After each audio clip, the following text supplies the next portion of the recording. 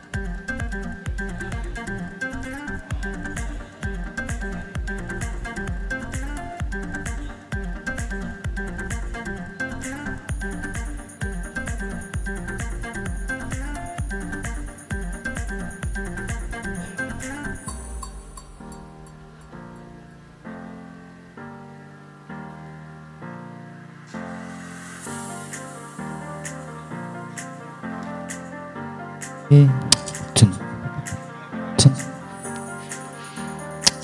Hey, check, tun. Hello.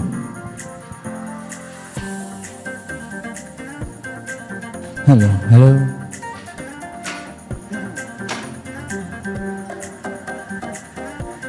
Hello, check.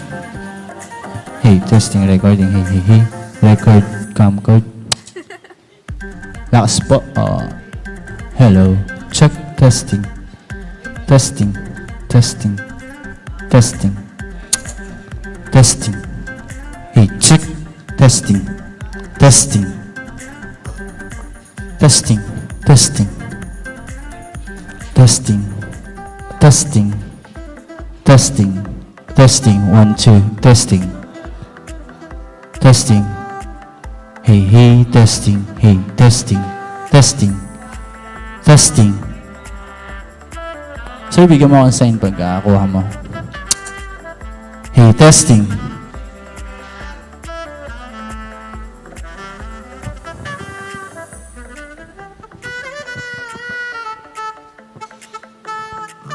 Testing.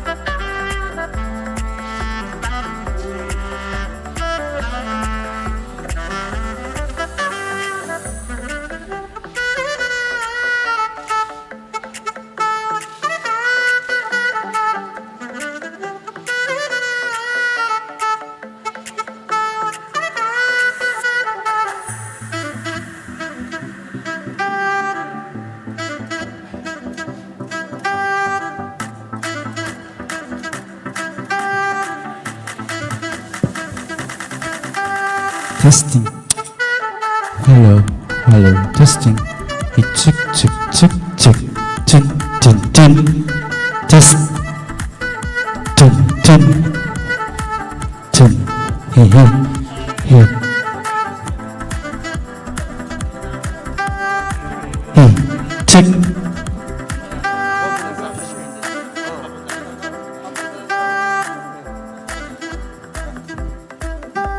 check.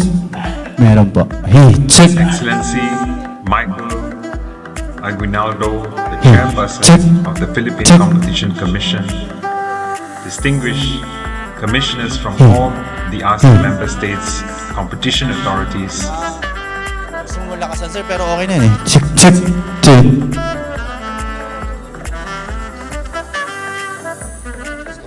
Check, check.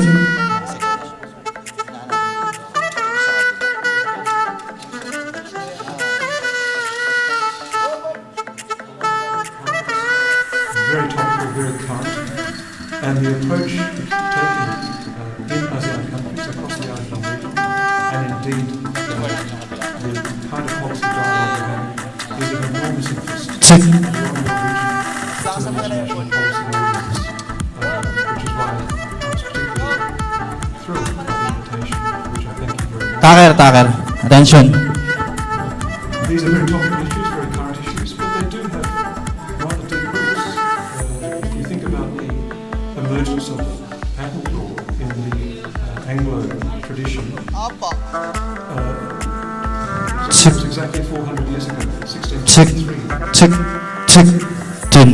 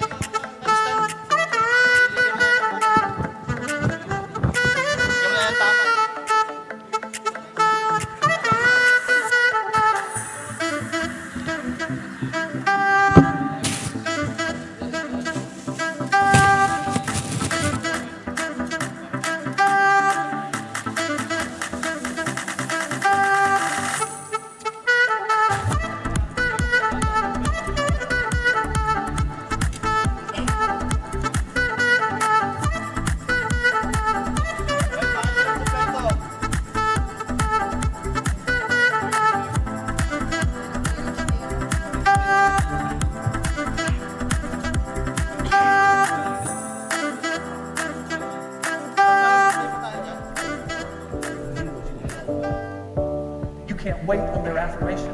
You can't wait on their approval. You can't wait on their support. Sometimes you just got to run and look behind you and say, everybody who wants to run, run, but I can't stop running because you're not running with me. Listen to me, hear me. You can't stop chasing your dream just because somebody in your life won't chase it with you. You can't stop believing in yourself just because somebody in your life won't believe in you. You can't stop chasing the dreams of your life just because you know when you do it, you're going to have to do it all by yourself. Jump.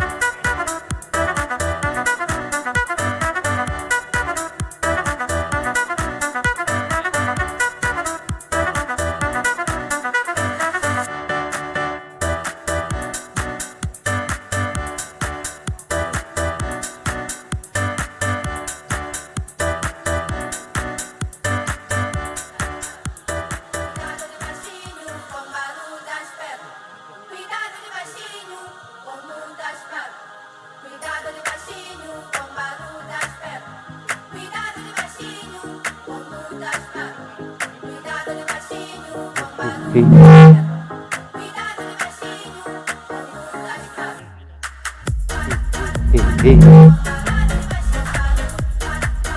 hey, Eto na naman kami. hey, hey, hey, hey, hey, hey.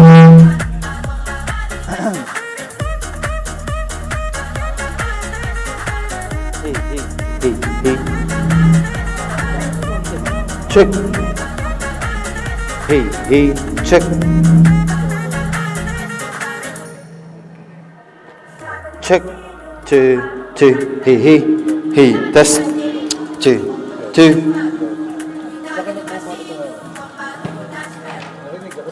Hey, hey, check.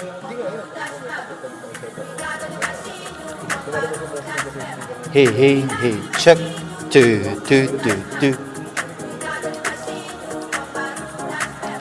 Hey, hey, check. Two. Hey, hey, hey, check.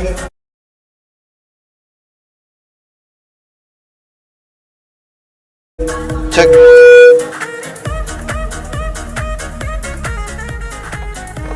Check. Two.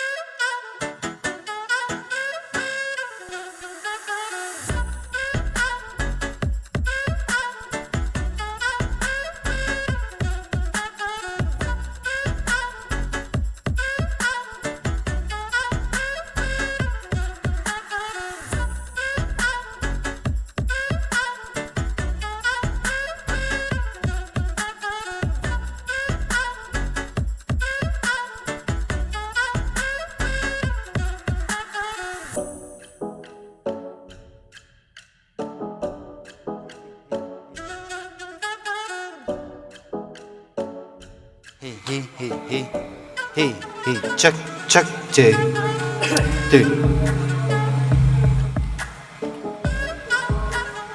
Hey, check.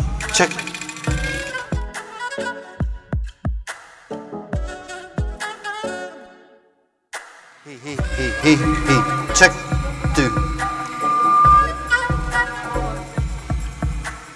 Two. Hey, check. Hey, check.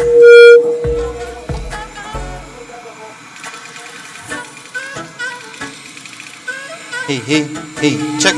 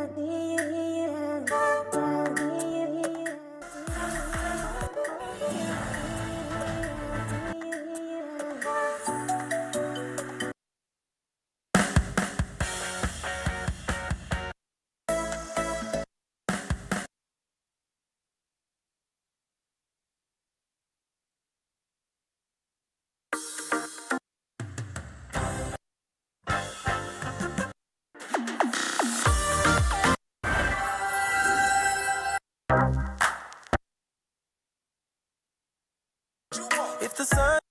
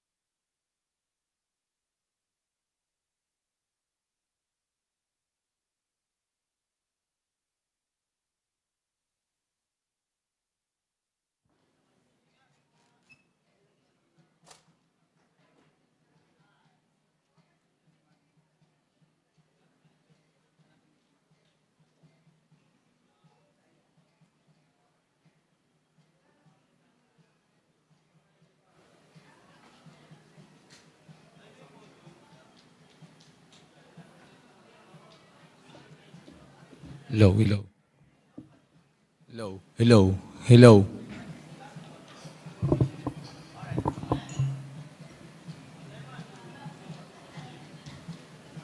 Sound check, 1, 2.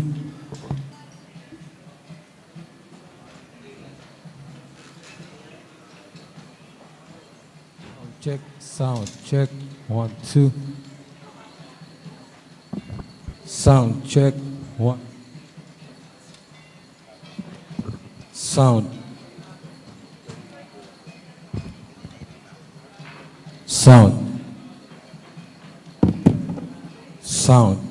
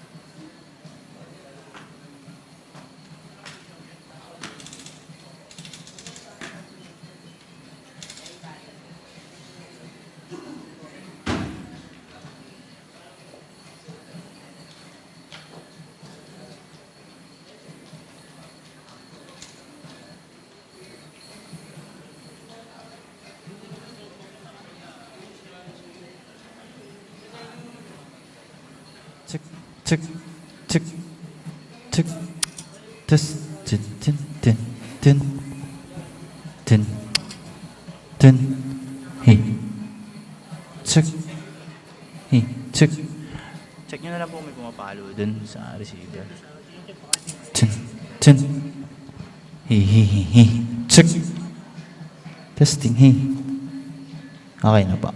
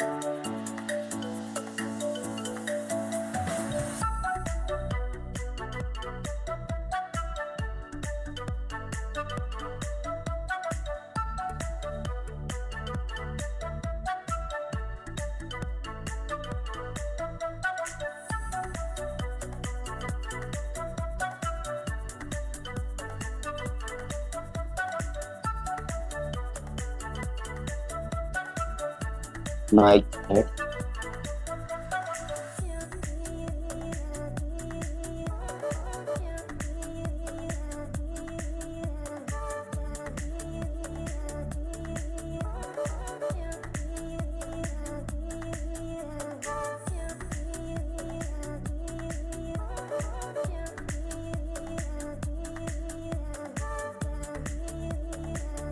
Hello. Mic check. 1, 2. Mic check. Mic check. 1, 2. Mic check. Wala. Mic check. Mic check. Mic. 1. Hello.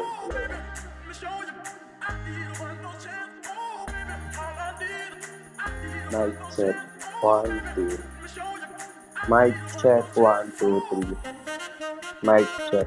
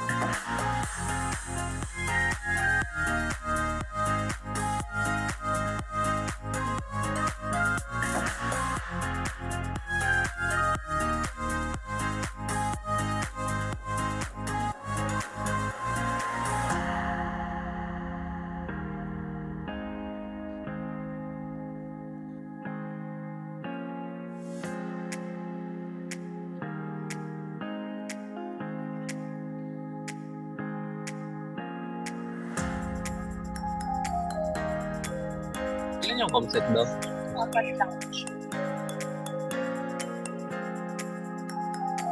Ikaw na lang mag-cue sa akin Hindi ko marinig si Derek eh. Pero makakagot. Hindi, ako na. Direct. Kulang tayong concept. So ano na lang ako. Play by ear na lang ako. Okay lang. Dito ka. Sige.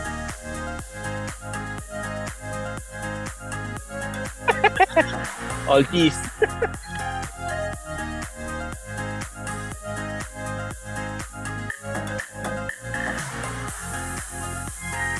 Ang concept. Kailangan mo yun. May prompter eh. Kasi konti lang naman yung title ko.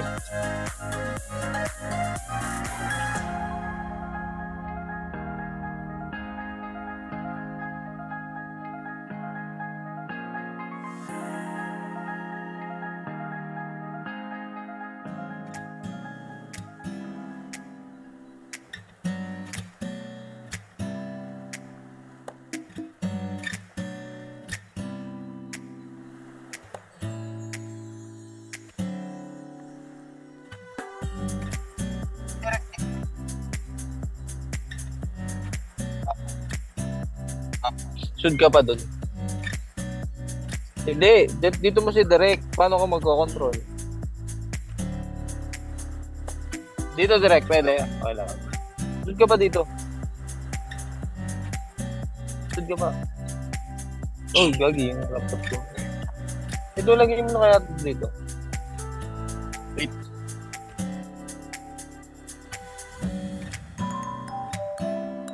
Lagyan mo muna to, Lloyd.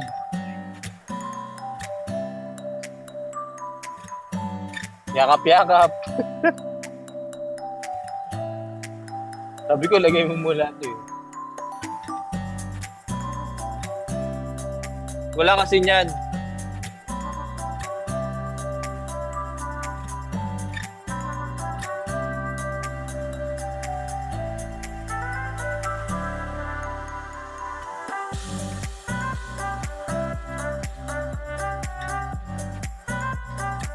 Ayun.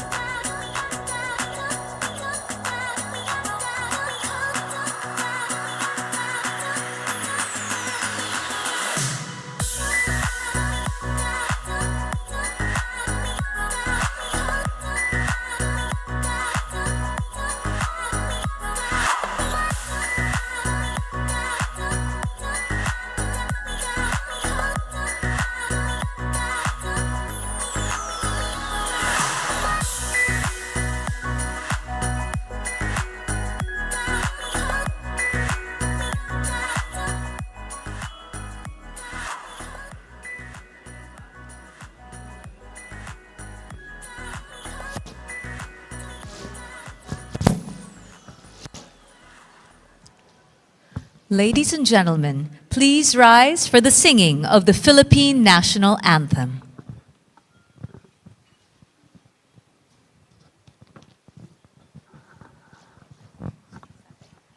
Awit ng Pilipinas. Kayang mag-ibig, telas ng sinangalan, alam ng puso, sa titik mo'y buhay. Lupang hinirang, tuyag ka ng magiting, sa mandulupin, di ka pasisigil, sa nagagang tutok sa simoy at sa langit kong pangaw, ay hinagang tulad, awit sa pagkayang minamahal, ang isang ng katawan mo'y tagumpay na nag-iibig, ang bituin at araw niya kailan pa may di magtitigil. Luha ng araw ng walhagin pagsinta, buhay langit sa piling mo.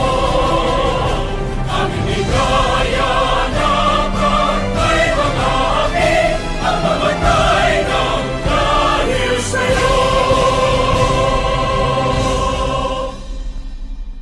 Ladies and gentlemen, you may now take your seats.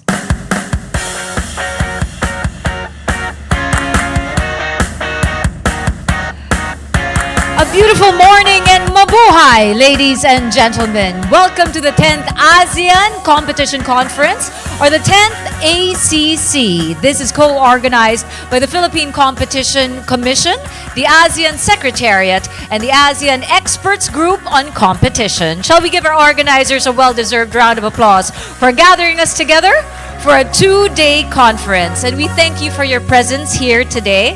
My name is Isa Litton, and the honor is all mine to be your host. Now, I believe this 10th installment of the ACC returns as a springboard for dynamic discussions, literally happening on this very stage, and we hope even in your tables.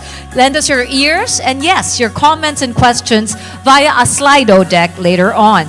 So we will be discussing the most pressing issues and the latest developments regarding this interplay between competition policy and IP rights regulation.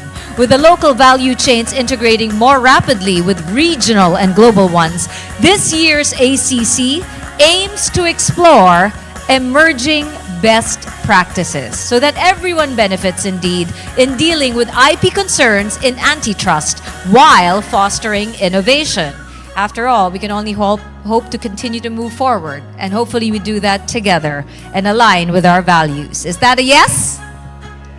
Thank you. That's a great start to the morning then. So as ASEAN undoubtedly continues to be one of the fastest growing regions in the world, stakeholders from member states and everywhere across the globe are in this very ballroom today for our event, for our conference. Please give yourselves a round of applause, and we hope you had a wonderful stay so far in Manila. Yes? There is coffee, breakfast is served, and trust me, you will have snacks in between. You're going to be well fed and well caffeinated as we go through today's program. You're going to last until tonight. Keep the giggles coming, ladies and gentlemen. So yes, let us now distill key policy insights essential to the common goal of a more robust, more innovative, and more inclusive ASEAN economic community. With that said, let us now open our program. To start us off, we give you the Philippine Competition Commission Chairperson, Mr. Michael G. Aguinaldo.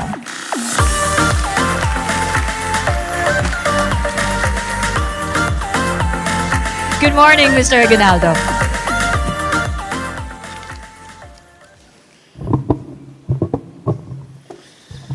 Good morning, everyone. Wow. It's my great honor to welcome you to the 10th ASEAN Competition Conference, or ACC.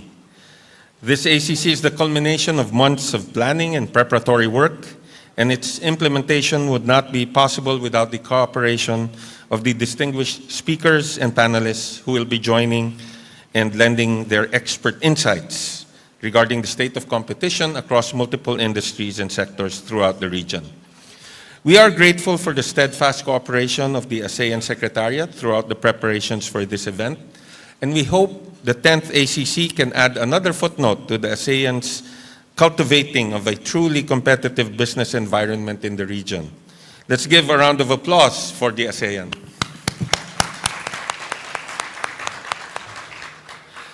I am honored to acknowledge the presence of our Chief Justice, the Honorable Alexander G. Hesmundo of the Supreme Court of the Republic of the Philippines, who will be our keynote speaker today. We thank you, sir, for participating in this 10th ACC and look forward to your discussion on trends in cases decided by the Supreme Court specific to intellectual property and competition law. We want to see how the judiciary views the act of balancing seemingly counterintuitive policy objectives and how procedural rules on administrative searches can reflect this. I'm confident that the Honorable Chief's keynote address will provide us with a larger perspective that will remind us of the primary objective of such laws: consumer welfare and the public good. To our moderators and panelists for the next 2 days, the PCC is honored by your participation. We look forward to learning from all of you, experts and specialists in your respective fields, and hope that we can together find solutions to some of the issues we are confronted with today. Truly, many of the problems we face today are unprecedented, both by nature and in scope. That's why our plenary sessions will be tackling emerging issues, such as intellectual property regulation in the pharmaceutical industry specifically, anti-competitive practices through licensing in ASEAN markets, the rise of artificial intelligence, intellectual property in digital platforms, promoting market access in biotechnology, and the relevance of competition to technology transfer, just to name a few, presumably with a litany of subtopics in between. Given these topics, certain key questions need to be addressed in order to identify a way forward. How can ASEAN member states mitigate anti-competitive effects of mergers and acquisitions, specifically in the pharmaceutical industry? How can we augment our licensing processes to ensure better prices for consumers? How worried should we be about AI? How can intellectual property regulators and antitrust enforcers collaborate to protect consumer welfare in the digital age? How can we prevent unsavory conduct in the biotech sector that hurts competition and, by extension, consumers?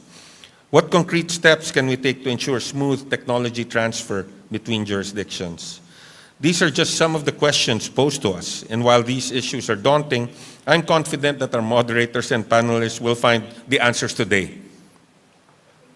No, probably not, but I think they're equipped with the knowledge and experience to tackle them and show us the way to find those answers. It is my hope that following today, we retain the lessons and insights shared in these plenary sessions and find novel and exciting ways to apply them in our respective fields of work. In doing so, it is my hope that these small but significant contributions form part of the nation building we should all yearn to be a part of. It is through this collective nation building that we can create a stronger, more resolute ASEAN region where all can reap the benefits of sound competition policy, solid intellectual property protection, and continuing innovation. To properly address all the foregoing issues means taking into account the root causes of these mounting issues, and the first step to overcoming them involves acknowledging what these root causes may stem from more than one particular industry or sector. With the increasing integration of value chains, both within our region and beyond, it has never been more relevant to explore emerging best practices across our respective fields in order to ensure a comprehensive approach towards problem solving. It is through events such as these that we have the opportunity to shed light on these issues, find common ground, and charter a path forward that will be beneficial to all of us. Once again, I want to thank you for taking time off from your busy schedules to participate in the ACC. I look forward to learning from you all and building stronger relationships with you all. And I'd like to welcome you again to Manila, the Philippines. Thank you, good morning, at mabuhay po kayong lahat. Thank you very much, PCC Chairperson Aguinaldo. And now, ladies and gentlemen, to deliver his opening remarks for this conference, he is not physically with us, but he did send his opening message. Here is the Deputy Secretary General of the ASEAN Economic Community, His Excellency Satvinder Singh. Please watch this.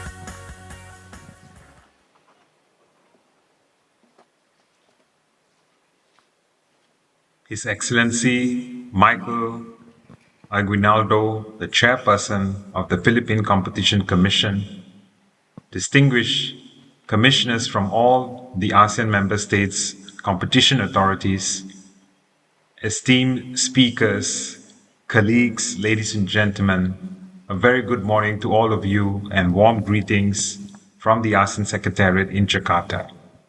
It's indeed my pleasure to join His Excellency Chairman Michael Aguinaldo in expressing a very warm welcome to the 10th ASEAN Competition Conference. I wish also to take this opportunity to extend my heartfelt gratitude to the Philippines Competition Commission for the exceptional hospitality and all the dedicated efforts in hosting this very special ASEAN Competition Conference, which celebrates a decade of convening the premier forum. As we gather here today, ASEAN is also at a critical junction where the complexities of a rapidly evolving global economic landscape and the accelerating pace of digitalization is embracing both opportunities as well as creating challenges. Hence, the conference theme today, which reads From Innovation to Impact, Synergizing Antitrust and Intellectual Property Regulation for a Stronger ASEAN, it truly captures and becomes a lot more valuable. And all this is contextualized nicely, underscoring the pivotal role competition policy and IP regulations coming together in shaping our vision to harness the new dynamics for our ASEAN economic growth. Ladies and gentlemen, as the year of 2023 draws to a close, it confirms the continuous growth of the ASEAN economy towards being a lot more integrated, a lot more competitive, and definitely a lot more innovative market. ASEAN holds a central position in numerous free trade agreements which opens doors to vast markets, adding a lot more and momentum to our growth and prosperity in the coming future. The main one, as you all know, is the RCEP agreement, the largest FTA in the world that connects the 10 ASEAN countries to our large trade partners of Japan, China, South Korea, Australia, and New Zealand. The ASEAN economy has benefited from that all. It has reached a nominal GDP of almost US 3.6 trillion in 2022, solidifying our position today as the 5th largest economic bloc globally, with a population now exceeding 670 million people, half of them under the age of 30. Definitely the regional market has been able to facilitate trade flows today amounting to about USD 3.8 trillion in goods and another US dollars 930 billion in services. Despite the impact of the pandemic, foreign direct investment in 2022 has also reached historical highs of 224.2 billion, surpassing the pre-pandemic levels and making ASEAN the second largest recipient of FDI in the world after the United States. ASEAN innovation capacity, whereby IP is one of the strategic contributors, it has continuously been serving our region's advancement. All of our ASEAN economies today, we continue to be making steady progress as illustrated in the WIPO Global Innovation Index. In short, it's called the GII Index. Some of the ASEAN member states have firmly hold the top GII performance. In fact, over the past 2 decades, ASEAN investment in research and development have increased 5-fold. It's reaching today USD 50 billion in value. The value of high-tech exports has also doubled in 2022, amounting to over more than $500 billion to the ASEAN economies. Venture capital investments have also surged to the amount of $110 billion US dollars, making a notable 60% increase from the pre-pandemic. The numbers of unicorns, one of the greatest signs of innovation, have also increased in the ASEAN. It was only 2 of unicorns in 2014. There are now over 50 unicorns in ASEAN. Meanwhile, there is a substantial growth in IP application with an increased rate of 70, 80%, and 100% in patent, industrial design, and trademark registration, respectively, all increasing from the year of 2012 to 2022. So you see, ladies and gentlemen, we definitely see antitrust and intellectual property regulations mutually supportive. Antitrust, as you know, safeguards fair competition on one hand, establishing a level playing field for all businesses, thereby enabling market liberalization and encouraging innovation. On the other hand, IP regulations serve as what I call a foundation for creativity and innovation, incentivizing R&D and, of course, technology transfer. ASEAN's commitment to establishing a robust economic community has definitely involved significant advancements in both fortifying healthy competition and at the same time propelling regional IP institutions with a critical focus on synergizing these two pivotal elements. Successful progress has been recorded. All of the ASEAN member states have enacted competition laws, and they have also strengthened the capabilities and the effectiveness of their competition authorities. Harmonization and convergence of competition policies and regulations across the ASEAN member states have been promoted. At the same time, we've seen regional cooperative mechanisms established, and a fair competition culture in the region has been advocated. In the realm of intellectual property, concerted efforts have been also bearing fruits for us. This include, of course, an improved IP legal framework. What we've also seen is reinforced IP offices around the region. We've also seen modernized intellectual property infrastructure, which are collectively elevating the regional intellectual property service quality and helping the region to achieve towards best practices at the global level.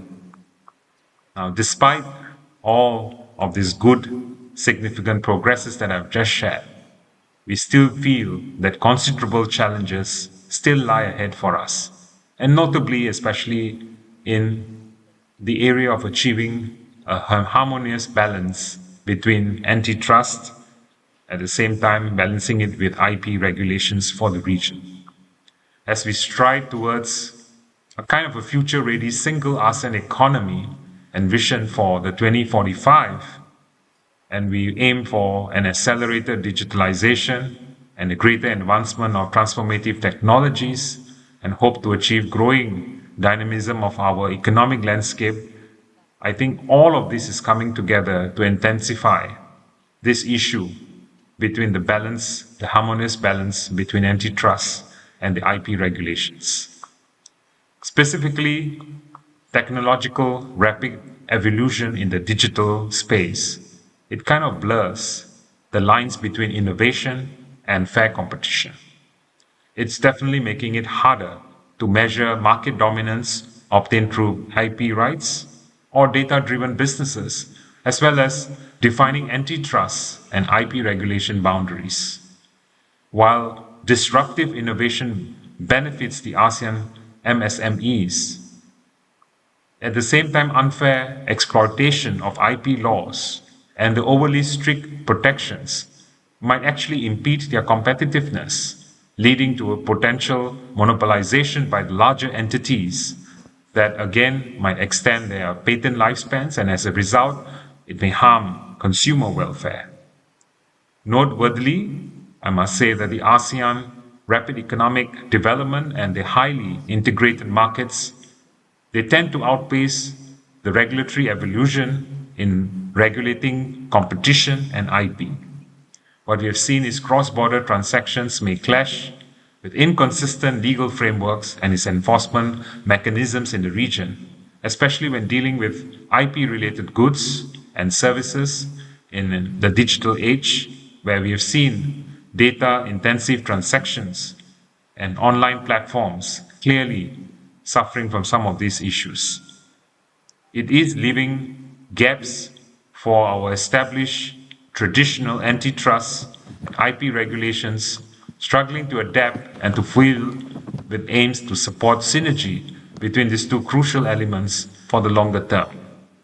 So you see, ladies and gentlemen, it's evident that both antitrust and IP protection, they do share the trio common goals: the driving of economic growth, the fostering of fair competition, and the encouragement of innovation. But at the same time, the challenge emerges when either system, whether it's IP or antitrust, is given undue balance. I think that's where the challenge is. So therefore, achieving the synergy, it definitely demands nimble, it demands comprehensive and adaptable solutions at both the national and regional tiers in admitting and stopping this challenging environment that we live in. As such, we really need to be looking at deepening our vivid discussions in forums like this. And I also feel that it's time that we could highlight some critical questions as food of thought for all of us to consider as we are discussing some of these modern day issues and challenges. First, I believe the advent of digital technology also has profoundly altered the landscape of competition and all of the necessary measures for protecting intellectual property. Now, the potential misuse of big technology platforms have also worsened the challenges due to their substantial network effect. And we've seen some of the irresponsible utilization of AI could also significantly hamper sound competition. Now, how can national and regional legal frameworks adapt to effectively address some of these challenges to ensure that fair competition and a robust protection of intellectual property rights can exist side by side? It's an important question. Now, the second important question, I believe, is how can ASEAN establish a much more stronger mechanism to strengthen the intellectual property protection framework, while at the same time fostering intellectual property monetization, particularly through the execution of the ASEAN framework for advancing digital startup growth. The question is, how can ASEAN also help upgrade provisions within the antitrust laws that will help stimulate innovation, that will help encourage the valuation of intangible assets among the MSMEs, and also help mitigate some of the unnecessary barriers to IP subsidies? Third question I think is also important to consider is how can ASEAN create a regional platform for policy dialogues to be sharing perspectives and the best practices in regulating competition, especially during this period of constant and extreme changes that are being brought about through the digital era, while at the same time ensuring that IP innovation continues to be the driver of growth. I think these are all critical, not easy, but they are all critical questions, challenging issues that we need to tackle. And they're all happening simultaneously as we all are living through it today. And it's just getting quicker and faster for us to be able to embrace it and to find solutions around these challenges. Ladies and gentlemen, our ASEAN has proudly been characterized, the region has been characterized by fairness, innovation, and at the same time dynamism. And in this spirit, I believe, amidst all these rapidly evolving global and regional landscapes, the 10th ACC that we all here gathered for becomes not only a platform for sharing our aspirations, it also becomes a catalyst to come together to create and identify those impactful actions. In closing, let me extend my heartfelt thanks again and gratitude.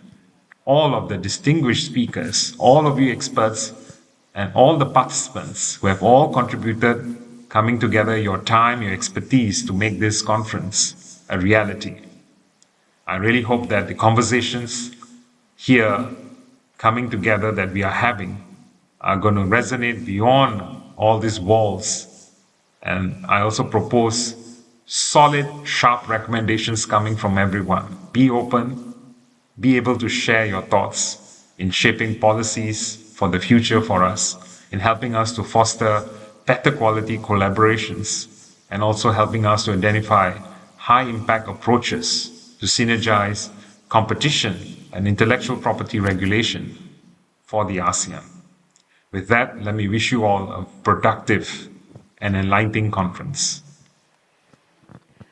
A round of applause, ladies and gentlemen, for Deputy Secretary General Singh, leaving us with 3 questions to ponder on as we do go through day 1 and day 2 of the ACC. Now, before I introduce our honorable keynote speaker, allow me to acknowledge everyone who gathered here today, beginning with the Trade Competition Commission of Thailand's Deputy Secretary General, Manayos Vardanabuti. Good morning. Give us a wave, please. Hello. We also have Vietnam's Competition and Consumer Authority's Deputy Chairman Ngo Doc Min. Good morning. Malaysia Competition Commission CEO Iskandar Ismail. Competition and Consumer Commission of Singapore's Assistant Chief Executive, Legal Enforcement and Consumer Protection Division, Lok Shu Meng. Lao Competition Commission, Department of Internal Trade's Deputy Director General, Sai Thideth Inthasone. We also have the Australian Competition and Consumer Commission's Commissioner, Peter Crone. Hi, Peter. We have the National Economic and Development Authority of the Philippines Undersecretary, the Honorable Crystal Lin T. Uy. We also have the Embassy of Malaysia's Ambassador Extraordinary and Plenipotentiary, His Excellency Dato Abdul Malik Melvin Castellino. Royal Thai Embassy's Ambassador Extraordinary and Plenipotentiary, His Excellency Tul Traisorat. And the Embassy of the Lao People's Democratic Republic Ambassador, His Excellency Sonaksay Vanaksay. Good morning and welcome to Manila. Thank you for being here for the ACC. And now, ladies and gentlemen, to set the stage for our keynote speaker, IP rights intended to encourage investments in research and development are granted to give exclusive commercial use to investors, promote innovation, and expand consumers' choices. Now, as stated in both our opening remarks, in some cases, however, the exercise of IP rights can become harmful if it leads to anti-competitive conduct. So here's another question for us to ponder on. Are the current IP and competition laws sufficient to prevent potential abuse of market dominance while still encouraging innovation? Today, we learn more on recent trends in local jurisprudence concerning these laws. It is now time to welcome our keynote speaker.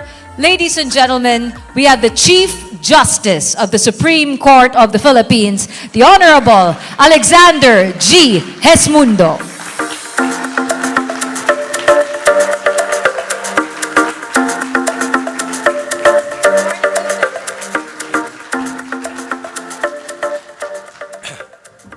Please be seated. With leave, let me dispense with the salutations and acknowledgement. Ladies and gentlemen, a pleasant morning to all of you. The judiciary, as guardian of the legal principles and people's rights, plays a crucial role in shaping the Philippine economy and society. through decisions which form part of the law of the land and the rules that ensure the proper exercise of government power in balance with the fundamental rights of citizens. The Philippine judiciary has defined a legal framework conducive to the development of a free, vibrant, and competitive market. After Republic Act No. 10667 or the Philippine Competition Act PCA was passed in 2015, the Philippine Supreme Court took no time in drafting rules governing the applications, issuance, and enforcement of inspection orders for administrative investigations of the Philippine Competition Commission. Through its constitutional power to promulgate rules concerning procedure in all courts, the Supreme Court bolstered PCC's role as a regulatory agency and gave teeth to its prosecutorial powers by ensuring that the power granted by law to PCC would be effective, objective, and efficient. Thus, not long ago after the PCC issued its implementing rules and procedure, the Supreme Court issued Administrative Matter AM number 19-08-06-SC, authorizing commercial courts to issue inspection orders on companies suspected of violating the Philippine Competition Act within 24 hours upon application by the Philippine Competition Commission. However, for the purpose of providing a balance between the fundamental rights to due process and the strong public interest involved in the enforcement of the Philippine Competition Act, the rules mandated the confidentiality of the application proceeding and set a period of effectivity of the order, detailed the process and the manner of inspection, and restricted the use of information collected therefore to administrative proceedings. 8 years hence, the state of competition law in the country and our aspiration for a more inclusive national growth may be examined through judicial decisions which clarified, defined, and explained the powers and the provisions of the PCA.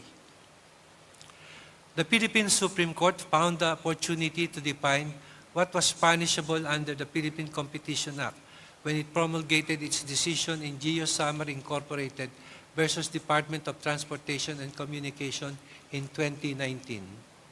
In said case, the court found that the grant of concession agreement to an entity as a winning bidder for the exclusive development, operation, and maintenance of any or all of the projects does not by itself create a monopoly violative of the provisions of the Constitution. Bundling, therefore, projects for public bidding, as what was questioned in that case, does not ipso facto give rise to an anti-competitive agreement. What the law expressly prohibits is when an entity which has achieved a dominant position in a relevant market engages in a conduct in abuse of its dominant position. The following year, the PCC had a chance to argue its position in Philippine Contractors Accreditation Board versus Manila Water Company, where the constitutionality of an implementing rules and regulation provision reserving regular licenses for contractor firms of Filipino sole proprietorship or partnership or corporation with at least 60% Filipino equity participation and duly organized and existing under and by virtue of the laws of the Philippines was questioned. The PCC intervened as amicus curiae, declaring that it was doing so pursuant to its function to issue advisory opinions and guidelines on competition matters and to advocate pro-competitive policies of the government. Hence, here the PCC eloquently explained that the nationality requirement imposed under the ASEL provision of the IRR erects a substantial barrier to the entry of foreign contractors in the construction industry. As a minority participant in the entity, a foreign firm exposed to the risk of pursuing major management decisions over which it does not have full control. The ASEL provision results in a scenario where foreign firms are deterred from investing in the Philippines as they do not have the comfort of having full control and management over their investments unless they are able to find a reliable local partner. incipiently explaining the scope of governmental acts that can possibly restrain competition, the PCC declared that such an act can range from laws passed by Congress to rules and regulations issued by administrative agency and even contracts entered into with the private party. A more comprehensive competition policy embodied in the present Constitution empowers the Court to nullify both public and private acts that restrain competition. The Court in that case nullified that question provision. Truly, courts have a significant role in promoting a fair and competitive market by interpreting the law consistent with its avowed policy and by breathing life into their text through judicious application. It is essential for courts to adopt a dynamic interpretation to reflect the changing economic landscapes and also technological advancement. The purpose of our competition law is essentially to promote competition and stifle market domination for the benefit of the public. In that respect, the Supreme Court of the Philippines has not been remiss in promoting an environment of competition in a free market. Empowering local innovators while fostering a competitive domestic market is another area where the judiciary can contribute significantly. Truly, it has been advanced that by protecting the rights of local innovators, courts can encourage homegrown research and development, reducing dependency on foreign intellectual property. Well, there has yet been no case decided by the Supreme Court on the protective nature of IP rights vis-à-vis the principles of fair competition under the Philippine Competition Act, issues for judicial consideration seem inherent. In such cases, the judiciary's role becomes central. Court must strike a careful balance interpreting laws in a way that safeguards IP rights while at the same time preventing their misuse in creating monopolistic or anti-competitive market conditions. Against the backdrop of legal principles and broader policy objectives, the judiciary should be deeply aware of the socio-economic implications of its decisions. The role of the judiciary, thus, as regards our economy, is not a passive one.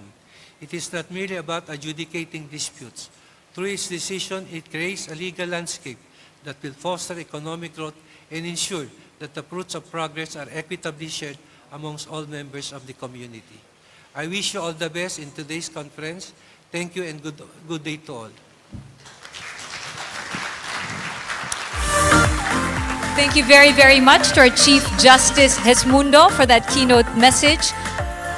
Chief Justice, may I invite you for a photo opportunity here, please, with, of course, Chairperson Aguinaldo. May we invite as well what a wonderful keynote speech. Thank you very, very much. Chairperson, would you like to invite also other VIPs to join us for the photo? But first, let's have both of you first. Please smile, gentlemen.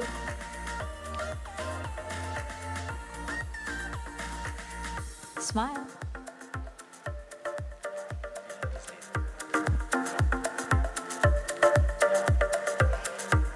And now, upon the invitation of Chairperson, may we invite all of our special guests, everyone, to our from the different countries, lead agencies. Please do join this photo opportunity. Come on. All our ambassadors, Your Excellencies, please join us.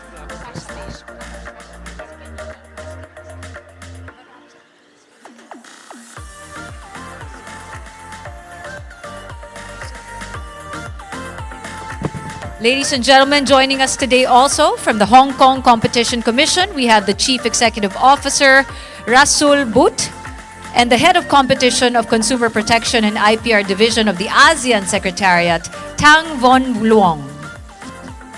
Good morning and thank you for joining us. Everybody squeeze in, please. Thank you for indulging us this photo opportunity. We decided to have it here versus on stage because we do have quite a delegation today.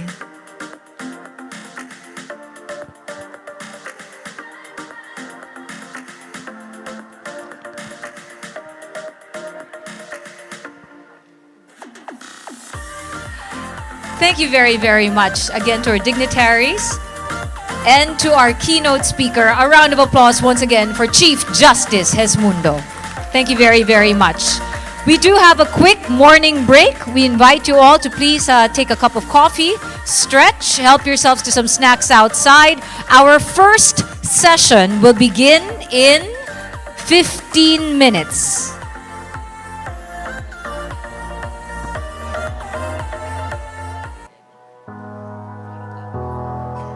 We will resume the program in 15 minutes.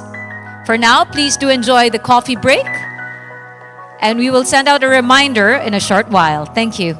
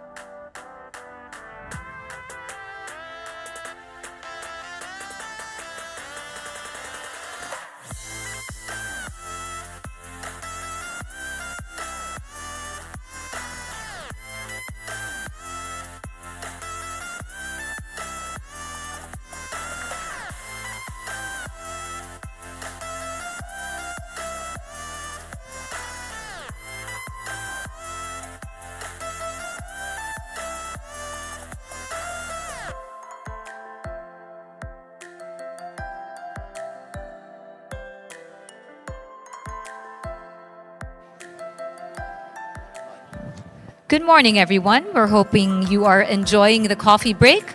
The program will resume shortly, hopefully on time at 11 a.m., if not a little bit earlier. So again, we invite everyone to please come back inside the Forbes Ballroom and settle down shortly. Thank you very much.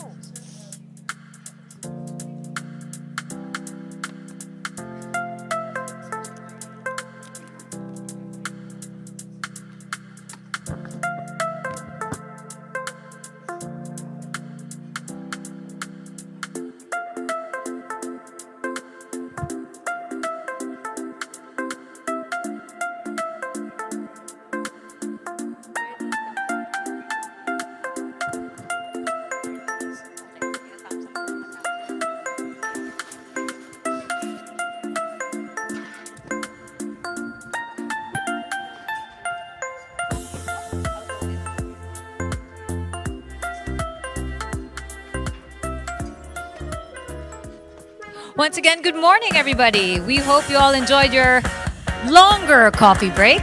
But now it is time to resume the program. And after getting that coffee and some morning snacks, I hope everybody's ready to listen. Before we do proceed to the first session, here are some reminders on the format of our 10th ACC. We will have 5 sessions distributed throughout today and tomorrow. Today, we will tackle the first 3 sessions entitled, number 1, Advancing Merger Control and IP Regulation in ASEAN Pharma Markets. Number 2, Combating Anti-Competitive Practices and Licensing in ASEAN Pharma Markets. And number 3, AI and IP in digital platforms, a future competition issue. These are the first 3 sessions for day 1. Then after lunch this afternoon, we will have a brief launch of the peer review report on Malaysia's advocacy programs. We hope you're looking forward to that. And just in case, here's a heads up on what's happening tomorrow. The last 2 sessions are entitled Seeds of Innovation, Promoting Market Access in Biotech Through Competition. And the final session will be entitled Technology Transfer and Competition. So with that said, let us now lead on to our first session. And how it will go is this. A moderator will lead the session, followed by presentations from each of the panelists. There will be an opportunity for you, our audience members, to send questions during the Q&A, but you'll be doing this online via Slido. Please take a look at the screen. We do have a QR code for you.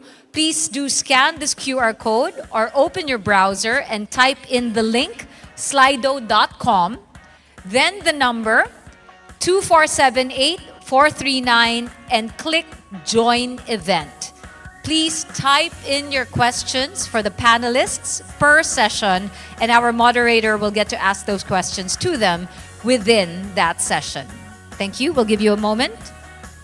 Scan the QR code. This is your way to engage in the discussion today for the first 3 sessions. Type in your questions, please. We hope you're all in Slido. All right. Without further ado, here is our first session today, and here's the overview. Mergers and acquisitions in pharma markets often arise from various strategic objectives, including market expansion, product diversification, and of course, innovation. On one hand, these motivations advance consumer welfare by creating innovative medicine and providing more options for patients. On the other hand, IP asset management can be significantly altered during mergers and acquisitions, which can lead to the enhancement of a merged firm's market power, giving it the ability to unjustly exercise leverage over existing competitors and potential entrants. So this first session aims to discuss how ASEAN member states can use merger control as a policy lever in resolving anti-competitive concerns arising from mergers and acquisitions involving IP transfer in pharma markets. To moderate this first session, we have the Commissioner Ferdinand Negre of the Philippine Competition Commission, who I'd like to invite on stage with our panelists for a quick photo op. Good morning, Commissioner. Attorney Jose Maria Ochave, President of RightMed Philippines and Senior Vice President of Unilab Inc. Undersecretary Crystalline Uy of the National Economic and Development Authority. And we have 2 panelists online joining us from Geneva and Belgium. Let's flash them on screen. We have Mr. Anthony Tobman, Director of Intellectual Property Division at the World Trade Organization, and Ms. Vasilika Dolka, Case Handler at the European Commission DG Competition. May I ask my moderator and panelists to step forward for a group photo op? And shall we flash our online panelists on screen? We'll always have a quick photo op before the actual session begins. I have no doubt the discussion... There you go. Hi, Ms. Vasilika. We see you. May I ask you to smile also, Ms. Dolka? Hello, good morning. Good morning. Please smile. You are joining the photo op happening in Manila. We can all see you and you look lovely. Thank you. Commissioner Ferdinand Negre, please do the honors and take it away. We'll see you in a bit, Ms. Vasilika. Hello. Thank you, Ms. Isa. To all our distinguished guests, good morning. Morning. Thank you. I like that. Welcome once again to the 10th ASEAN Competition Conference. Again, my name is Ferdinand Negre of the Philippine Competition Commission. I will be your moderator in this session 1, entitled Advancing Merger Control and IP Regulation in ASEAN Pharma Market. Traditionally, I want to emphasize traditionally, intellectual property law and antitrust or competition law have been seen as opposites. That premise is grounded in the paradigm that IP law primarily protects the exclusive rights of innovators, creators, and businessmen by granting them patents, copyrights, or trademarks for their sole benefits. From a certain point of view, these exclusionary benefit granted by the IP law to the patent holder, the trademark owner, or copyright holder is a form of monopoly power. Actually, more for the patent holder.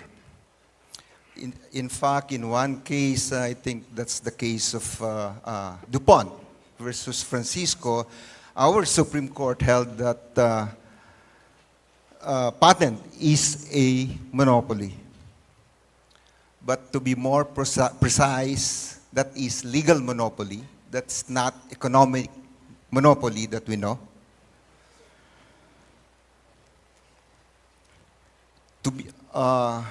But monopoly power nonetheless. In monopoly power, the patent holder may refuse to license or allow the use of his or her patent, copyright, or trademark to a third party, thus depriving others of the possible benefits of using such creation as an input in the value chain for goods and services. By its nature, monopolies are generally at odds with antitrust or competition law. However, the concentration of market power or market dominance by itself and in itself is not a violation under the competition law, especially if this is acquired using valid and legal means. Under most competition regimes, there are three pillars of enforcement, namely anti-competitive agreements, abuse of dominant position, and anti-competitive mergers and acquisitions. The first two pillars are ex post mechanisms, meaning when a conduct or agreement considered to be anti-competitive has already been consummated or committed. The third pillar is on anti-competitive mergers and acquisitions, which is an ex ante mechanism to ensure that M&As will not lead to a substantial lessening of competition in the market concerned. So, for this first plenary session, we will focus on the ex ante mechanism on M&As and how this can advance IP regulation in ASEAN pharma markets. Our first speaker is Attorney Jose Maria A. Ochave, or Joey. Joey is president of RightMed Philippines, Inc., and Pharex Healthcare, Inc. He's chairman of the board of Ambika International Trading Corporation and heads other business units under the United Health Group. He's also senior vice president in Unilab, in charge of business development, legal services, external affairs, and regulatory affairs. He is currently a member of the CHED, or the Commission on Higher Education, Technical Panel on Pharmacy Education, private sector representative in the Governing Council of the DOST. DOST is our Department of Science and Technology, Philippine Council for Health Research and Development, trustee of the Philippine Institute of Pure and Applied Chemistry at the Ateneo de Manila University, industry advisor of the DOST Industrial Technology Development Institute, member of the Private Sector Advisory Council in Healthcare Working Group, and trustee of the Philippine Science High School Foundation. He was legal advisor of the National Committee on Biosafety of the Philippines and the DOST Biosafety Committee, member of the Civil Law Faculty of the Philippine Judicial Academy of the Supreme Court of the Philippines, and lecturer at the UP College of Law and UP College of Engineering. He continues to lecture in various conferences and fora in the areas of healthcare and intellectual property rights. Joey obtained his Master of Laws degree from the University of Michigan at Ann Arbor under a Clyde DeWitt Foundation Fellowship. He received his BS in Bachelor of Science in Chemical Engineering and Bachelor of Laws degrees from the University of the Philippines, Diliman, both under scholarship grants. He graduated salutatorian at UP Law School, where he was Chancellor of the Order of the Purple Feather Honors Society. He ranked 7th in the 1986 Chemical Engineering Board and 11th in the 1992 bar examinations. There are more. I'm not going to read everything, Joey. Ladies and gentlemen, Joey Ochave. Thank you. Thank you very much, Commissioner Negre. I hope you don't mind if I stay down because I'm not used to speaking behind the podium. Okay. That was a very long introduction. Anyway, thank you.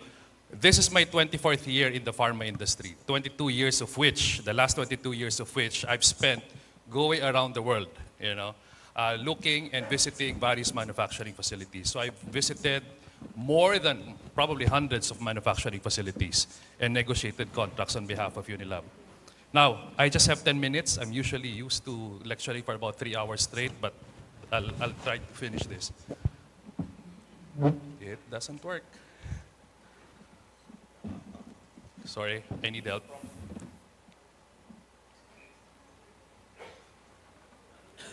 Oh, there. Essentially, we all know this. Patents are essential in the pharmaceutical sector. In this particular sector, patents are very essential.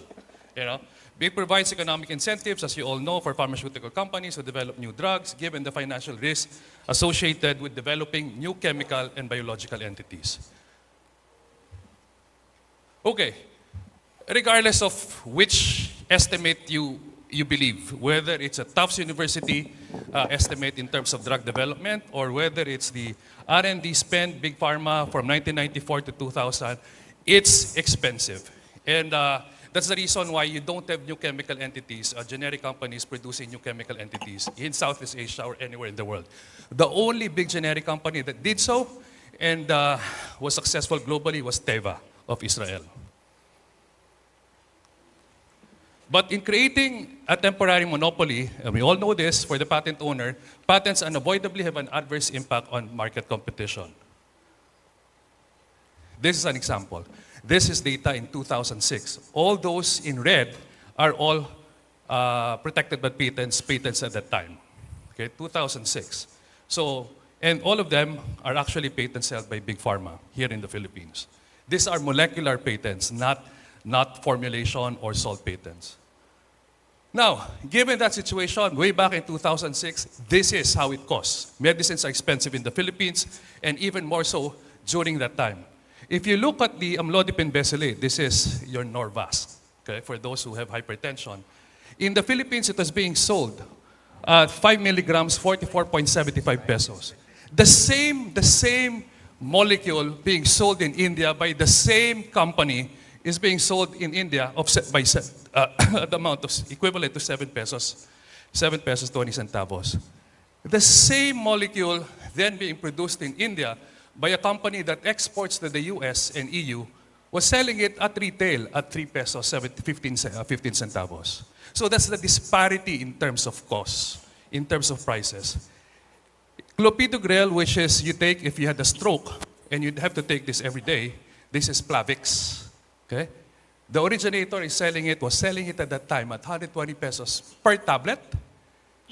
The same generic in India at the time being sold by a company that exports to the EU, to UK, and to US, being sold at 6 pesos 43 centavos. So if anyone tells you that IP has no impact in terms of medicine pricing, the fellow is living in La La Land. Now, I always tell people, IPRs this is really an instrument of national policy. Then you have to know what you're walling in, what you're walling out. This is the number of local patents in pharma at that time. As I said, new chemical entities are very, very difficult and very expensive to develop. There is, however, having said this, there is as yet no system than what we have at present, imperfect as it may be, that balances the economic interests of the innovator, of the inventor in particular, in exchange for access to inventions that may be useful to society. For those in you in the IP practice, this is the usual incentive access paradigm. There is, of course, always the risk of rent-seeking behavior on the part of the patent owners. And this is addressed in the Philippine Constitution, in Philippine jurisprudence, and Philippine legislation. I am not aware of any other country other than the Philippines and the United States where intellectual property rights protection is part of the Constitution. The only difference between us and the US is there is a beneficial to the people proviso. So even with the IPR, you have to look at it from the prism of, is it beneficial to the people? And even our jurisprudence says so. This is a decision of Justice Corona in 2003, and it says, when a patent is issued, the limitations on its exercise are strictly enforced. So even the Supreme Court is very much aware of the potential harm that unrestricted patent protection can do. And of course, we had in 2008 the Cheaper Medicines Law, which provided public health flexibilities in our patent law, which surprisingly was not part of our intellectual property code. When all these public health provisions are also present, were also present in the US, in Japan, in EU legislations.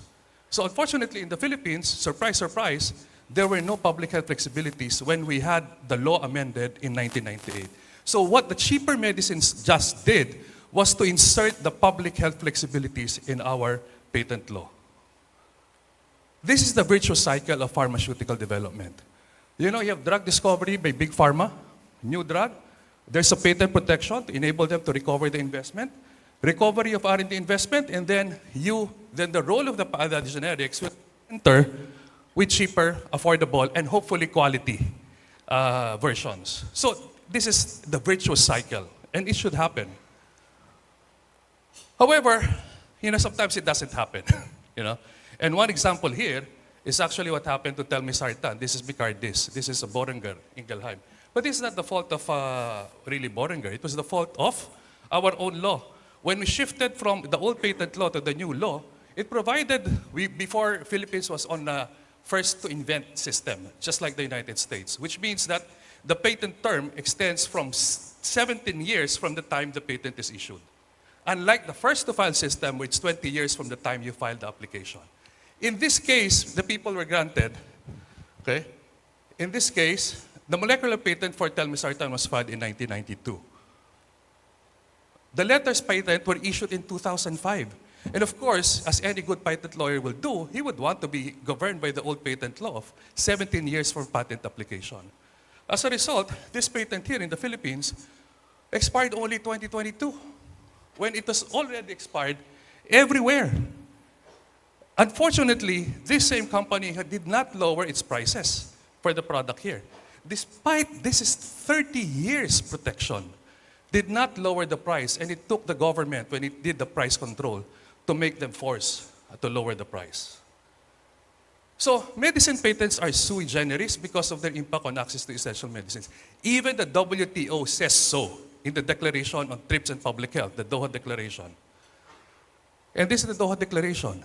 So this is public health trumps intellectual property, at least insofar as the Doha Declaration is concerned. But obstacles to competition are not currently due to patents anymore. So patents are, because one, most countries in ASEAN already have the public health flexibilities in their own respective laws. And this was a campaign we did together with some of our ASEAN counterparts way back in the early 2000s. You know, together with NGOs like the Third World Network and Oxfam, and Médecins Sans Frontières, and WHO also, the international organization. And molecular patents of most essential medicines that are needed for public health at the moment have already expired. Okay? The problem now is sourcing. Because you can have no patent here, there will be no infringement, but if you cannot source the product elsewhere, there's no product. And that was the value that India provided in the early 2000s. But in 2005, when they had the product patents, India did not become a source anymore of all these new products. Now, the potential source is Bangladesh as an LIC country. And I visited Bangladesh, and 98% of their domestic requirements for medicines are already produced in Bangladesh. 98%. And they have already EU GMP certified and US FDA certified plants, and they're starting to export to US, MHRA, UK, and the US. So, sometimes the distortions, where are the distortions now in terms of competition? You have to look at the value chain. Each country here has different value chains when it comes to pharma because we have different healthcare systems. Philippines is out of pocket healthcare system. Most of the countries here, except probably Indonesia, is most of the countries here are reimbursable systems. So the dynamics are very, very different because of the existence of the big third-party payer. So if you want to look at competition, the money now is not really in manufacturing, at least in the out-of-pocket systems. It's in the other areas. However, in the light of the COVID-19 pandemic, most countries now look at reliability of drugs and vaccines as matters of national security. And this is why local manufacturing is seen now as extremely important, not only to address future pandemics, and there's another one in China now, in pneumonia, but also to support universal healthcare initiatives. This is in one slide, how medicine prices are impacted. And that is why competition law plays a very, very big role. Because if you have monopolies, then necessarily the prices go up. Now, competition is not competition per se. Competition is because you want to achieve something good, and this is social good. But you have to weigh competing equities. Right now, most countries would want to have local manufacturing in order to ensure their populations will have access to essential medicines in times of pandemic and to support public healthcare initiatives. So right now, you have Indonesia, which basically says this. Right now, Indonesia, the biggest market in ASEAN, pharmaceutical market in ASEAN, you cannot just enter, because there's a requirement of local manufacturing, which is good, because that's a policy decision that they made, that they need to develop their own local manufacturing so that they can assure the supply of their medicines. So that's a policy initiative. Most countries now have similar policies in various ways. So now, where the restrictions are, it's not in patents. It's in the regulatory framework. It's in policy decisions made by government. Whether they are good or not, whether they're conflicting with competition law or not, is another matter. But those are any competition person has to consider. Thank you.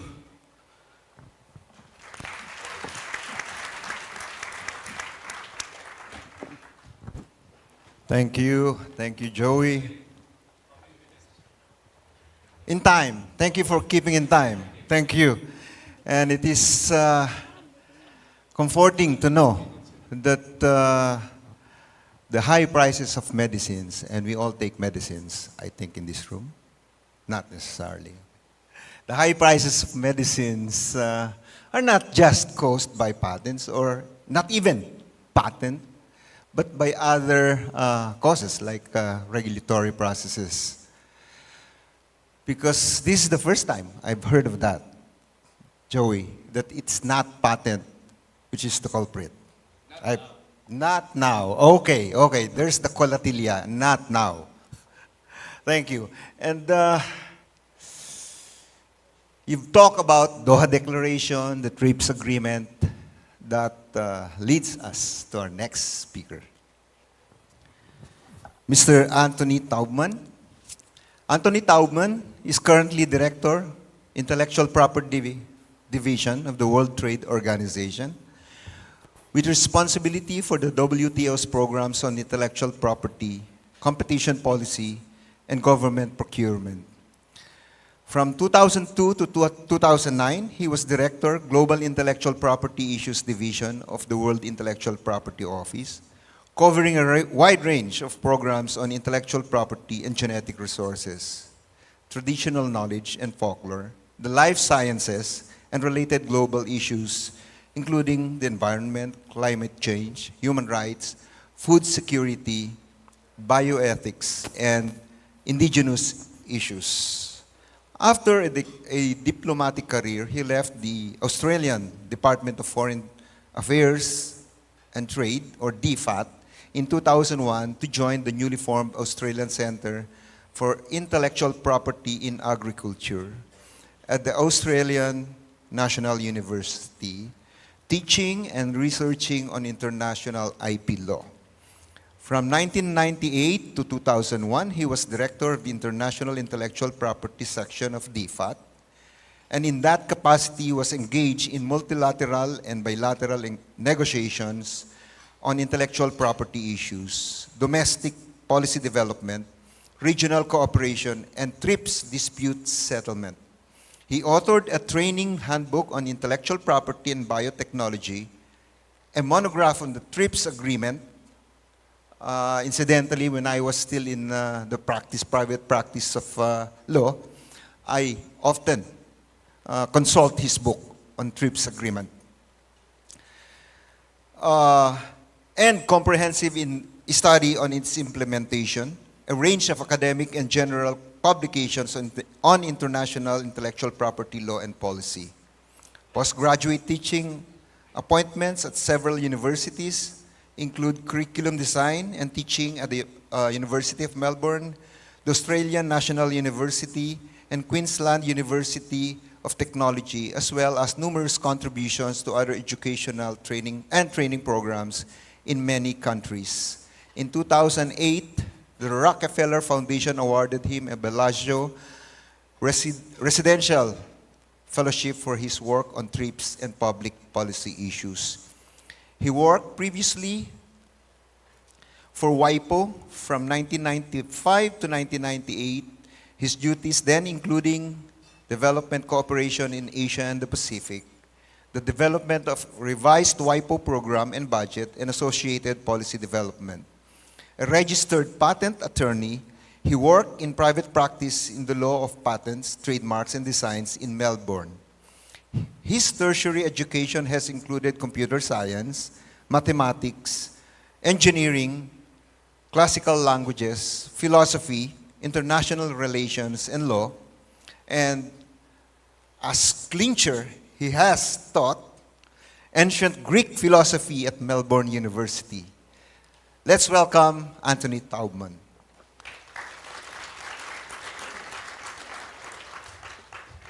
Hello, warm greetings from a rather chilly Geneva, Switzerland. I'm delighted to be able to join you for this, the 10th ASEAN Competition Conference. I'm only sorry that I can't be there in person, because the issues you're looking at, the conversations you're having throughout this conference are enormously interesting and I think very important, not only for your region, the ASEAN region, but for international dialogue and cooperation well beyond the region. This is why I was really thrilled to receive the invitation to take part, for which I thank the organisers very much. These are very topical issues, important issues for today, but they do have deep roots internationally and indeed in the development of law more generally. In the common law tradition, it was exactly 400 years ago, 1623, that the Statute of Monopolies was framed by the English Parliament. While it's often presented as the first patent law, if you like, in that system, it was really an element of competition policy, and the concern was to limit the scope and impact of monopolies at that time, to ensure that they weren't burdensome on the public, to ensure they didn't impede legitimate trade. Competition policy considerations. And turning to the international framework, when the League of Nations was looking at economic issues in the 1920s and 1930s, the issue of equitable treatment for commerce across the membership was very much on the agenda. And in the 1940s, when the GATT, the General Agreement on Tariffs and Trade, predecessor to my organisation, the World Trade Organisation, was under development, these issues also were considered. The so-called Havana Charter from the UN Conference on Trade and Employment set out a far broader framework for international economic cooperation, and here, under restrictive business practices, it proposed measures taking on anti-competitive practices or restrictive business practices that involved either the prevention of the development or application of technologies or inventions, whether patented or unpatented, and what we would now call, I suppose, vexatious litigation, or the abuse of infringement claims to impede legitimate business activities. So this was in the frame, even in the late 1940s, even though in a formal sense this did not come into force.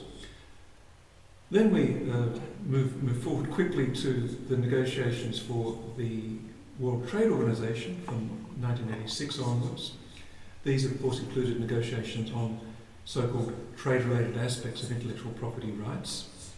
And one of the issues was exactly what are the trade-related aspects of intellectual property rights, with an increasing focus on competition policy as one of the elements. And references to competition policy do thread their way through the negotiations on the TRIPS agreement, on our intellectual property agreement.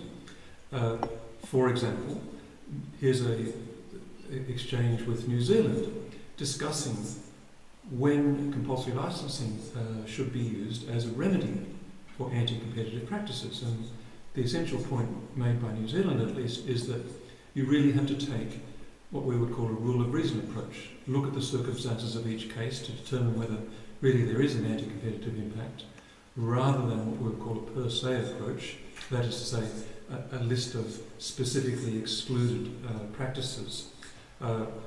Again, a debate that continues right through today, but a reminder that these issues were very much at the forefront of the considerations that went into the TRIPS agreement.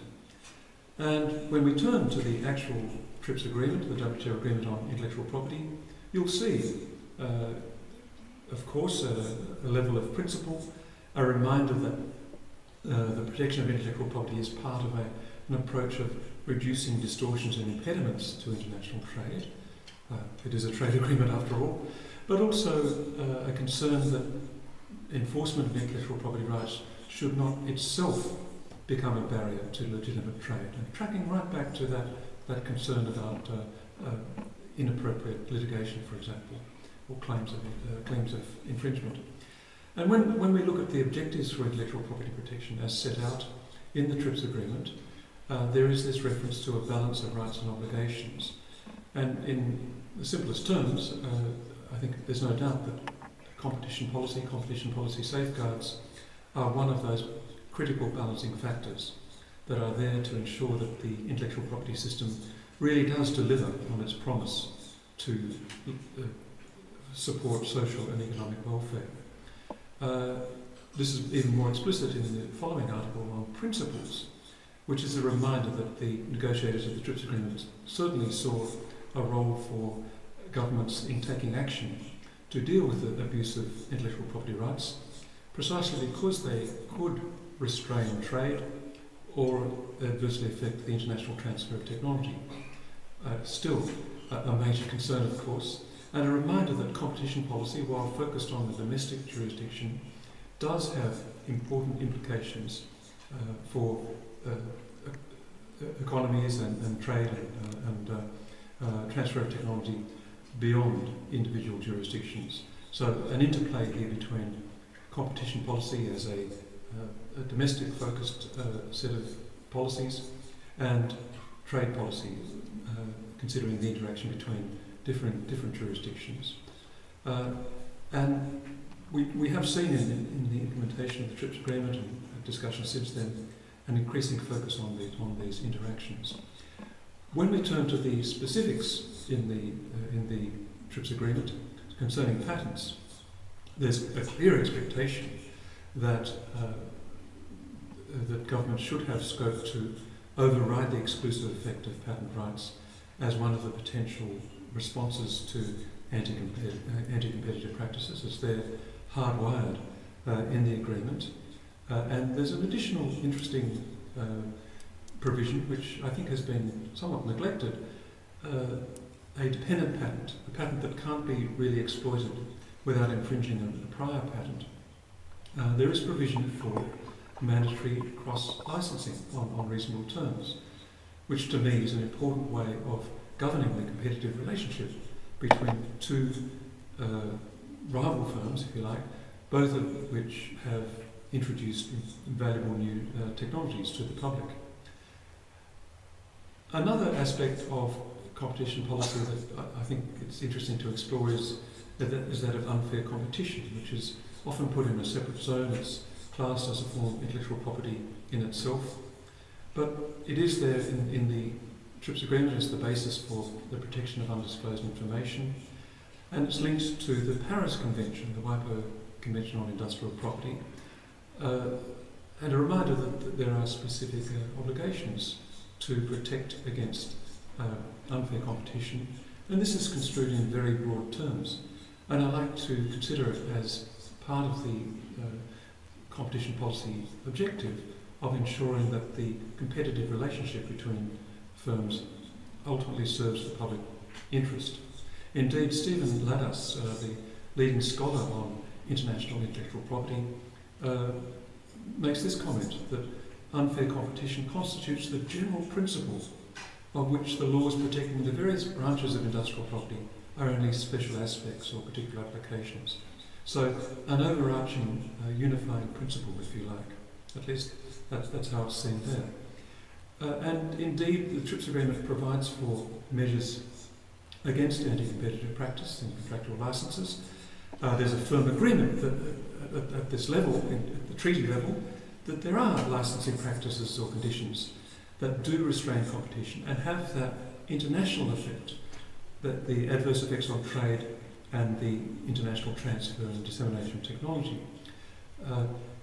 This, however, was not an obligation. It was simply a permissive measure that marks out the scope for member governments to take action.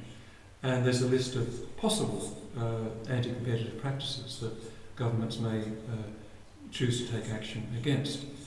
Interestingly too, there's a provision for international cooperation. This is a mandatory provision, this is an obligation for countries to cooperate in the enforcement of competition policy in relation to restrictive licensing practices.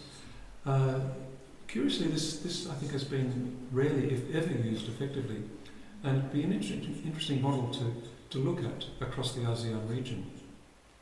This is why technical cooperation in this area is part of the TRIPS package. There's a wide scope of obligations on technical cooperation. This includes working towards the prevention of the abuse of intellectual property rights.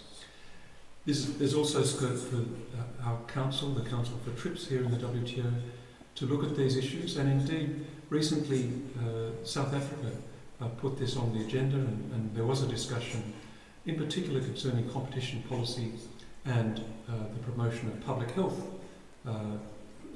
vis-à-vis the intellectual property system. I think an important conversation, but again I think this avenue for dialogue really hasn't been used to its full extent. It's not as though these issues are not important, and of course we saw this very directly in the COVID pandemic. So where does this bring us today? Well, I'd like to mention just a few issues that we've dealt with at a working level in the WTO in cooperation with our colleagues in WIPO. This book was published to provide a sort of a platform for international dialogue and collaboration, looking at current issues from a broader global perspective, with a particular focus on the developing world. And indeed, one of the most interesting chapters is a survey of practices concerning intellectual property and competition policy in a number of jurisdictions, established jurisdictions, and those jurisdictions with quite new competition authorities. The issues looked at really represent an agenda for international dialogue and collaboration, in my view. Licensing practices, the approach taken to measuring effects of anti-competitive practice or claimed anti-competitive practices, the threshold for refusal to license, when is that anti-competitive, anti-competitive patent settlements between originators of pharmaceuticals and generic follows-on, standard essential patents, patent assertion entities, and of course the role of competition authorities in advocacy for a more healthy relationship between competition policy and intellectual property. We're also seeing a sharp increase in the number of regional and bilateral agreements that have competition policy provisions, reminding us that there is an emerging international law of competition policy through these agreements, which we need to take greater attention to. So to conclude, I think the situation we are in is that many countries now have, if you like, the hardware in place. The competition authorities have been established, the legislative framework has been laid down, and there is the hardware is established to do important work of monitoring, setting guidance, and enforcing competition policy. But in many cases, we're still, if you like, developing the software to make that hardware work. In particular, the approach is taken to assessing anti-competitive conduct and the forms of methodology that can be applied in putting the rules to work. So when it comes to international dialogue and sharing experience, these are the issues that we would suggest prioritising. Looking at the methodology for assessing anti-competitive impact of the exploitation of intellectual property rights. Do you apply a rule of reason approach, or do you have a list of known no's, as it used to be put? What's the threshold for refusal to license? When does that become anti-competitive? Increasingly concerned about the anti-competitive effects of merger and acquisition, when entire portfolios are acquired, intellectual property portfolios are acquired through merger and acquisition, potentially creating anti-competitive market dominance. And indeed, the question of excessive pricing, when is this an issue for competition policy? We've seen this again arising in the COVID pandemic, and this long-running debate about when is it okay for an originator and a generic pharmaceutical firm to settle a patent case and thereby potentially depriving the public of the benefits of generic competition. So just a few quick ideas for you to reflect on, and I'm very eager to continue the dialogue in other ways. So if there are ideas for follow-up and further cooperation and dialogue, we're all ears. Thank you so much for your time and your patience.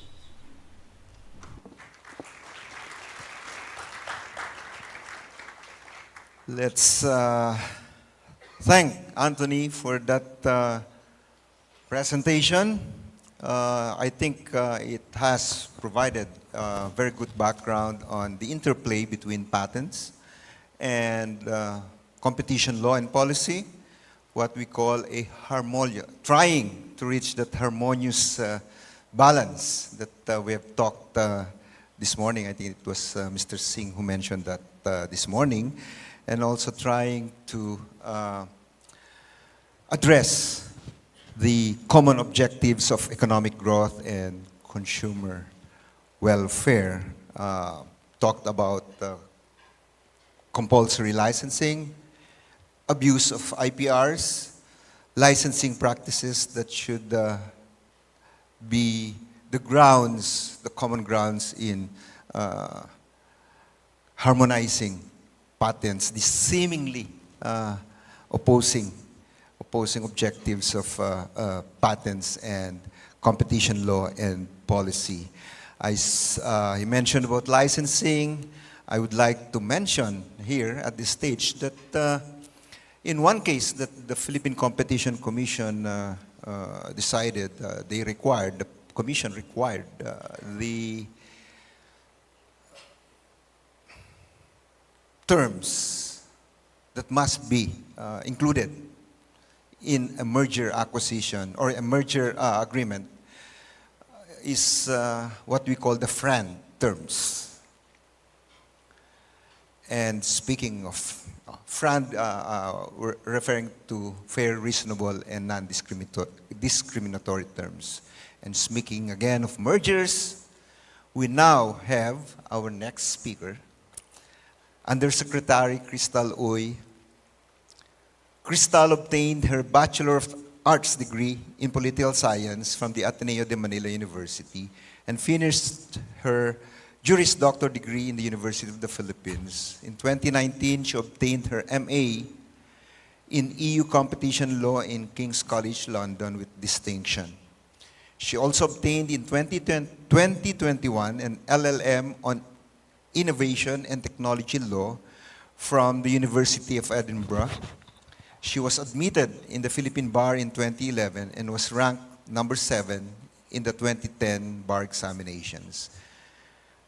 Attorney Uy, Crystal, worked as a litigation and corporate attorney before joining the USAID Trade-Related Assistance for Development Trade Project as technical legal assistant for competition, where she worked on the implementing rules and regulations of the newly enacted Philippine Competition Act.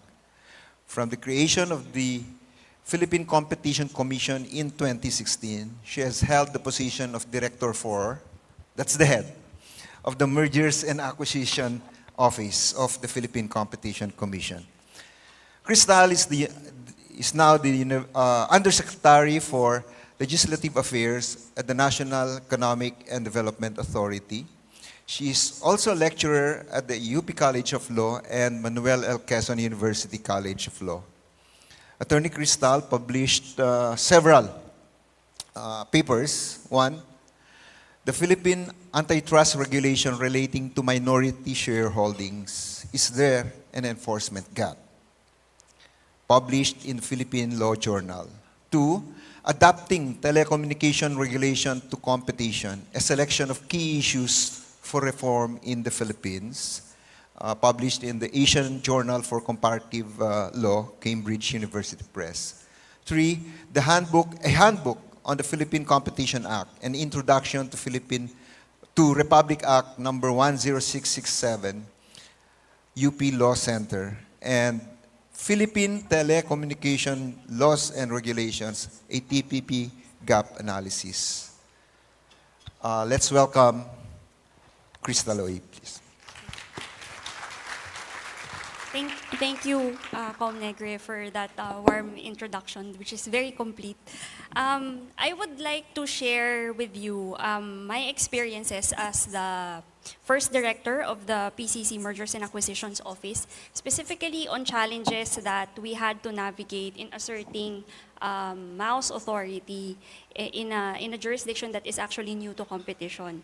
So with respect to pharmaceutical mergers, PCC actually has not had a lot of cases. I remember that we had one of the first cases was Sanofi Boehringer, and we also had GSK Pfizer like a few years back. So first, in pharma mergers, of course, you need a lot of information. And that is always a challenge when trying to communicate to your stakeholders why you need all of this information. And there's a lot of discussions that is needed for the parties to kind of like have an understanding on where we're going, what track we are going to take, how the review is happening. And so that back and forth is, of course, it's fun, but it's also very challenging. So another one is defining the relevant market for pharmaceutical mergers. I remember back when we were doing the GSK Pfizer, we can't rely specifically on the use for the particular drug, the molecular use, for example. But there are other factors that shape demand characteristics in the market. So you look at advertising or marketing materials of the pharmaceutical companies, and you also look at how the doctors actually prescribe certain medicines. And all of these shape that demand. So it's not a straightforward definition that, okay, this one treats this particular disease and obviously it's competing with this other one, because it really depends on these other factors that I mentioned. We need also, another challenge is, of course, the notification of these particular transactions. So these transactions are, it can happen that the product has not yet been commercialized, that it is still in research and development, or maybe it's in clinical trials. So the future competitive significance of the target firm may not accurately be reflected in the notification thresholds. And so the notification thresholds as designs in the size of party and the size of transaction may not capture these transactions. So I note in the Bundeskartellamt and also the JFTC has already made a modification on the way that they design the threshold to be able to capture transactions where the target firm has a lot of potential, or they're doing a lot of innovation in a particular market, but it has not yet been commercialized, and therefore it's not reflected in their gross revenues or the size of their assets. So specifically for Bundeskartellamt, I note that what they did is they put in the size, the purchase price as one indicators for them to be able to capture these particular transactions. And another challenge, of course, is the uncertainty when you're looking at innovation markets. In the GSK Pfizer case, we specifically looked at loss of innovation as one of the theories of harm in that particular case. This was later dismissed because most of the products in question are off-patent products anyway, and there's really no new developments in the pipeline. But you can imagine a situation where the transacting parties would have competing pipeline products. Or another one would be both of them are innovation drivers in the particular industry, and the transaction would actually result in the loss of prospective innovation in this market. So another issue, if you look at the recent the 2018 Cunningham paper, the paper actually looked at pharmaceutical merger data and found that there's a tendency for these transactions, if there's an overlap between the R&D efforts or the pipeline product of the target firm, to discontinue because there's a possibility that it can pose a future competitive constraint to the acquiring firm. So that's what they say, killer acquisitions. And of course, it's actually possible that a reverse killer acquisition could take place, that the acquiring party acquires that target firm specifically so that it will no longer have to develop its own product in the market because the target firm already has that, and you lose that additional product variety and competition in the market. So this requires a lot of uncertainties. And it's especially difficult for competition agencies to kind of like find evidence on what will happen in the future. And that's always a struggle. I mean, not just for this particular industry, but if you're talking about digital mergers or even other transactions in markets where, the conditions are fluid. It's not a very stable industry or market. So that's obviously one challenge, and I think that many of our colleagues with the other ASEAN member states share the same. I think we've discussed this in the past, but specifically in the technology sector. And another challenge, of course, is the enforcement issue. So assuming that, you have managed to conduct an investigation in a particular global merger, and then what happens? If you really find, anti-competitive issues in that particular case, are you really going to prohibit that transaction? And if you prohibit that transaction, what is the implication of that to the access to healthcare in the country? Especially since these are global transactions that are, their headquarters are in the more developed countries, and us in ASEAN, we are, small countries where we are kind of like unsure yet in like looking at all of the issues involved in this particular case and how are we going to assert our jurisdiction or authority over this particular case. So I note that I remember in the past when we were looking at the Bayer Monsanto transaction. There was a question there on innovation markets, and one of the issues that we were discussing was, is this something that we take into account? We know that the EU is looking at this and they would probably impose remedies on this, so do we just free ride on the positive externalities that will bring to the region? And so that's of course always a struggle. And the last point that I would like to make in dealing with these types of transactions in the pharma markets would be the type of remedies that you would need to consider.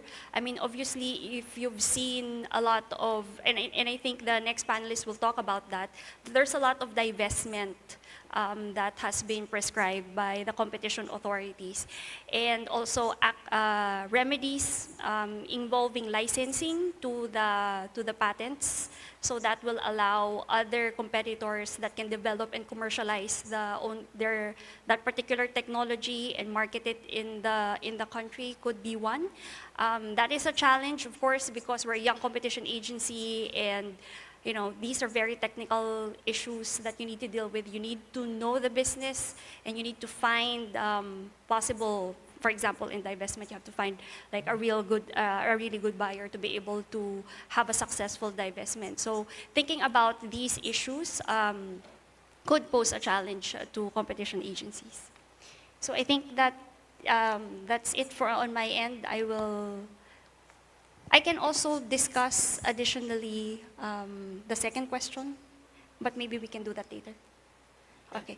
Please proceed. And so there was another question on what role have mergers and acquisitions in the pharma sector has played in the country's economic development. So I would just like to flag that, as my panelist has said, this market is out of pocket, and this has big implications on access to healthcare, the prices, especially of medicine. So we note that in the Philippine Development Plan, subchapter 2.1, one of the key strategies there is to boost health of all Filipinos for the promotion of human and social development. And the key strategy for this is actually access to healthcare. And so the PCC has a big role to play, because you look at Chapter 10, and one of the strategies there is, in the pharmaceutical industry specifically, as stated, the PCC will continue to monitor and pursue an inquiry into possible anti-competitive practices that may exist in the different segments of the supply chain to ensure competition and improve affordability, quality, and accessibility of medicines in the country. So that's a key strategy for the country in looking at this particular sector. And from an M&A point of view, of course, as we said, prices of medicine is very important, and PCC has a lot of role to play in ensuring that prices, if there are transactions that would lead to a loss of competition and result in higher prices, then it's PCC's job to safeguard that. There's also a big role for PCC to play in ensuring that innovation remains protected, especially in this field, because innovation plays a critical role specifically in this in the pharmaceutical market. So that's it for me. Thank you. Thank you, Yusek. Crystal, really appreciate your sharing the challenges that you have faced during your stay at the Philippine Competition Commission. We must understand that this is a new law for us in Philippines. It's a 7-year-old law. It's a baby. And in my 9 months of stay with the commission, I can share the sentiments of Yusek, Crystal, the challenges that they have faced at the time, that we still face until today, gathering information and data, very challenging. Defining the relevant market and the uncertainties. As you know, it's very difficult to read the future. As I mentioned earlier, this is ex-ante mechanism. So you have to predict what will happen in the future. Very, very difficult to do, despite all those economic analysis that we cannot really, pin down what will happen in the future.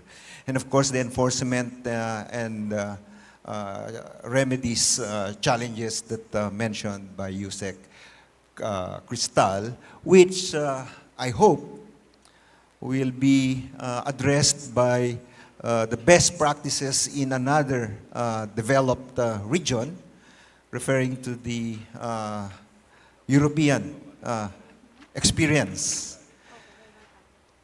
Our next presenter actually will talk about that. Ms. Vasiliki Dolka is a case handler at Unit D5 of the Directorate General for Competition of the European Commission, dealing with mergers in the pharmaceutical sector. Prior to joining the European Commission, Ms. Dolka practiced as a competition lawyer at several American law firms in Brussels, Belgium. She has obtained and practiced as a lawyer in a boutique competition law firm in Athens, Greece, as well as at the Hellenic Competition Commission in Athens, Greece. Among others, she has experience in the fields of pharmaceutical and medical devices, chemicals, and financial services. Ms. Dolka graduated from the National and sorry about this, Vasiliki, correct me, Kapodistrian University of Athens, Faculty of Law, in 2014 and has obtained an LLM degree in EU from the College of Europe in Bruges, Belgium, as well as a postgraduate diploma in UK, EU, and US copyright law from King's College, London. Let's welcome Vasiliki Dolka.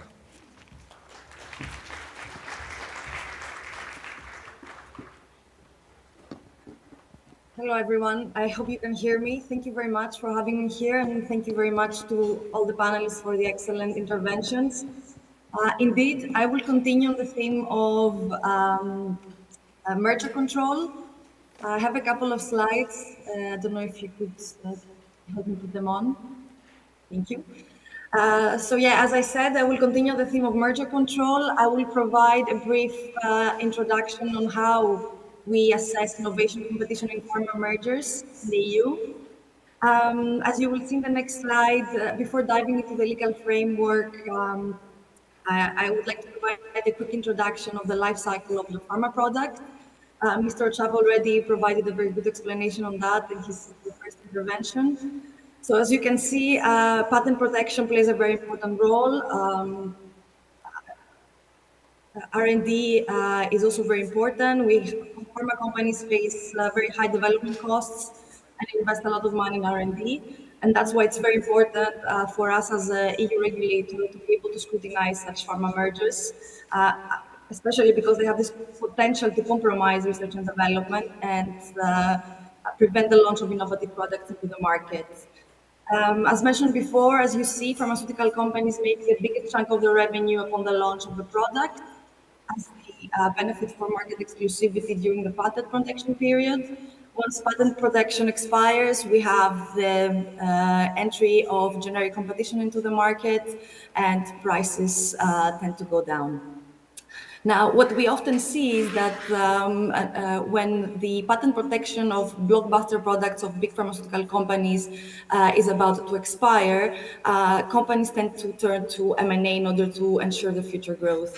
And when we actually look at those deals, what we see is that the target companies have products in various stages of development. So either marketed products or a portfolio of many times promising pipeline products. And this is why when we are reviewing these transactions, what we look at is not only the market-to-market overlaps between these companies, but also the market-to-pipeline and also the overlaps between the ongoing pipeline programs between those companies. Now, in the pharmaceutical industry, the process of innovation is structured in such a way that it's actually possible for us to identify already at early stages the competing clinical research programs. And as you probably will know, the phases of clinical development for pipeline products is as follows. We have a phase 1, which is the phase where a drug is firstly used in humans. And at that phase, what we try to confirm is the safety, that the drug can safely be used in humans. Moving on to a phase 2, where these studies explore the therapeutic efficacy in patients. And then if phase 2 is successful, the drug moves to a phase 3 before it's been approved, which aims to demonstrate the therapeutic benefiting of a larger group of patients. Now, as I will explain in further detail shortly, when we are reviewing a merger, it's very important that we look at all the pipeline products on all the various phases, phase 1, phase 2, and phase 3. However, it's true that when we're reviewing mergers with early stage pipelines, there's a lot of uncertainty as to the future use and the actual product market where this pipeline will compete in the future. Now, moving on to the next slide and to the legal framework that actually empowers us to review innovation competition, our horizontal merger guidelines, so the detailed framework we have at our disposal to review horizontal transactions, specifically refer to the effect on innovation as one of the elements to be assessed in merger control, and assimilating this effect on innovation to other competitive causes of harm, such as, price increases, reduction of output, or reduction of quality of the goods and services.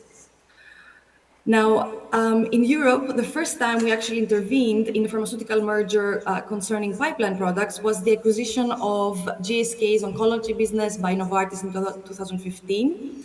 We were actually concerned in this case that Novartis would have a reduced incentive to bring some of its R&D products into the market, mainly because both Novartis and GSK had duplicative clinical programs.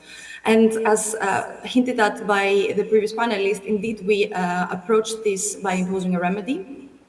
So we authorized the transaction conditional upon the divestment of one of the two duplicative programs to competitors. In this case, it was Array and Pierre Fabre. Now, after 2015, 2 years later, in 2017, the Commission developed what we call a 4-layer analytical framework when assessing potential innovation competition. The previous panelists also hinted at that. This would be the Dow DuPont and Bayer Monsanto cases. And we actually have been using this analytical framework to assess innovation competition ever since in all types of transactions. Now, what is this 4-layer assessment? The first layer is actual competition. So at this stage, what we're looking at is overlaps between the parties' existing marketed products. So that layer is a classical horizontal overlaps theory of harm analysis.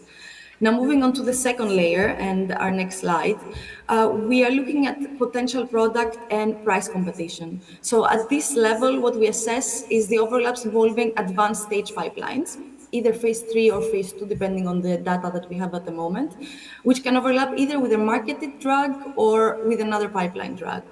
So when we are in this scenario, the relevant factors that we look at are what are the adverse effects on prices, if we assume that the merged entity would be bringing both products into the market, and of course, the likelihood of discontinuation of one of the two pipeline products, which could lead to higher prices and a reduction of choice for consumers. And in 2020, to give you an example, in the acquisition of Allergan by AbbVie, we saw this pipeline-to-pipeline competition scenario where both companies had advanced pipeline products for the treatment of inflammatory bowel disease. And here, the concern was that post-transaction, AbbVie would have an incentive to actually discontinue the development of Allergan's pipeline product. In order to alleviate these concerns, we authorized this merger conditional upon the divestment of AbbVie's pipeline product to a competitor. Now, moving on to the third layer. The third layer concerns, on our next slide, concerns innovation competition at the product level. So here, we're looking at the overlaps between the parties' ongoing pipeline products. So here, we are only discussing pipeline products, no marketed products. Of course, as hinted again by the previous panelist, there's a lot of uncertainty in this analysis because, of course, these products have not come into the market. We don't know when they will come into the market, and although we have very good methods of obtaining a big chunk of data, there's still some uncertainty as to the probability of success. Now here, we assess pipeline products, including early-stage pipelines. So in one case of 2019, the acquisition of Seagen by BMS, we assessed the overlap involving a drug in a preclinical stage, so even before phase 1, with a phase 3 pipeline held by BMS. At this level of the analysis, what we're specifically looking at is, could the merger change the incentive of the combined entity to invest in parallel R&D? And of course, is there a risk that one of the two pipeline products could be either discontinued, reoriented, or would be coming into the market in a delayed way? As mentioned before, when we're in this scenario, the elements we look at are the probability of success of the pipeline product and the type to market. And in order to get these elements, normally, of course, we tend to send requests for information to the competitors of the parties. We tend to conduct interviews with medical doctors and patient associations. And of course, we tend to request internal documents by the parties in order to better understand the business rationale behind each pipeline. Now, as you can probably understand, the layers between the layer 2 and layer 3 many times overlap. This risk of discontinuation is relevant both for advanced late-stage pipelines and also earlier stage pipeline products. Now, moving on to the fourth layer. As mentioned before, this four-layer analysis was firstly introduced in 2017 in the acquisition of in the Dow DuPont acquisition in the agrochemical sector, and under this theory of harm, what we look at is at the capability of the companies to innovate in certain innovation spaces, in certain therapeutic spaces. For example, in a recent case of 2020, in the field of animal health, we looked at the innovation space of animal health and parasiticides. And what we ask ourselves here is whether the transaction could lead in the elimination of an important innovator, and whether there is a risk of a structural reduction of the overall level of innovation in certain therapeutic spaces. So when we are in this scenario, what we look at is, in each innovation space, are the companies able to innovate? So what we look at is at the emerging parties lines of research, and this is actually quite broad. What we look at is the scientists, the patents, the assets, the equipment, the know-how, and all the other resources that are dedicated to a specific therapeutic and discovery target. We also look at early stage and advanced stage pipeline products. What is particular about this expansive approach on innovation competition is that we don't only look, as we normally do with mergers, at the capabilities of the merging parties. What we really try to understand are what are the innovation capabilities of the entire industry.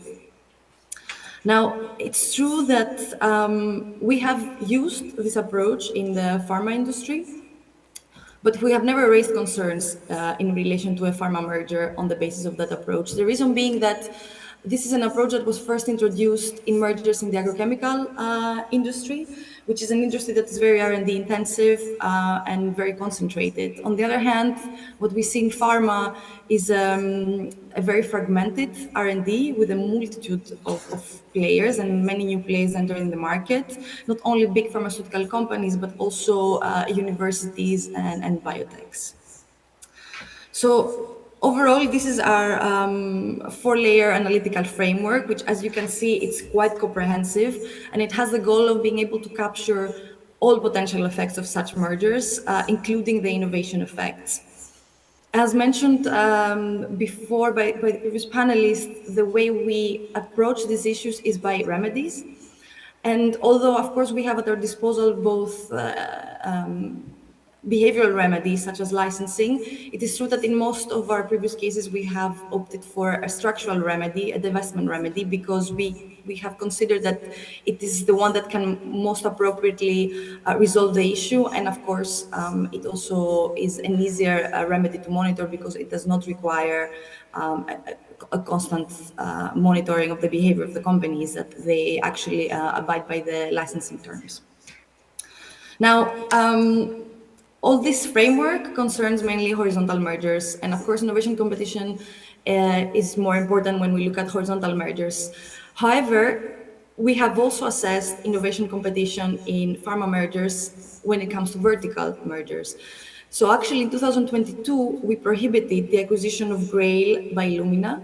This is the first prohibition decision of the European Commission that is based exclusively on vertical concerns.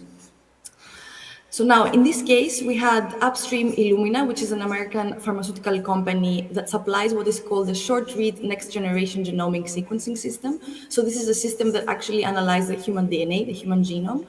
And downstream, we had Grail, another American company, a startup company that uses this NGS system and other data in order to develop a blood-based multi-cancer early detection test. So this product is a blood test that can detect up to 50 different types of cancer in asymptomatic patients. What we found here is that Illumina post-transaction would have the ability and incentive to engage in input foreclosure by essentially cutting access to its NGS technology to grace rivals. So they could either refuse to supply or supply in less favorable terms and disadvantage grace rivals. Now, as you can see, there's a very good portfolio of cases in the pharmaceutical sector, both on horizontal and vertical concerns by the European Commission. As you can, I guess, also note yourselves, most of these transactions are cross-border transactions. And in such cases, what is very important for us is to cooperate with the other competition authorities that are reviewing the transactions. Of course, we cannot always ensure that we will have an aligned result, but on the basis of waivers by the parties, we are able to exchange views and very detailed views about the case and actually cross-fertilize between our enforcement efforts, which has proven very, very efficient for all authorities in the past. And as I think I have made use of most of my time, I would like to thank you and I would welcome any questions. Thank you. Let's thank Vasiliki for sharing with us the European experience, a well-structured approach. She mentioned about the 4-layer analysis in competition assessment, depending on the stage of product development, and including as well some cases under each layer. Also the remedies, behavioral and structural remedies that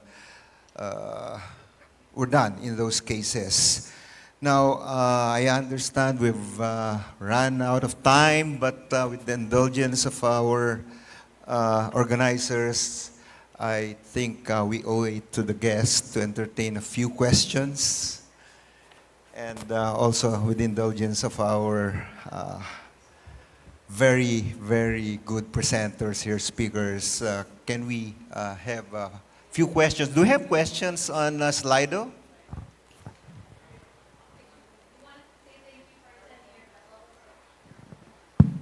Which we do. We want to say thank you for sending your questions, for logging in via the QR code. This is exactly what we'll be doing this afternoon as well. Send in your questions via Slido. Here we go. Here's the first one, moderator. Okay. The first question is from a person called Anonymous. Assuming no duty to deal apart from the national health, I assume, security, what is role of competition law in refusal to license apart from essential facilities and merger remedies? Anyone from our presenters? Role of competition law in refusals. Can you put that on again, please? Competition law in refusals to license apart from essential facilities and merger remedies. Who'd like to take this? Yusek? Yeah, I think this is going into the realm of another topic later this afternoon on abuse of dominance. So, as we said, mergers are, well, it's demand-driven, of course. If there's no transaction, you can't really review a transaction, right? But if there are any potential anti-competitive practices that you've seen in the market, then that will be under Section 15 of the Philippine Competition Act. And I believe the Director for Competition Enforcement is also here. So if you have any tips, you can whisper in his ear. Thanks for pointing that out, Yusek. Joey, Commissioner. please. I don't know whether this is in that context, but let me talk about compulsory licensing in the context of international intellectual property law, because this is a topic that has always been there. And there's been a lot of questions why we have not resorted to compulsory licensing. It's very simple, 2 reasons. Number one, it's very political, okay? Because you have to get the compulsory license, and then when the big countries now start doing unilateral trade sanctions, the threat of unilateral trade sanctions, I don't think that our governments will be able to really stand up. I'm sorry, to really stand up against such a threat. I mean, this happened in Thailand, this happened in South Africa way back in the 2000s, early 2000s. The other point, the other reason, and the more practical reason, let me ground you, is if you get the compulsory license, you have to have a source of your generic product. Now, if globally, the API, the source of your product, is still patented, you get the compulsory license from the originator. But where will you get the product? This was unlike during the time when India was there, that can supply you patented products in your country. But now, it doesn't make sense. So what is the more viable option? Do a voluntary licensing and use the threat of compulsory license as a threat, but generally, it will not happen. Thank you, Joey. There's also another aspect of that. The government can actually exploit the patented invention akin to compulsory licensing. Thank you. Now, let's get one more question from the list of questions sent. If your questions that you sent were not picked, there's lunch. We can discuss that over lunch, so that not everybody will be held up for lunch. So, should I go 2, 3, or 4? Take your pick. Three. Okay, let's go for 3. How should the ASEAN competition authorities work together on reviewing pharmaceutical mergers since we are price takers? Wow.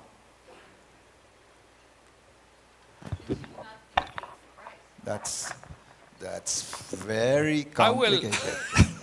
I will ground you again, okay? The problem is if you read a lot of this US and European competition books, then you get this thought bubble that this can be done. No. ASEAN will have to develop its own competition policies because the situation, the environment is totally different. And each country has, particularly with respect to pharmaceuticals, each country has different healthcare systems. So pharmaceutical mergers, it depends. If it's a merger of one national company vis-a-vis the others, then that's something that you can really work on. But I hate to say this, but if it's a global merger, the sales, ASEAN sales in pharmaceutical as a percentage of the total global sales is very small. That's why we're lumped together with the rest of the world.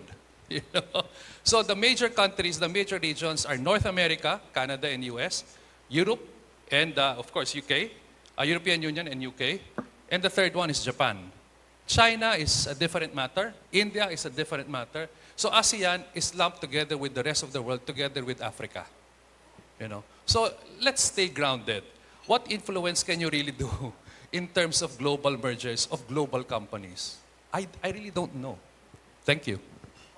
That's a very practical answer to that question. Global merger, and then you enforce it in the Philippines. I don't know. I don't have an answer to that. Vasiliki, would you want to say something? Yes, thank you. Obviously, I appreciate the comment by Mr. Chava.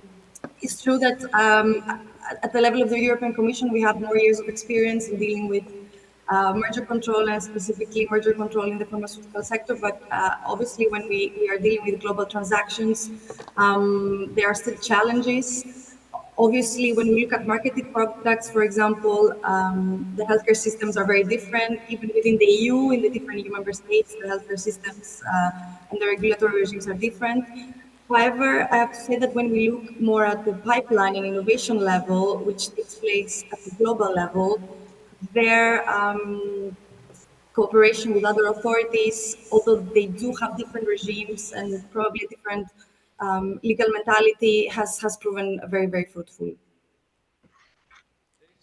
There is one thing that can be done at an ASEAN level, and should be a partner of any competition commission. And these are the consumer organizations. If there can be real, honest-to-goodness, science-based, technical-based consumer organizations in ASEAN, and that can be developed as an ASEAN, then that's a partner of the Competition Commission. I'm sorry to say, but as competition commissions, you will always be subject to political pressure. And you will need a countervailing institution or organization in order to resist some of the pressures that you will be handling. Thank you. And just to add, so we've had a lot of regional transactions that affects the ASEAN member states. And I think we have emphasized this in various ASEAN meetings in the past. But cooperation among the ASEAN members is really key, that information sharing is number one. And so I was talking with Iskandar about this, that English translation as a start for rules and regulations and laws and cases is a very good start for all of us. And that will improve the information sharing later on. And then we can work together when you have timely information for certain global or regional transactions that affect all of us on how we can deal with that. I would like to flag that, for example, for the Grab-Uber merger, it was actually, there was actually regional cooperation that occurred in that transaction. Thank you. One more. Sorry, just one more. Pharmaceutical industry is a very opaque industry. You wouldn't know what's going on there or the structure unless you come from there. But, and that's the reason why even the Minister of Health here, the Department of Health, doesn't know the cost structure of pharma. But Thailand does, because they have their GPO. You know. So in an exchange of information between them and your competition commission here, you will get a lot of data that you will otherwise not get here in the Philippines. Thank you. So thank you. So one word for all the answers: cooperation, collaboration, cooperation with within the region, within the global structure, and also Joey mentioned cooperation with or collaboration with a real honest-to-goodness consumer group. That ends our session. Thank you very much for your patience. Thank you. A round of applause for our Commissioner Negre for moderating the first panel. Attorney Ochave, Undersecretary Uy, Mr. Tobman, and Ms. Dolka, thank you for your inputs as well and presentations. And with that, first session alone, we're already quite on fire. Let's all have a good lunch. Prepare for the afternoon. Not just the launch, but 2 more sessions. For now, please enjoy lunch, everybody. Thank you.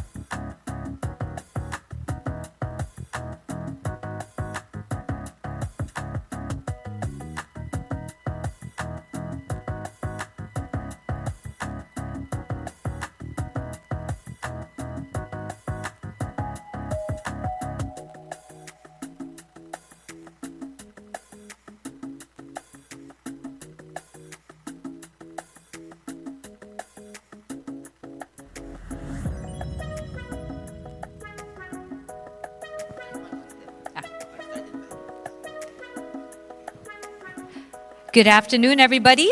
Please do settle down. The program will resume shortly. Once again, we invite all of our guests to please settle down. The program will begin shortly.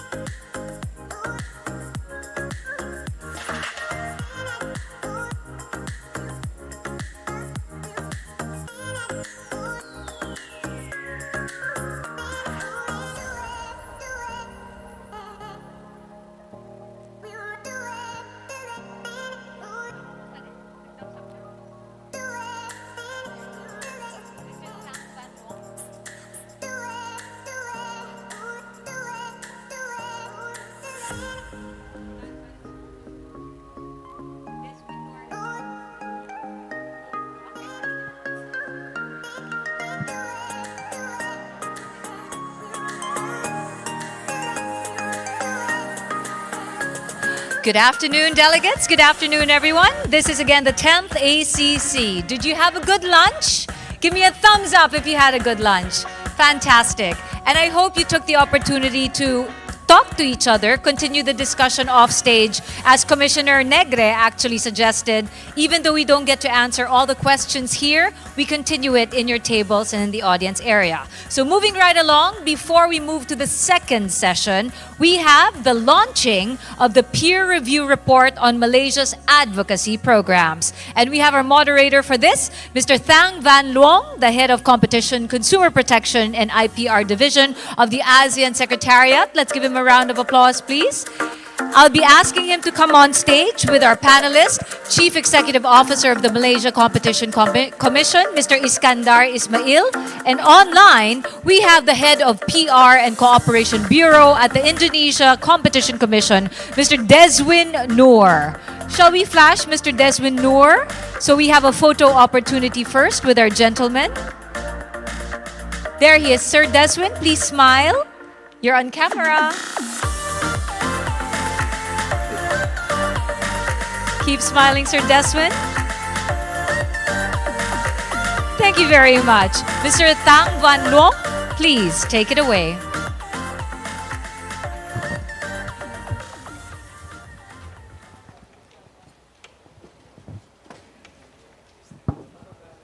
Very good afternoon, ladies and gentlemen.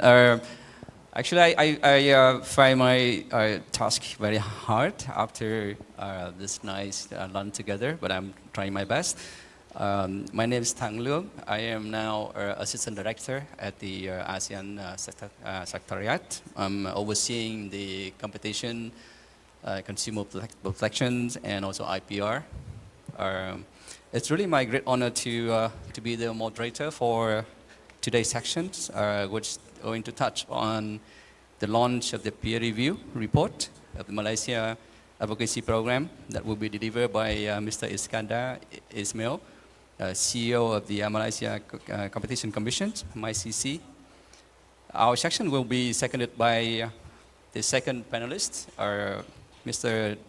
Deswin Noor, Director of the Public Relations and Cooperation Bureau of Indonesia Competition Commission, KPPU, as the ASEAN Member State Peer Reviewer.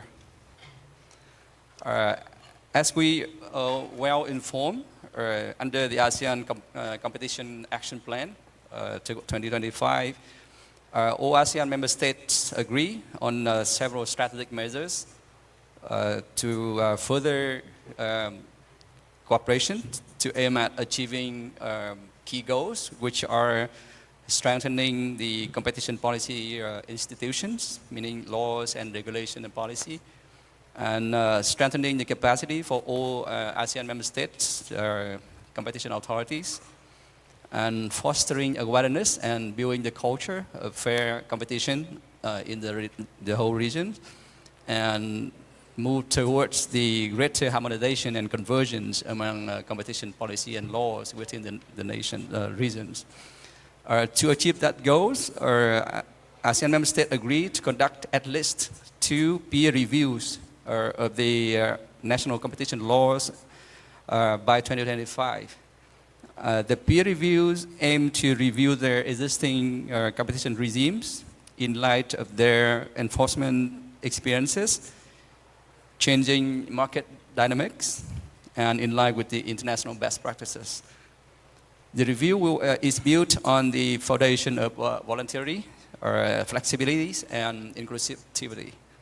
So we are happy to inform you that Malaysia and Thailand are 2 volunteers among ASEAN family to conduct the peer reviews with the support from ASEAN development partners and under the guidance of ASEAN expert groups on competition, AEDC, and with also the coordination by ASEAN Secretariat. So Malaysia version is focusing on the power of advocacy why Thailand version is more will be focusing much on the e-commerce side.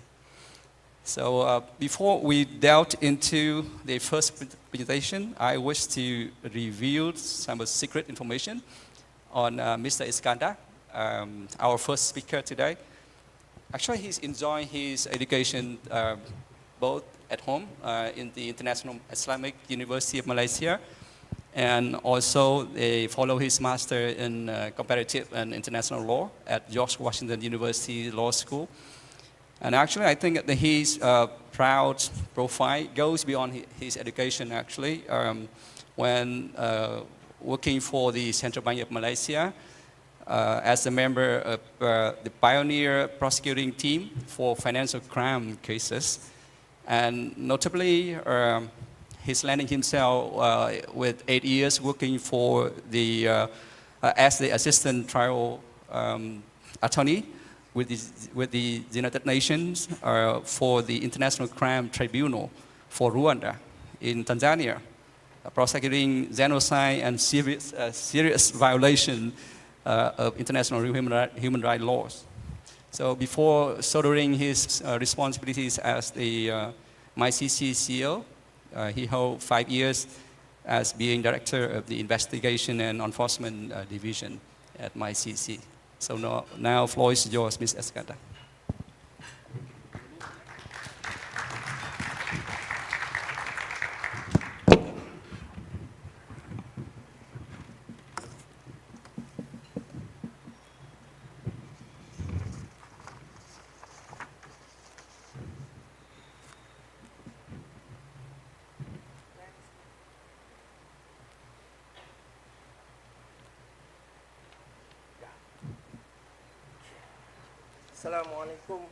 Assalamualaikum warahmatullahi wabarakatuh. And a very good afternoon to everybody. I hope you had a good lunch. I had a good lunch. Thank you so much, PCC. You see, before I dwell into, deep further into the peer review report on our advocacy programs, I just want to share you some experience that I went through. In 2015, I went to Geneva for UNCTAD conference meeting, for meeting on competition. I still remember at that point of time, Romania was the subject of a peer review by UNCTAD panels. From that experience, I swore to myself, I said, Malaysia will never be peer reviewed by anyone. You see, it was so, I found it so difficult to answer. If I were Romania at that point of time, I don't think so I can answer all the questions, because somehow peer review will expose everything,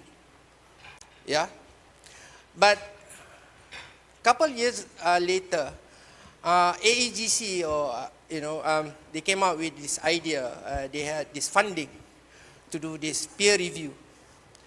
So everybody was asked, Malaysia, Singapore, Philippines, everybody was asked, who wants to be peer reviewed? Nobody raised their hand. So at last, we relented and then we said, okay, but one condition, only on certain area. So that's why we gave on our advocacy programs only, to be peer reviewed by ASEAN. So I would like to say thanks to AEGC and the sponsor for this peer review report on Malaysia's advocacy programs. Thank you so much for giving us the opportunity. Okay, it started a couple of years ago. So the highlights of the peer review, somehow they presented to us, there are 4 things. So through our advocacy program, they saw that increased awareness and understanding of what is MyCC doing in Malaysia with regards to the development of competition law. And then they saw that our promotion of competition was quite effective. And then, of course, there will be areas for improvement for us. They identify areas where MyCC can further enhance its advocacy activities, including refining communication strategies and targeting specific stakeholder groups. And then, of course, they said we need collaboration and knowledge sharing. They emphasize the importance of collaboration and knowledge sharing with other competition authorities. We are doing it now. We are close to PCC. Yeah, PCC, have taught us a lot on merger laws, and JFTC, ACCC, yeah, and then we have our friends in Hong Kong Competition Commission. We have CCCS Singapore. We have CMA. Yeah, so we are doing it. We hope that next year we will collaborate more with US DOJ and FTC. Yeah. So there are 8 key recommendations to our from our peer review. One is to strategy to expand impact. Okay, so they said you have to develop unique communication and engagement strategies. What does it mean by unique? Don't try to do the same thing over and over again, expecting different results. That's what I gather from there. So we are trying our best right now to do different things. I will explain to you later. Yeah, and then we have to monitor and evaluate. So we carried out awareness studies from time to time. Right now we are carrying out these awareness studies with our stakeholders. So we hope to get the results by end of this year. And then the third one, enhance resources. Thank God, this year, recently our Prime Minister have announced the new budget for 2024. We got an increase of almost 100% of our budget. Yeah, so now is the opportunity for MyCC to expand itself. Yeah, and then focus content. The content, in other words, they are saying it must be focused. Basically, all this while we have targeted 5 groups. Yeah, the first one is the practitioners, be it lawyers or economists, although they can't sit together and they can't agree always. Yeah, and then we targeting also the business people, the entrepreneurs, the government sectors, the students and lecturers, and last but not least, the media. Yeah. So, to me, the most important 2 groups are the medias and the government sectors. You must get the support from your peers in the government sectors. This is the hardest part. Yeah.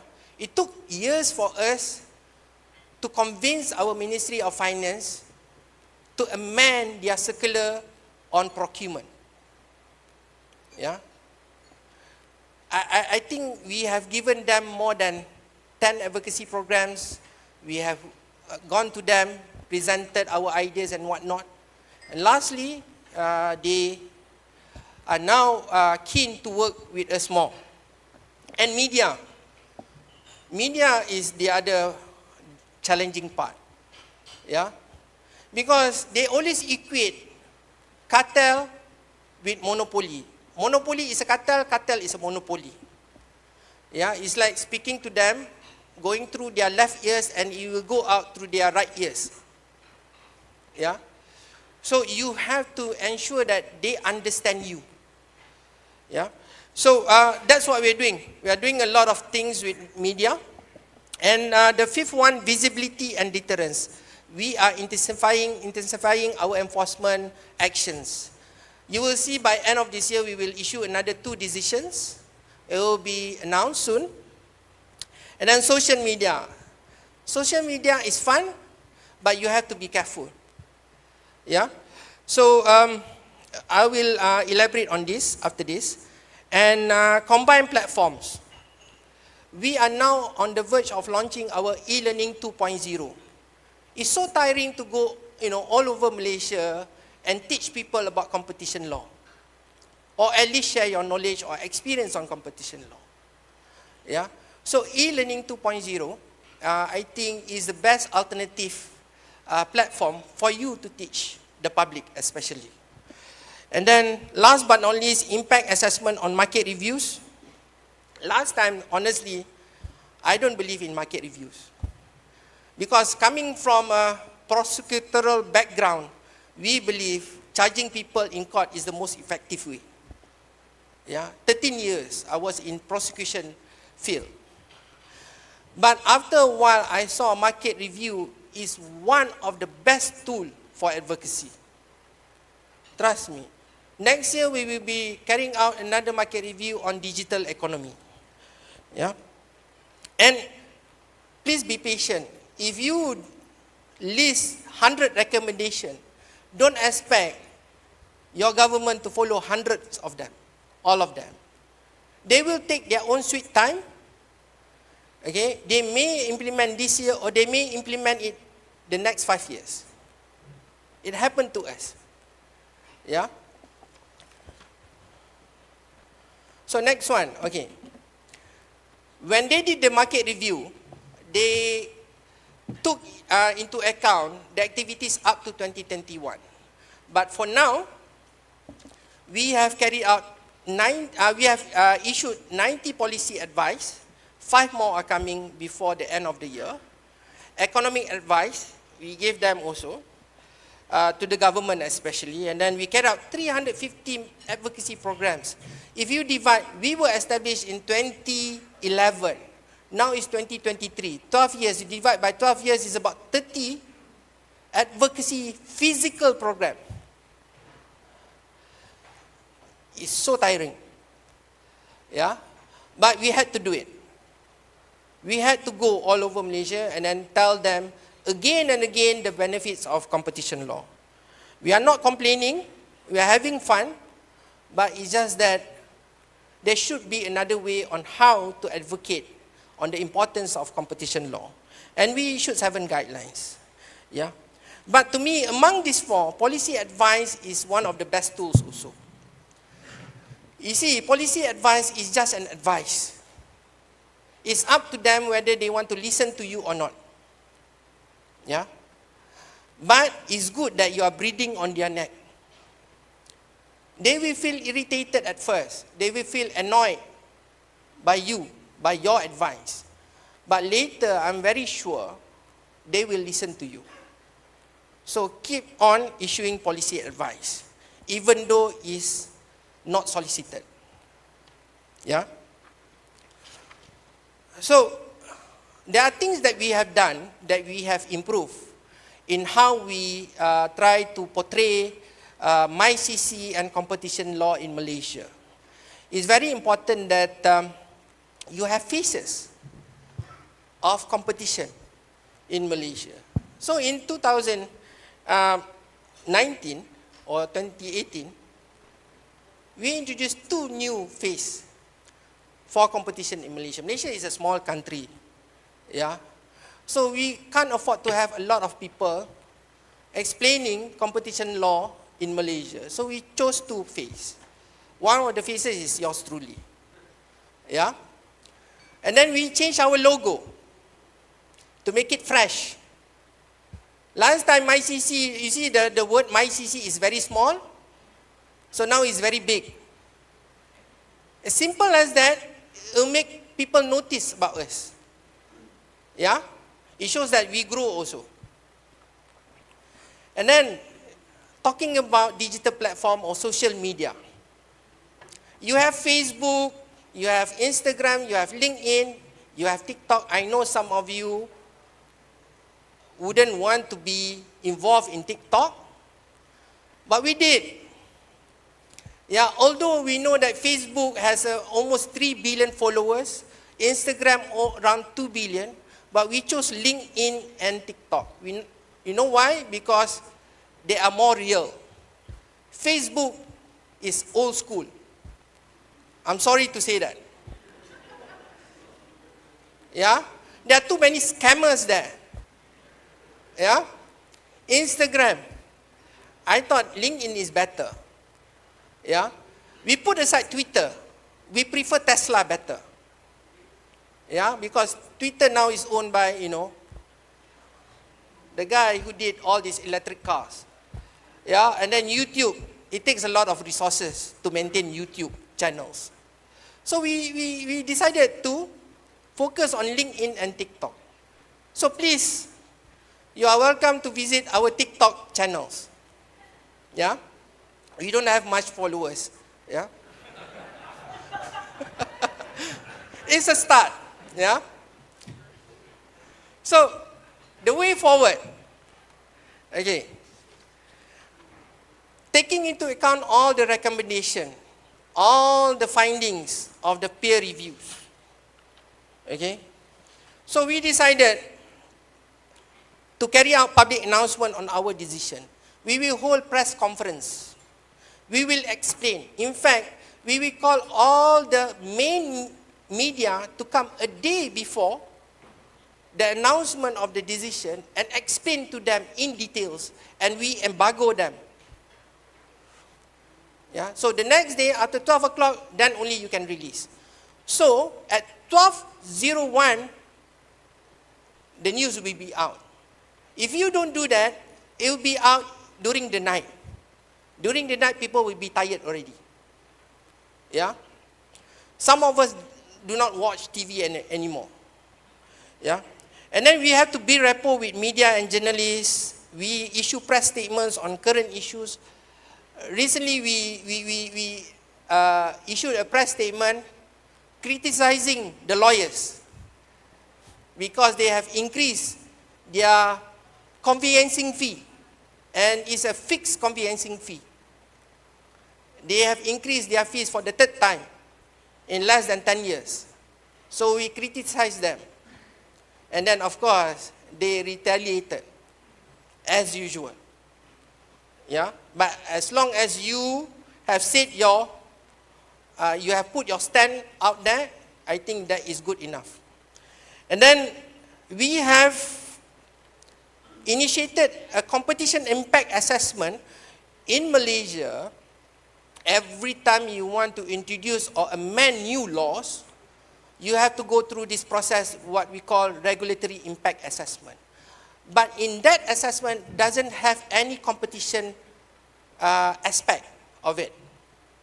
So what we did, we worked with the Malaysian Productivity Center in Malaysia. We introduced this competition impact assessment. And we inked MOUs with universities and regulators. We carry out free classroom. We held open day for students. And then we created this best student award for competition law subjects so that the best student will work for us eventually. Yeah. And then we try to create consistent syllabus for all universities who have introduced competition law. We do not have enough economists or lawyers that focus on competition law. So it's better that we have a consistent syllabus so that everybody talks the same thing. And then impact assessment of our enforcement activities. We recently carry out impact assessment. We have the report. We're going to launch it soon. And then we have special committee meeting on competition. We chair the meeting. And then we ask around 9 regulators to join us, among them Central Bank, Intellectual Property Office, Companies Commission, and then Energy Commission and other regulators to sit down with us every year, at least twice a year, to talk about competition issues. Yeah? And then we hire experts also. Yeah? It's very important that you hire experts, be it foreign or domestics.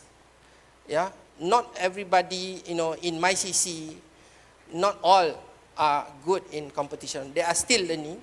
So we have to learn from the best. Yeah? And then collaboration with other competition authorities, I think I have said that. But we are thinking of having MOU with certain competition authorities out there. And then we have new projects. We're going to amend our laws. We are going to carry out market review on digital economy. And then we're going to have e-learning 2.0 and 3.0. We are working two at the same time. 3.0 will be on merger only because we're going to introduce merger soon. And then we are going to expand ourselves. And last but not least, political will. I think PCC has no problem with political will. Your government fully support, they made it as a national policy. Correct me if I'm wrong. Yeah? So, it's not a national policy in Malaysia. So we had to visit some of them, some of the politicians. We in fact made a courtesy call to the Prime Minister and other key ministers. And we went to visit several ministries also. Yeah, we invited ourselves to their office sometimes. Yeah, we had to. After all, we are government officers also. Yeah. So, those are the things that we have done so far. Thank you so much again, ASEAN, for making this reality. We owe it a lot to you. I hope that, I think after this, the peer review will be on PCC, right? No? Oh, okay, I got it wrong. I got the country wrong. Yeah? Yeah, you're going to launch it, yeah? So, sorry. Okay. Anyhow, I hope that you can, join us. Yeah? It's going to be fun. Yeah?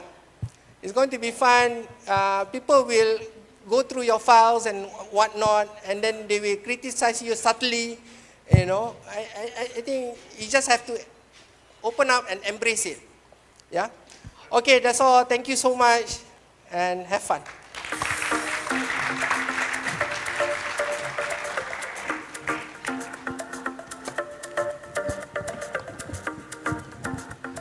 I thank you very much, Mr. Iskandar, for very confident presentations. Actually, we consider Malaysia and Thailand are two musketeers who are brave enough and pioneer in doing this two peer review for another ASEAN member state to follow. As a rule of the game, the peer review will be reviewed by another AMS. In this case, it's reviewed by Indonesian competition authorities. So to follow, I would like to open the floor to another panelist who having actually more than 2 decades devoting himself for the Indonesia Competition Commission, KPPU, with profound education in both graduates and postgraduates on financial analysis and financial management. He has been able to perform well in various areas, such as international negotiations, competition policy analysis, case investigation, merger review. For his nation, he used to be a lead negotiator in many FTAs, director of merger directorate before being director of public relations and cooperation. At the same time, he is editor-in-chief of the OLI Competition Policy and Law, YONO, in Indonesia. In bahasa, Jonan Pasangan Usaha. Sorry if I mistaken in pronouncing. For ASEAN, he used to be the chairman of ASEAN Expert Group on Competition, AEGC, and now actually he is the chairman for ASEAN and China FTA working group on competition and consumer protections. So actually his name is Mr. Deswin Noor. So I would like to open the floor for you. Pak Deswin, please. Thank you, Kang. So, hello everyone. Magandang hapon. Good afternoon. It is always a pleasure for me to speak in front of colleagues in ASEAN. So my sincere apology for not being there in person. So today I will talk about the ASEAN way of peer review. Peer review in competition law and policy is considered a new practice for ASEAN. Several international organizations have implement them before, like what Sheikh Iskandar mentioned, UNCTAD. There are also several international organizations that do a peer review. So it can be a good reference for ASEAN. However, I must say that the ASEAN way of peer review is different. So I will tell you why. The peer review is one of the activities in the ASEAN Economic Community Blueprint 2025 under strategic goal for the establishment of effective competition regime to strengthen the capacities of competition authorities and move towards greater harmonization of competition policy and law in ASEAN. Can organizer move to slide, please? So simply to say that the main principle for the ASEAN peer review is ASEAN helping other ASEAN. So the role of ASEAN member states in the peer review is very significant. So there are four, can you move the slide before this? So there are four parties involved in the peer review. The review authority, in this case, Malaysia Competition Commission, other competition authorities, in this case, Competition Authority of Indonesia and also Singapore, the consultant, in this case, academics from Singapore, Malaysia, and also Japan, and the ASEAN Secretariat. So the last three parties are considered to be the peer review team, the one that conducts the peer review. So at least there are three main features of ASEAN peer review. First, which are voluntary. The peer review is based voluntary. And then flexibility.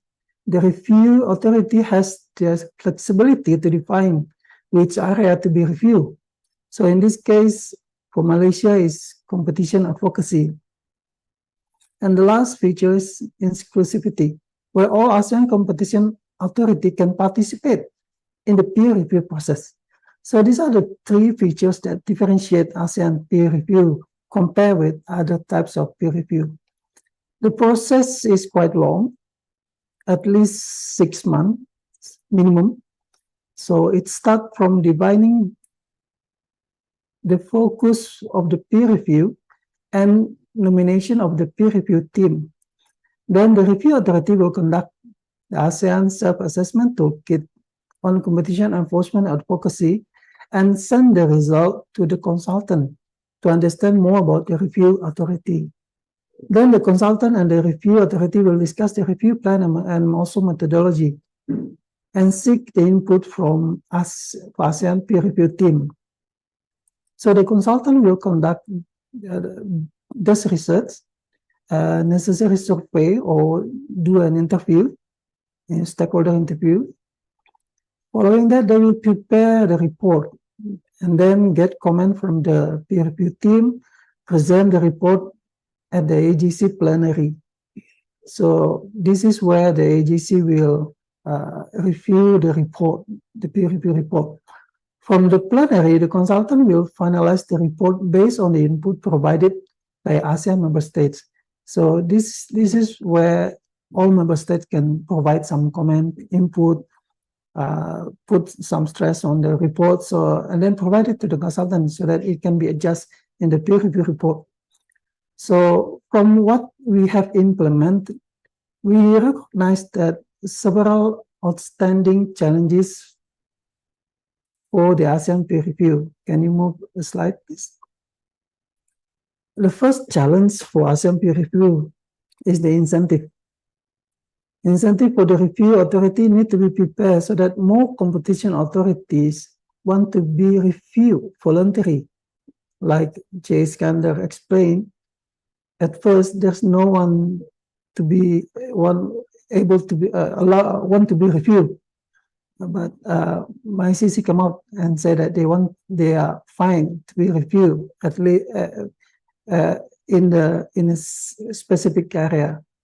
So this is one thing that ASEAN peer review need to be considered, how to shape an incentive for member states to be voluntary being reviewed.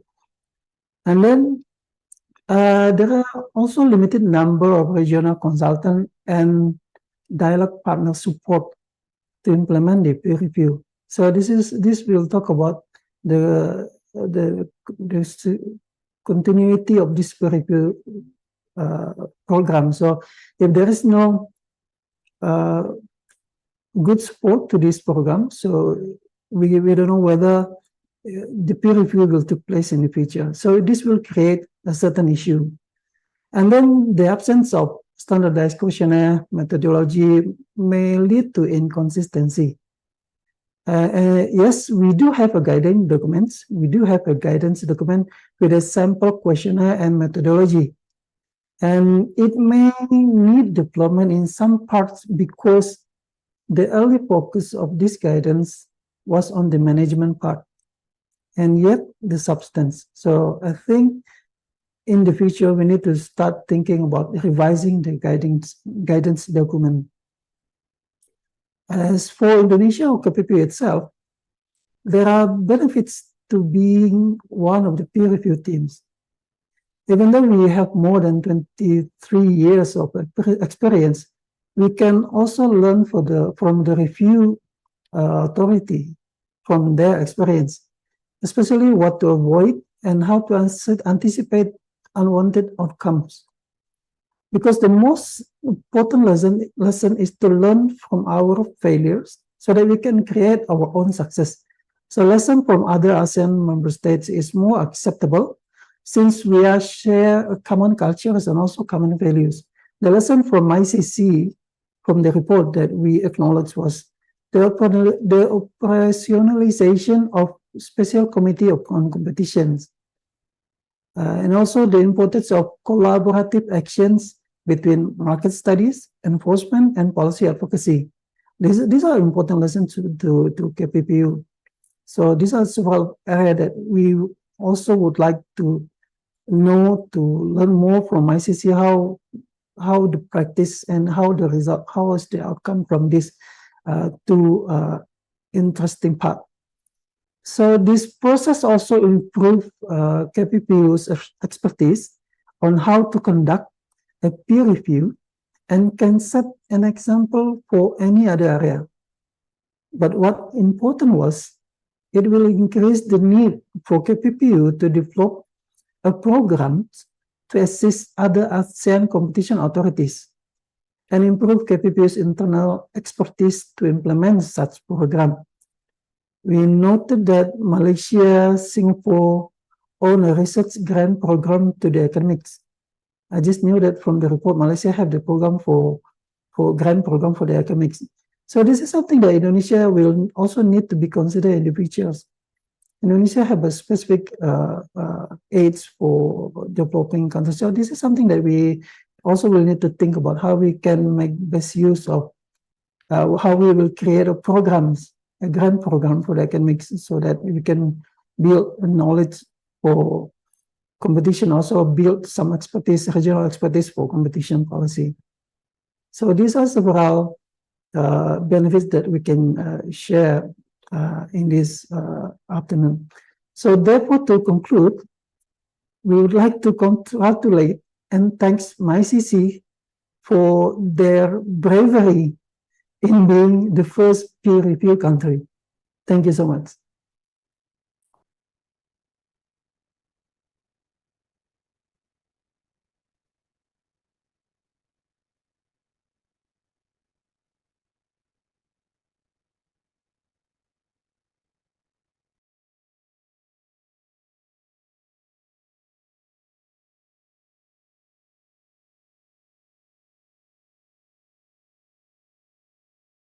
Show my, my capacity in terms of moderating this a section within 30 minutes.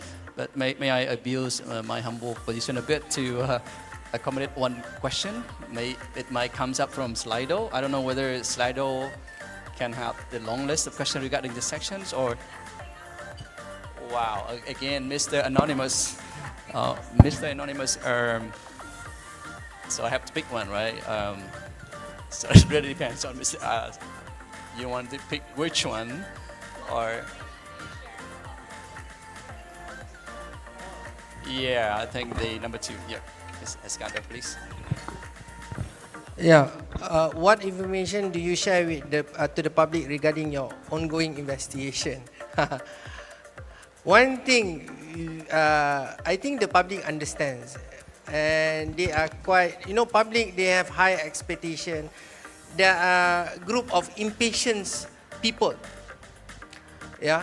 And for your information, MyCC is a quasi-judicial body. We investigate, we decide, we enforce the decision. So everything is under one roof. So it takes time for us to come out with the decisions. So how do we share our information on the ongoing investigation? We don't announce once we start an investigation, but we announce when only 2 times. One is on the proposed decision, the second one is on the final decision. That's all. We have to make it clear to them that we are not here to embarrass any people. We are doing it, for the sake of the law. So, but we sometimes we have a few sessions on to explain on the past decision, on the details of some of our previous decisions. So hopefully they will understand us. That's why the media is very important. So only proposed decision And final then decision. Final decision. Yeah, that's all. Okay. Thank you. Yeah, thank you. I think thanks for your answers, and which close actually our section to give the floor to another sections before Ms. Askan and myself leave the floor. I would like to ask for the big hands from the floor for A round of applause, yeah, please. Thank you. Thank you very much again. That's our moderator, Mr. Thang Van Luong, Mr. Iskandar Ismail, and Mr. Deswin Noor. Thank you very, very much again. The peer review report on Malaysia's advocacy programs. Thank you very much for sharing. Moving right along to our second session for day 1. Again, the title is Combating Anti-Competitive Practices and Licensing in ASEAN Pharma Markets. We are still in the pharmaceutical industry. So for this, an overview. IP protection allows innovators to reap benefits from ingenuity. In the pharma sector, patents are common to incentivize the development of new drugs and guarantee returns from investments in research and development. Now, to facilitate technology transfer and improve market access, IP licensing schemes are allowed to provide a way for external parties to make use of the innovator's products or processes.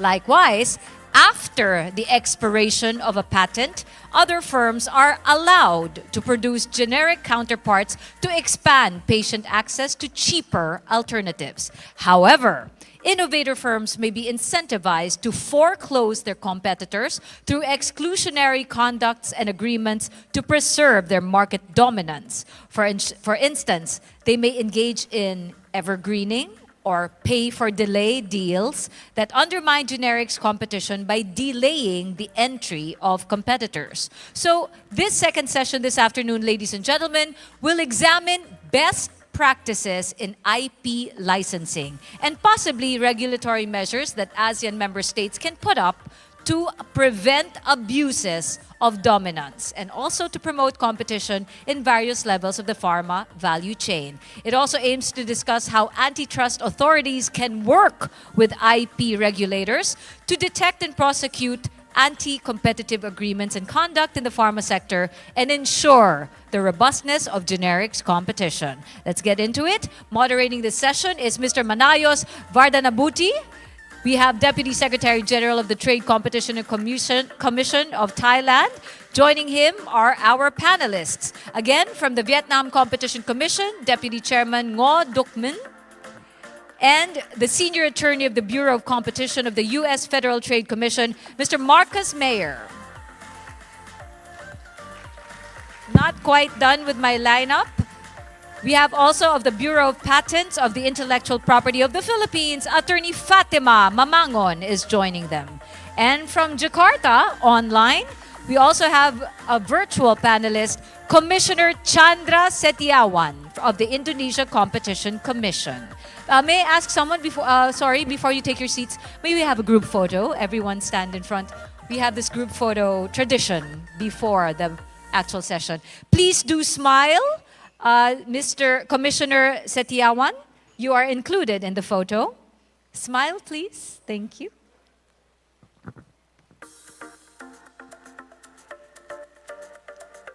Thank you very much. You may now take your seats as I turn over the microphone to Mr. Manayos Vardanabuti. Good afternoon. Hello. Hello, good afternoon. Good afternoon, everybody. My name is Manayos Vardanabuti from Thailand.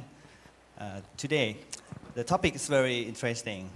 The global intellectual property system is currently facing challenges related to the perpetual patenting, known as evergreening patents.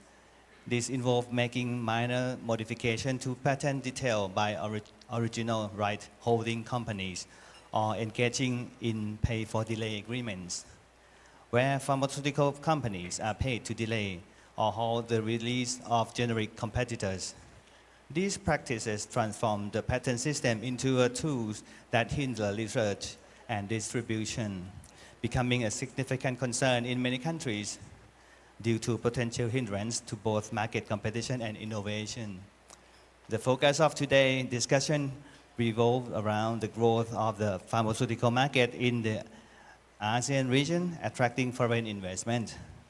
Regulatory bodies in both competition and intellectual property are tasked with finding solutions to these issues, aiming to make the patent system a mechanism that promotes competitions, lower drug price, and enhance consumer access. The esteemed panelists for today include Mr. Chandra Setiawan, the Commissioner of the Indonesian Competition Commission, Mr. Ngao Dak Min, Deputy Chairman of the Vietnam Competition and Consumer Authorities, Mr. Marcus Meyer, the Senior Attorney from the Bureau of Competition and the US FTC, and the last, Ms. Fatima Mamagon. She's the Intellectual Property Rights from the Intellectual Property Office of the Philippines. We will begin with Mr. Marcus, who will present the challenge related to the pharmaceutical patent and the enforcement of US FTC law. After that, the following will be invite Mr. Ngao Dak Min and Mr. Chandra from VCC and ICC to provide us an overview of the pharmaceutical industry in Vietnam and Indonesia. And the last, Ms. Fatima, will then share insight on pharmaceutical patent in Philippines. Okay, please, Mr. Marcus.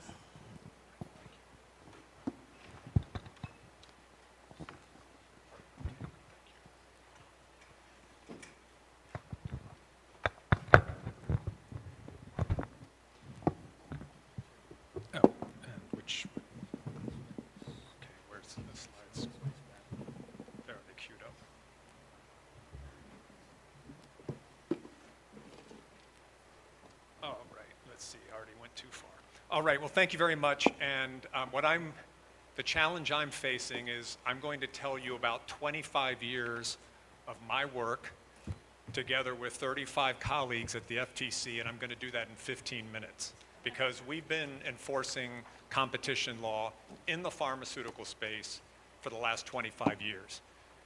In my office, we conduct investigations, and if the case goes to trial, we also try the case in courts. So I personally have tried cases all across America in district courts, courts of appeals, and you're going to hear about one case we got all the way up to the US Supreme Court.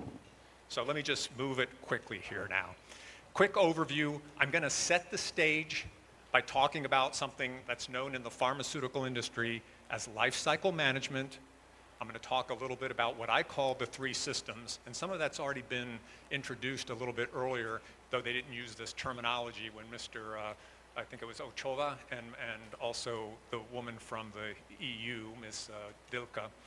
I'm going to talk about the three systems, the important context that you have to understand in order to successfully bring cases in the pharmaceutical industry for antitrust violations. I'm going to talk about two types of cases. We've done many different types of cases, but I'm going to talk about two types that were highlighted in the introduction, so-called pay for delay and evergreening. And the most important thing I'm going to do is I'm going to point you to far more information that you can find on the FTC's internet, because I can't possibly really talk about 25 years in 15 minutes. Life cycle management, also sometimes called evergreening. You've heard the term evergreening, it was used earlier today. They're actions that brand and generic companies take to protect an existing product from competition. Every pharmaceutical company, brand and generic, but especially the branded companies, have some kind of a life cycle management team inside the company. This team consists of intellectual property lawyers, regulators, people who have experience with food and drug regulation. It includes scientists, it includes doctors, pharmacists. It's a multidisciplinary team, and their job is, once you have a successful branded product or a successful drug product, you want to keep that success going as long as possible. So you bring together this multidisciplinary team that tries to do everything it can to extend the life of the product as long as possible, because the longer they can sell the product, the more profits they can make. This conduct can be perfectly legal and perfectly legitimate under all of the different systems that I've looked at around the world, but under certain circumstances, they may cross the line. And I'm going to talk about two of those circumstances where the line might be crossed. The three systems that we're talking about are the patent system, the pharmaceutical regulatory system, and the medical care system. And again, you've already heard a bit about that today, that to be an effective competition enforcer in the pharmaceutical space, you have to understand the patent system. You have to understand what a patent is and what rights accrue to a patent. You have to understand the pharmaceutical regulatory system. We want to make sure that drugs are safe and effective. In the United States, we have an organization called the Food and Drug Administration. They consist of doctors and scientists and pharmacists, and their main job is to make sure that if human beings in America take drugs, the drug works and it's safe. You have to understand that regulatory system. You have to learn it. If you don't know it, you have to learn it. And finally, we have the medical care system, which also creates its own set of problems. For most of us, when we think about being a consumer, we think about a person who decides, I want a new car, or I want to buy a new pair of blue jeans or whatever. You pick what you want to buy, you go and buy it, and then you put on the jeans or you drive the car. In the healthcare system, and this is true everywhere in the world, even though medical care systems are different, there's one person who picks, that's the doctor. There's one person who pays, that might be your insurance company or it might be your government. And there's another person who actually swallows the pill. And so that decision that's normally made by one person called the consumer may actually be made by many different people. And that's true everywhere in the world, even though our medical care systems differ greatly. And that creates its own set of issues and problems and potential problems in this area. So let's talk about reverse payment agreements. Wait a minute, what's reverse payment agreement? I thought you said pay for delay. In America, we use the term reverse payment agreement instead of the words pay for delay. We used to use the words pay for delay, but we brought a case all the way to the Supreme Court. They decided to call it reverse payments. We decided we're going to go with them. Here's the scenario. Let's split this room in half. You guys are the branded industry. You all are the generic industry. I'm the I'm the FDA, or I'm sorry, correction. I'm the FTC. I'm the competition enforcer. You're the brand companies. You're the generic companies. Here's the scenario. All of a sudden, you generic companies want to enter the market. You want to bring in your low-cost, cheaper generic version of their branded product, and they sue you for patent infringement. Okay, so we have a lawsuit going on between two sets of private companies, the branded companies and the generic company. And at some point, like most litigation, it's true in America, it's true around the world, you look at each other and you say, why are we spending all this money fighting each other? Why don't we settle our case? And the type of settlement that we're worried about has two terms. It must have both of these conditions to be problematic.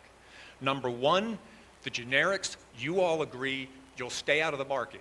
Even though you have final approval from the regulator, even though your product has been approved and you're ready to enter and you can make the product, you choose to stay out for some period of time. And in return, this side of the room, the branded companies pay you money.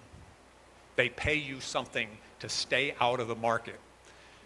The reason we call this a reverse payment agreement, any of you ever done patent litigation? Any familiar with the patent system? In the patent system, the brand companies are the patent holders and you are the alleged infringers.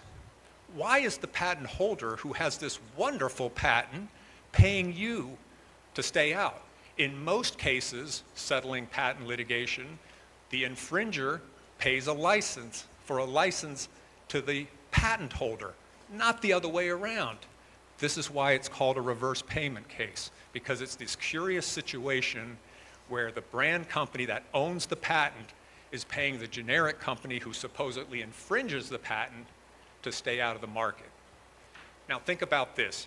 Brand companies, what's your incentive? Your incentive is to keep the generic out as long as possible. The longer you can keep them out, the more money you make. Generic companies, you don't make any money till you enter. You want to get in as soon as possible. That's your incentive. If all you did in this settlement was agree to split the life of the patent, let's say the patent was 10 more years, you did a 50-50 split, me as the competition authority, I could care less. You have opposing incentives. You want to stay out as long, you want to enter as soon as possible, and whatever you worked out must reflect your best judgment about the merits of the patent litigation. But now all of a sudden, they pay you some money. Are they paying you for that same early entry date, or are they paying you to push you out further? That's what's going on in these cases.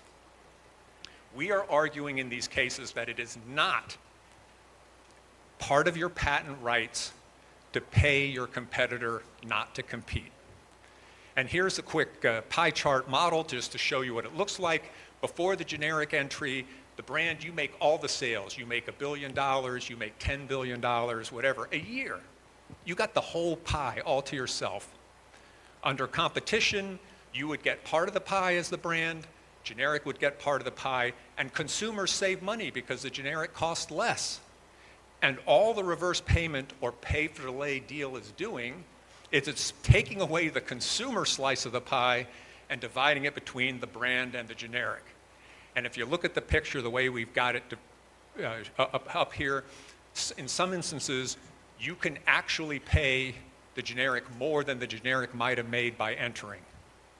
They're splitting, they're just taking away the consumer's piece of the pie.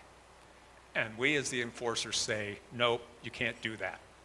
I've highlighted, these are all different reverse payment cases. I started the very first ones in investigations in 1998. In 2000, we brought our first cases. These first couple cases that I have in 2000 and 2001, we didn't even have to go to trial. They gave up. These cases involved brand company literally paying a bag of cash to the generic companies. The other last one I got highlighted is FTC versus activists. This is the one that went all the way to the Supreme Court. Before this activist decision, the courts were saying, it's okay. It's okay for the brand to pay the generic. It's within the scope of their patent rights. And the Supreme Court said, no, it is not within the scope of the rights of your patent to pay your competitor not to compete. All right. Product hopping. Okay, again, where'd that term come from? You said evergreening earlier, you said life cycle management. Well, we call it product hopping when it's an illegal act. And what we're talking about here is you have to understand the regulatory context.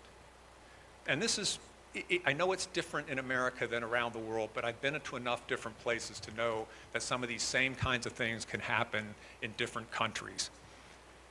The FDA in America has to decide that a generic product really is the same as the brand. And if the FDA decides that the generic is really the same as a brand, then pharmacists all across America are allowed to take your brand prescription and give you the lower priced generic product instead. It creates an automatic market for generics. That's basically what's going on. FDA said, generic, you're the same. Pharmacist says, I'm going to switch you to the lower cost generic. Okay? That's the picture. But what they do, what the life cycle management team and some of these pharmaceutical companies do, is they make some little switch to the brand of product right before the generic companies enter. And these are just some examples. You can switch it from a capsule to a tablet. You can switch it from a tablet to a capsule. You can make it, instead of 70 milligrams, it's only 60 milligrams. You can make it chewable instead of swallowed. Whatever, you start to change the form in different little ways, and it's no longer automatically substitutable. The generic can no longer automatically be substituted by the pharmacist. This is what's going on in product hopping. Some of these switches are perfectly fine. We would all agree that if you have to take a product 3 times a day and they make it a once a day pill, that's a good thing. But what if they just take a small little pill that nobody has any problem swallowing and they make it chewable instead? Well, maybe that's not as worthwhile. This is the tough job we have as enforcers. So our theory of product hopping has to have 4 characteristics. It has to be a minor non-therapeutic change, something that's not actually medically beneficial for you. You have to have actual or constructive removal of the branded product from the market. By constructive, I mean they make the price so high that nobody would even buy the old product anymore. You do this right before the generic is about to enter, and it has to be done by a company with monopoly power. Here are some of the FTC product hopping cases. We've had a number of them going back to 2000. The ones that I've highlighted in 2019 and 2020 was interesting because it was also being prosecuted criminally because these companies had made up false information that they gave to the Food and Drug Administration as part of their product hop. And so we also brought an antitrust case at the same time that there were criminal prosecutions and people from these companies who pled guilty to crimes. All right, I told you, last thing I got to do is just say, hey, look, there's a lot more information available on the FTC's website. This is that document. I'm going to retire in December, so this will be the last time my name is on this document. But this is a 110-page compendium of every case, 110 pages of every case we've ever done in the pharmaceutical industry by different topics, with hyperlinks to much more information about each one. We also have done a number of sector studies and reports, and they're also available. They're discussed in here. Pay for delay, how it costs consumers billions of dollars a year. We have a number of other studies and reports. So if anything I said today was at all interesting to you, and you can't remember what I said, don't worry, just go here, take a look. Thank you. Thank you, Mr. Marcus. That's very comprehensive explanation about the pharmaceutical market and best practice from US FTC expert. So now we have to move on, Mr. Ngao Dak-Ming, to give us a presentation on the my place. Okay. The Vietnam. Okay.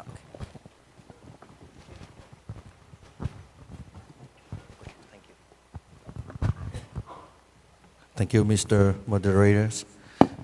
First of all, I will misuse my time to say thanks to PCC and its chairman, its commissioners for this excellent arrangement for the conference.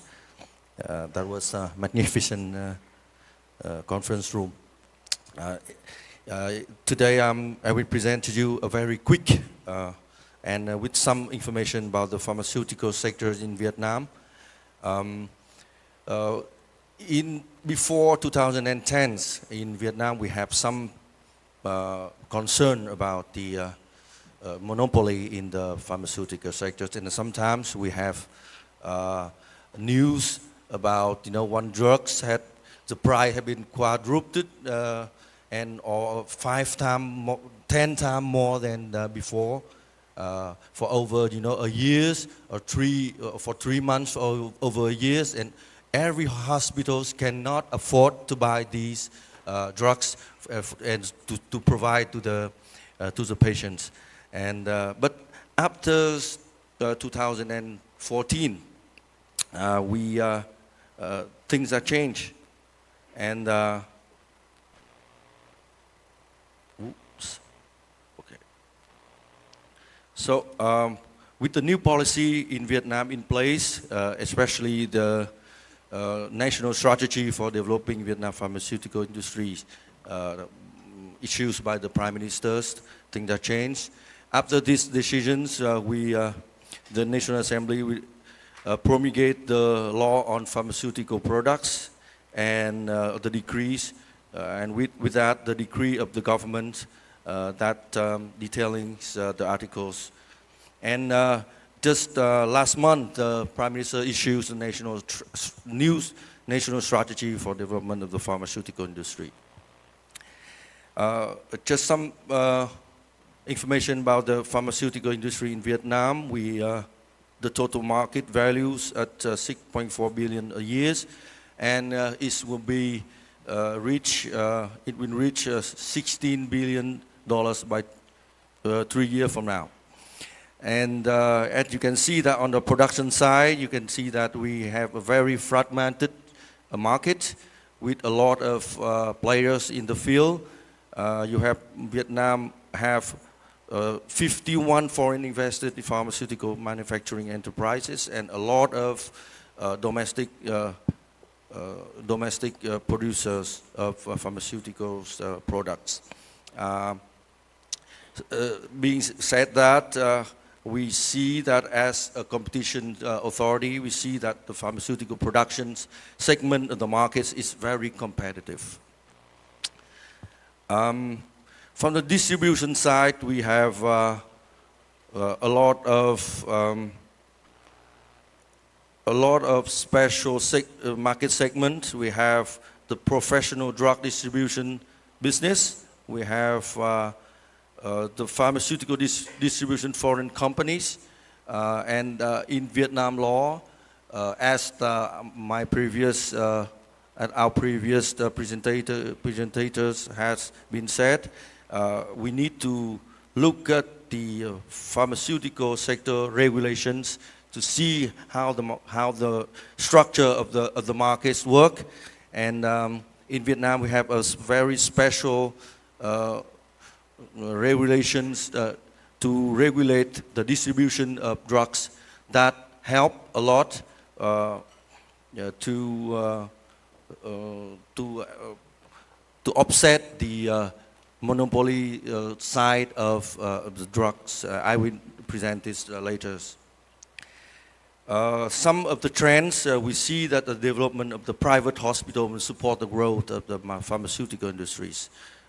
In Vietnam right now, we have many of the chains of the private hospitals that increase the growth of the pharmaceutical industries. We have also a trend that the generic drugs will achieve strong role in the coming years. The prescription drugs are expected to account the biggest shares in the pharmaceutical sale in the coming years. That is some trend in the retail sectors. Right now we have 57,000 pharmacies in Vietnam, which is the traditional, mama shop, papa shop to sell drugs. And equivalent to 6.6 pharmacy for 10,000 people.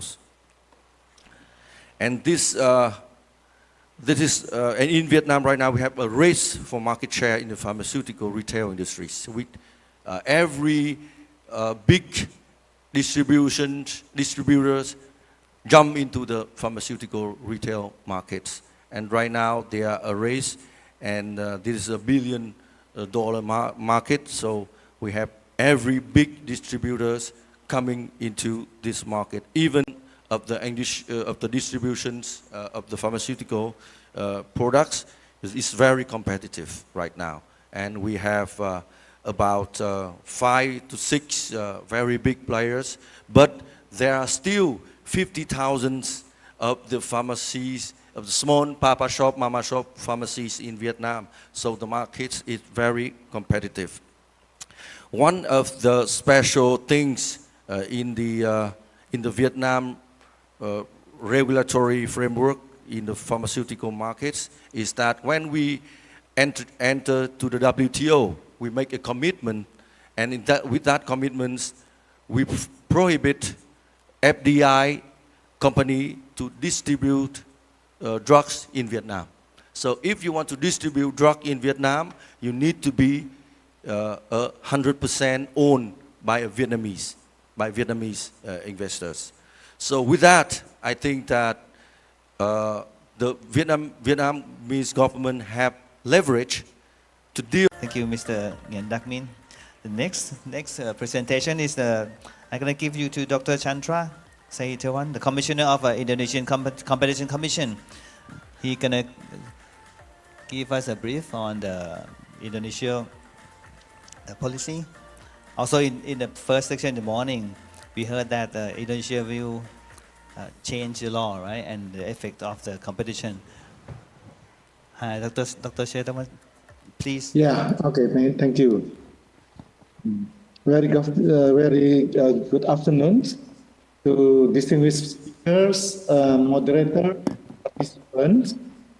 Thank you for the opportunity to represent Indonesia Competition Commissions and discuss anti-competitive practices and licensing in the pharmaceutical market. The pharmaceutical industry, next. The pharmaceutical industry in Indonesia is crucial for the well-being of the populations. The Indonesian pharmaceutical industry, the Indonesian pharmaceutical industry has experienced growth, yet in 2022, it faced a slowdown as the COVID-19 pandemic concluded. While its contribution to GDP increased, its performance growth was slower than previous year.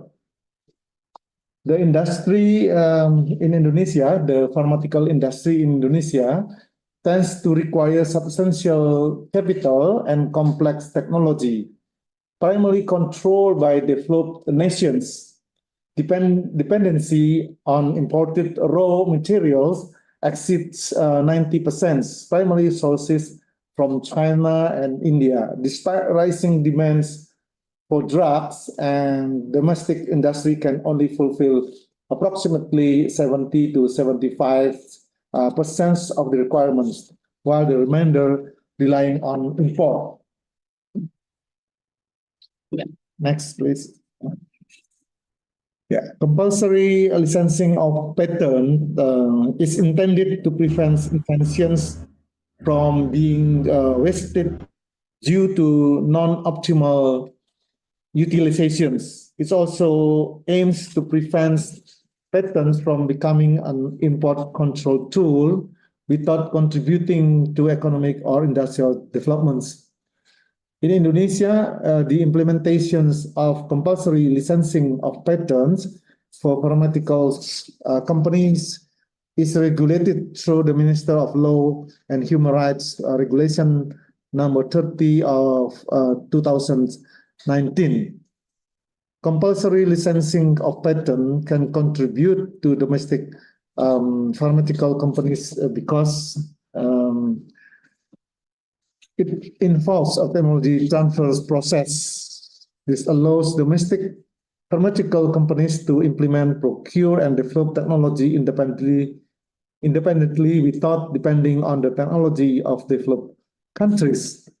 However, achieving these results, an active role for domestic companies to explore eligible patents and establish a sophisticated technology transfer system that is on par with the developed countries is important. One practice that negatively affects the next slide, please. Yes. One practice that negatively affects competition in the pharmaceutical sector is patent evergreening. Extended drug patents through minor modifications allows pharmaceutical companies to monopolize their products longer, limits public access to crucial drugs, and raises healthcare expense. Efforts to counter patent evergreening involve challenging patent validity through oppositions processes, emphasizing stringent patentability standards, and advocating for regulation allowing civil society participations in patents examinations. One infamous practice for patent certification in the pharmaceutical sectors is the pay for delay agreement. Yeah, pay for delay occur when a patentee agrees to compensate a potential or alleged patent infringer to refrain from competing against the patentee for some period of time. Next, please. Yes. Under Indonesian competition law, intellectual property rights (IPR) in Indonesia are exempted from competition law per Article 50, point B, encompassing agreements related to licenses, patents, trademarks, copyrights, industrial products design, integrated electronic circuits, trade secrets, and franchise agreements. Guidelines issued by the ICC clarify the condition of IPR exemptions, whether the license is required and whether it can be categorized as essential facilities.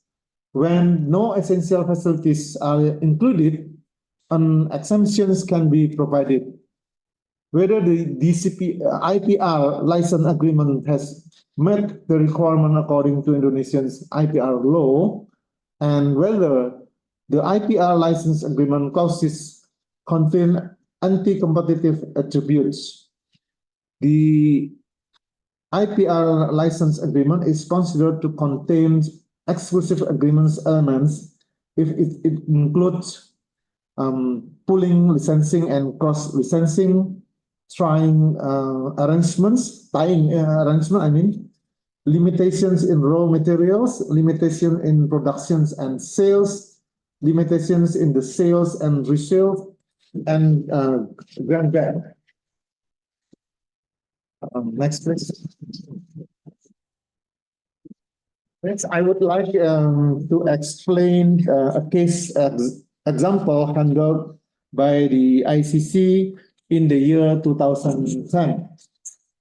Pfizer Indonesia and 4 Pfizer Group companies from the United States and Panama, along with Dexa Medica, have been found to engage in cartel behavior regarding alomadipine's-based anti-hypertensive drugs. The evidence show identical pricing trends between Pfizer's Norvax and Dexa's Tensifast due to price fixing, supported by communications. In their defense, Pfizer and Dexa attempted to use the intellectual property rights exemptions. However, it was found that the patent right has expired. Yeah, ICC also emphasizes that according to the guidelines on the exemptions of IPR, such exemptions should not result in anti-competitive behavior, which significantly affects the competitions of the market. Due to this violence, the ICC imposed fines on Pfizer Indonesia in Indonesian rupiah 25 billion and Dexa Medica in Indonesian rupiah 20 billion. the way forward. The last slide, please.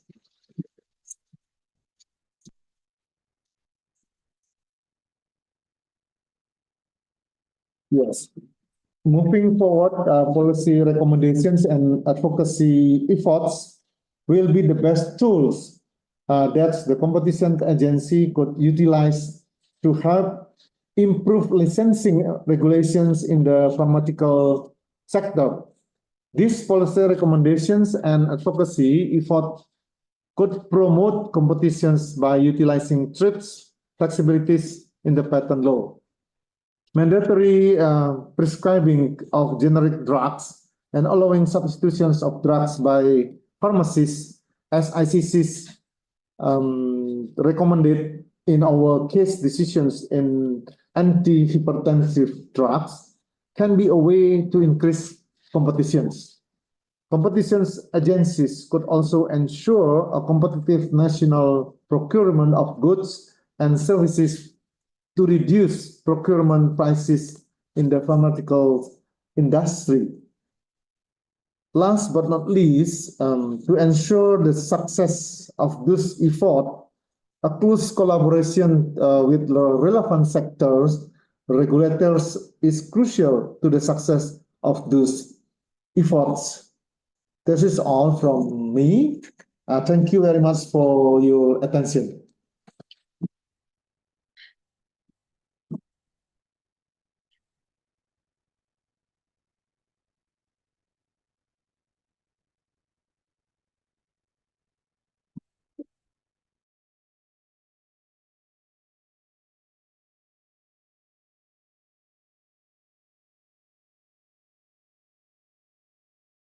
Ma'am Macon, she will share her insight on pharmaceutical patent in Philippines, please.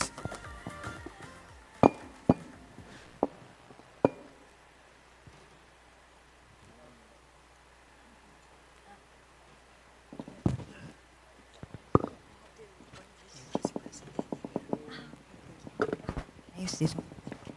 Hello, I'll discuss about the patent aspect in terms of combating anti-competitive practices in relation to pharmaceutical markets.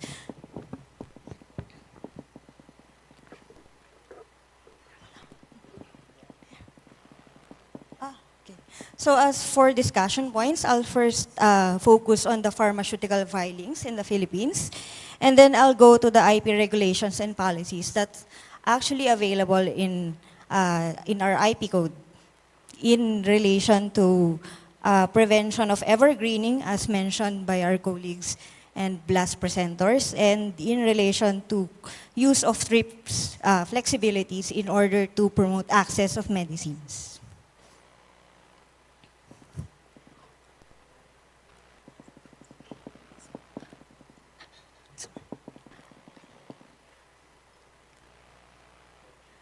So in first for the PH patent filings, as you can see, more of our filings for the last 9 years is focused more on from PCT or foreign filings. So our local filings is only makes up of 3% of our filings, so we're dependent on foreign filings.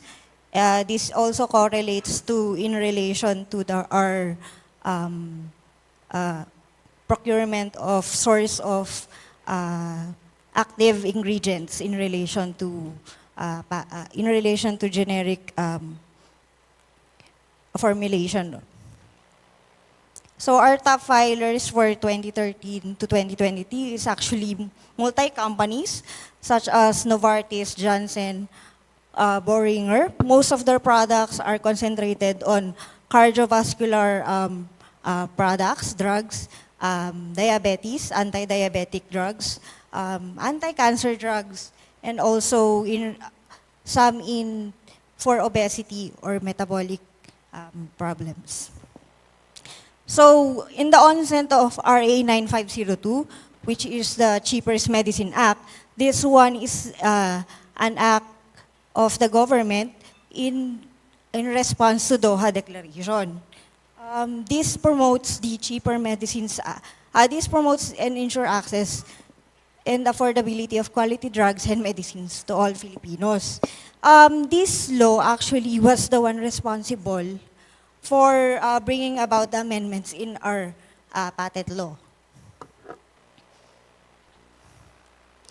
So accordingly, the Doha Declaration, Philippines is a signatory of TRIPS agreement. So under TRIPS agreement, we are required to grant patents to products, and that includes pharmaceutical products. This also includes the granting of patent protection to not only to products, but it also extends to use and process in making those products. So under the Doha Declaration, the World Trade Organization recognized that patents may also promote monopoly in relation to pharmaceuticals. So they recognize that the member states can use TRIPS flexibilities provided under the TRIPS in order to promote access to their essential medicines. So among those is the compulsory licensing, and the member states are free to make their own grounds in granting compulsory licenses.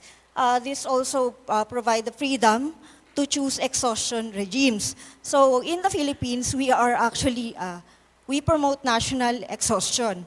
However, there's a very specific exemption in relation to drugs and medicines wherein we practice international exhaustion. So meaning the first sale of the originator drugs, if sold anywhere in the world, even not within the national jurisdiction of the Philippines, we can then buy that without or import that without the problem of infringement. So there's also 3 waivers under the TRIPS Article 31. This removes the limit on the exportation of generics products. Before, compulsory licensing only grants the supply. So those grant the supply of medicines that were manufactured in relation to compulsory licensing only to supply the domestic market. However, under the waiver of Article 31 TRIPS, there is a removal to the limit of the exportation of those products that were made during compulsory licenses in order to supply the countries which have no capacity to manufacture their own generics, and or those that may have a capacity to manufacture their own generics but insufficient to supply the demand in the market. So under TRIPS flexibilities, the Philippines actually have licensing agreements, which is voluntary licensing, compulsory licensing, and special compulsory licensing. There's also parallel importation and the use of BOLAR provisions. So what is BOLAR provisions? So BOLAR provisions provide exemptions to those generic companies to actually use the product, patented product. This is only for regulatory purposes. So even if the product is still covered under patents, the generic companies can now use it to provide testing, to provide their own testing and use it for their regulatory approval. So this ensures the faster entry of generics upon the expiration of the patents. So under voluntary licensing in the Philippines, we have revised our implementing rules and regulations. This became effective on February 21 of 2020. It includes the prohibitory and mandatory clauses, which should be, which is important to combat the anti-competition process during licensing.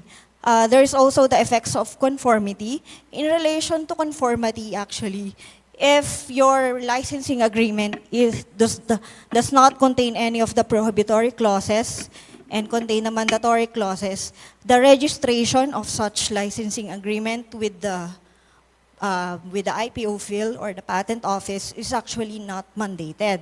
However, on the instance that it was found that the licensing agreements actually violates the competition law and actually violates also the prohibitory clauses under the voluntary licensing agreement, then it will be unenforceable.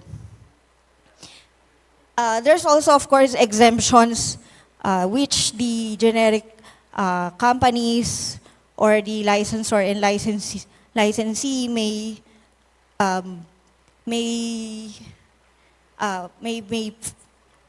file to the IPO field in order to exempt them from the use of the prohibitory and mandatory clauses.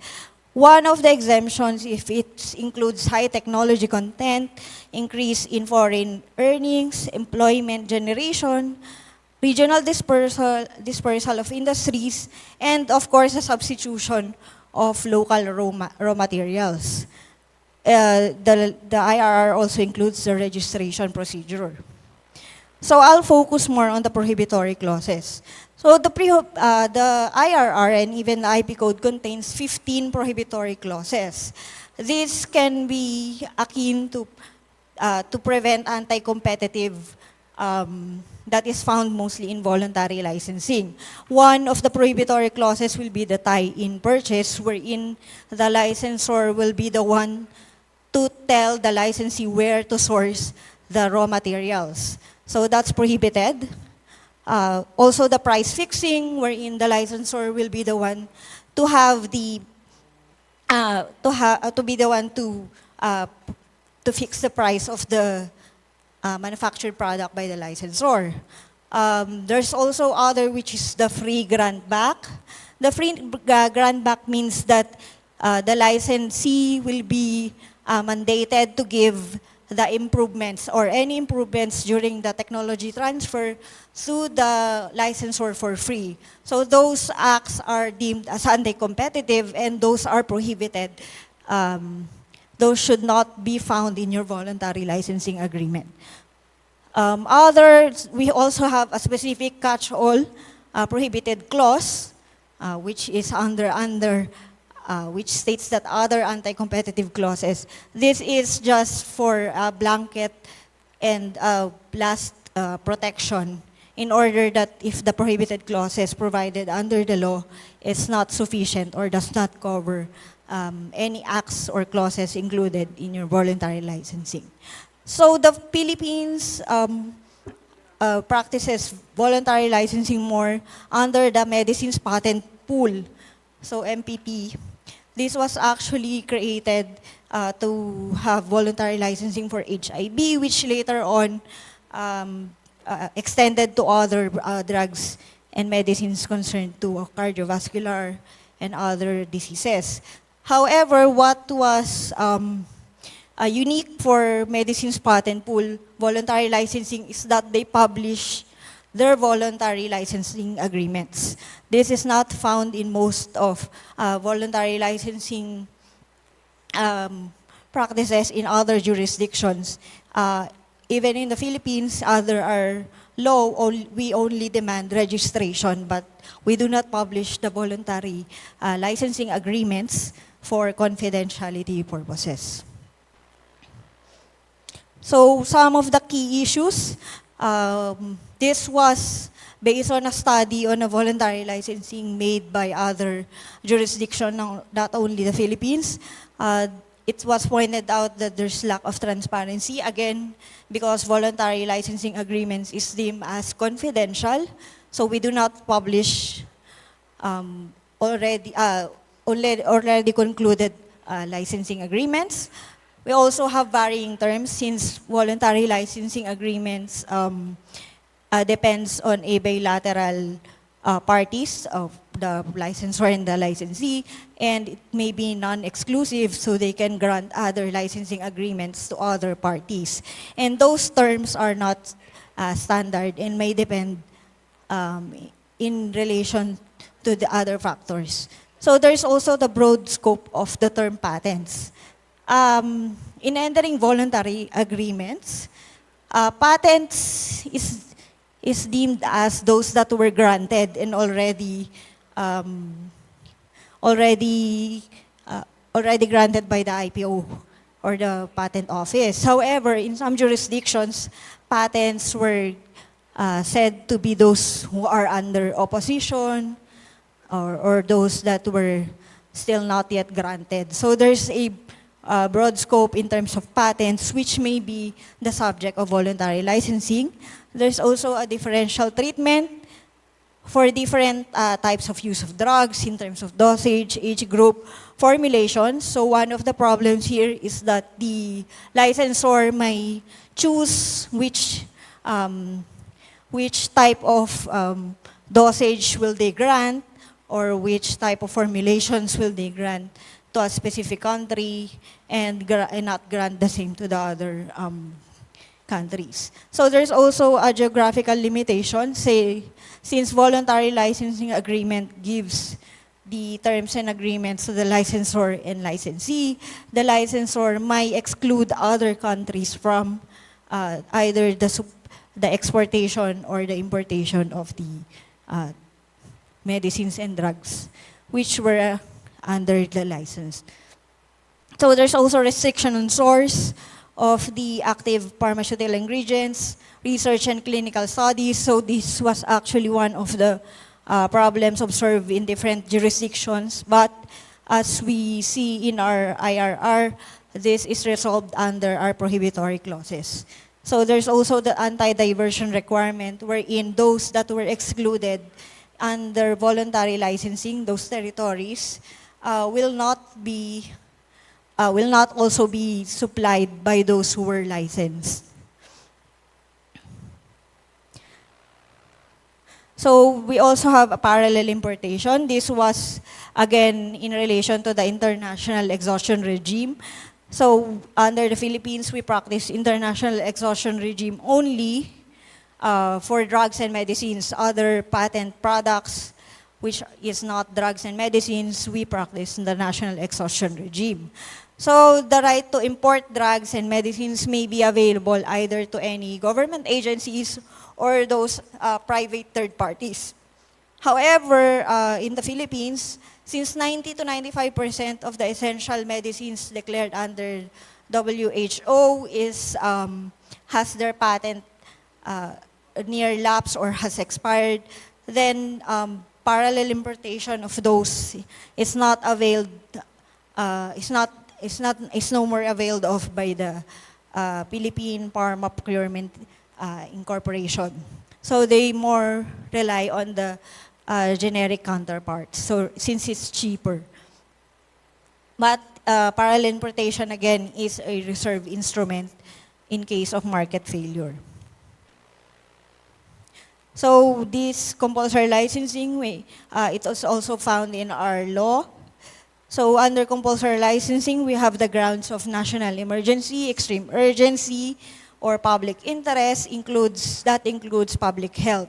The compulsory licensing is centered more on granting license to those who can manufacture or have the capability to manufacture.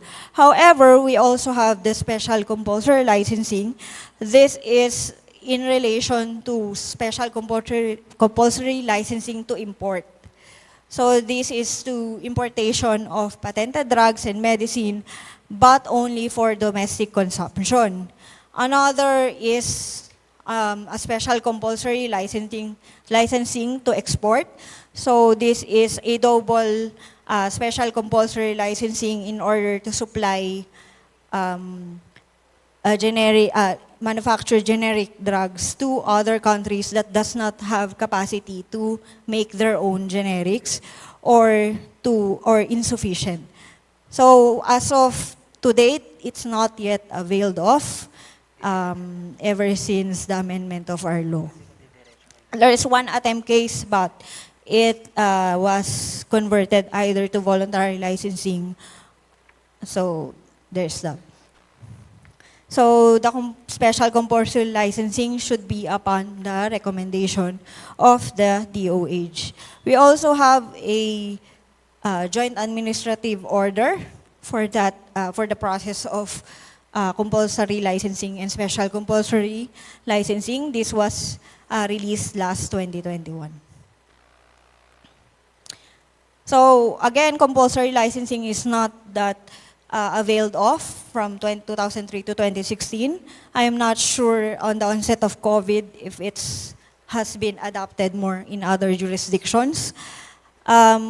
In some studies, it does results to price reduction, and compulsory licensing may be availed of in terms of when the voluntary licensing agreement did not push through due to patent holders' refusal to grant license to third parties, or if you think that the terms of agreement would be prejudicial to your country. So compulsory licensing is always available. There's also non-assert declaration. So this was made by the company upon the issuance of compulsory licensing from another jurisdiction. So they made a non-assert declaration for their product after the issuance of compulsory licensing. So this one we've heard before, patent evergreening. So the Philippines, we amended our IP law. This is akin to the India patent law part, wherein we amended our patentability definition in order to account that new forms such as those there's an originator compound and you just discovered a new salt, new esters, new formulations of that drug, which resulted to a minimal innovation. So we made that as deemed as inherent and deemed as mere discovery and thus not patentable in our countries. Of course, there's a guidelines on that, on how we examine those cases that fall under new forms, new uses, and even new process. So as of yet, there's also no study conducted on the direct impact of the amendment on our IP law in relation to the product, to the price reduction of medicines. So under the onset of our amendment in our IP law, there is actually 382 applications from 2009 to 2021 that was deemed as under new form or new use or known process. 36% is granted. However, for those refused and or under appeals or forfeited, we have 4.71% and 32%. There's spending of 26% as of 2021, so that's not yet updated. So thank you. Right. Right. Thank you, Ms. Fatima, for giving us the overview and make us understand what is the IP in Philippines. I learned a lot of vocabulary today. That's new to me. So next is a Q&A question. Can I see the question?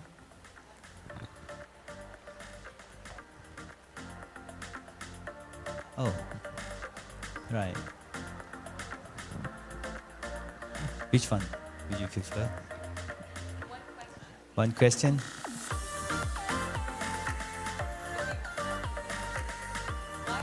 Can Philippines, okay.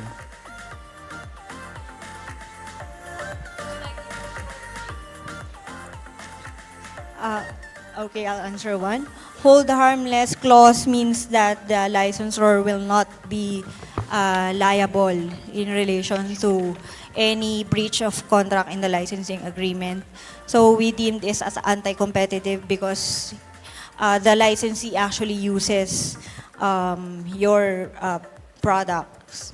So in relation to that, and it also stems, the use of that also stems from the transfer of know-hows. So in some point, the licensor also has the duty to actually give the proper transfer of technology to the licensor, to the licensee.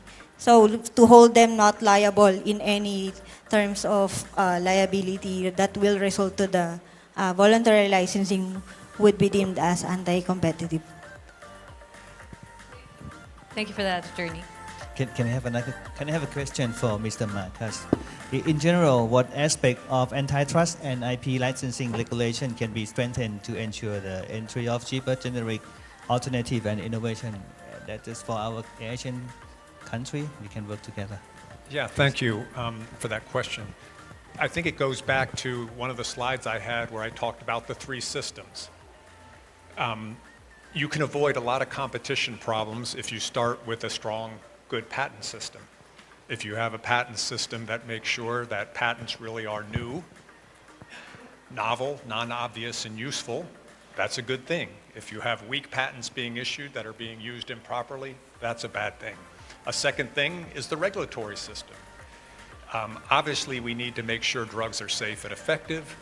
When you do that, you have to have a lot of regulations. When you have a lot of regulations in antitrust terms, that creates barriers to entry. It means somebody can't just from one day to the next enter the market. They have to go through the same processes in front of the regulator. But you can design the regulations in the first instance to take competition concerns into account. And then the third piece is simply working, like a lot of the discussion so far in this program, is working cooperatively with others across ASEAN countries, but also within your own government, working carefully with your patent and trademark office, working carefully with your sector regulators like the Food and Drug Administration.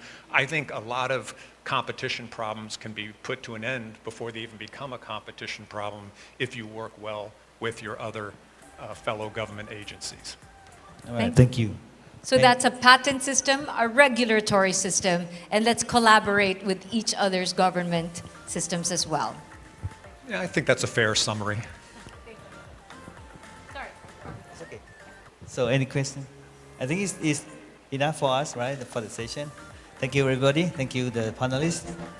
And with that, a round of applause for our Session 2 panelists and moderator, Deputy Secretary General Vardana Buti, Commissioner Setiawan, Deputy Chairman Min, Attorney Mayor, and Attorney Mamangon. Thank you so much.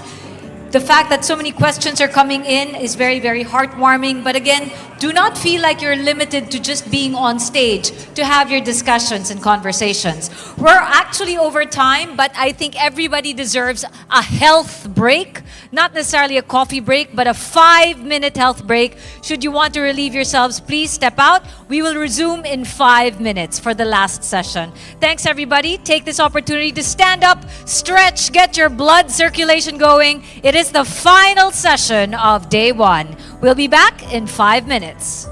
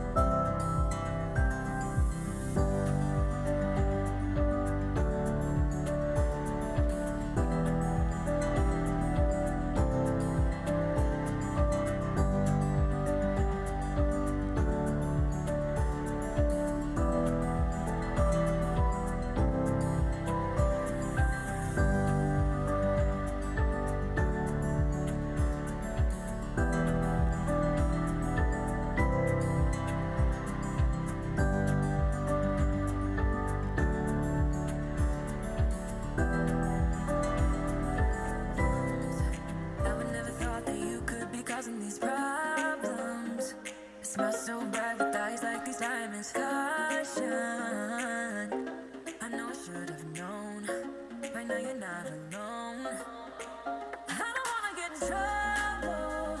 See where you stand. I don't wanna see you crumble.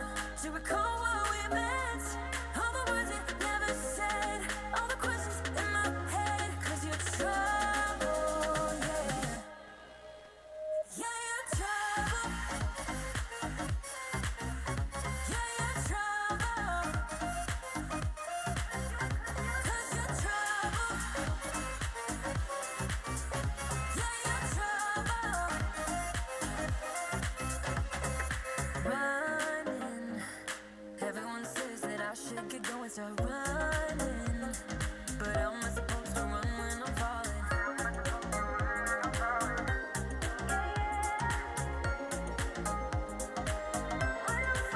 I don't wanna get in trouble. See where you stand. I don't wanna see you crumble.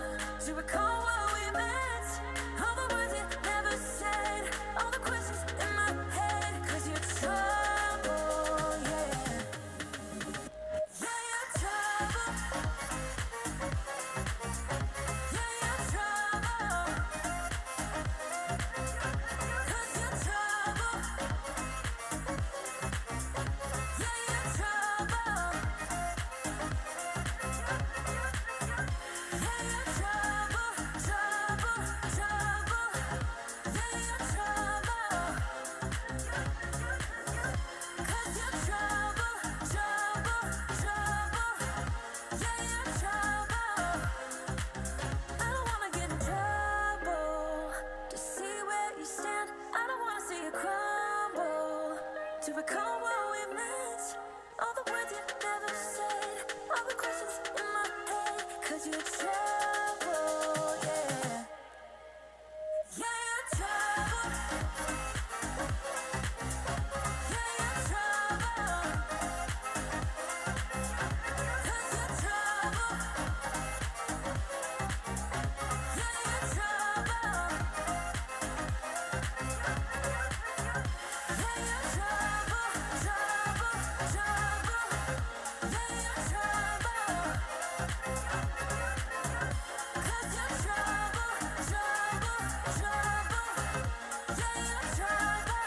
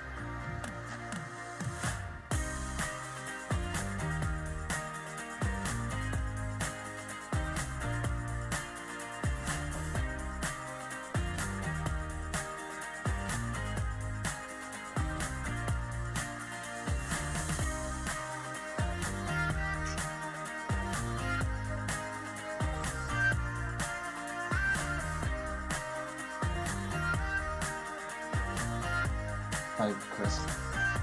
Hi. Just to say, I can see you and hear you fine.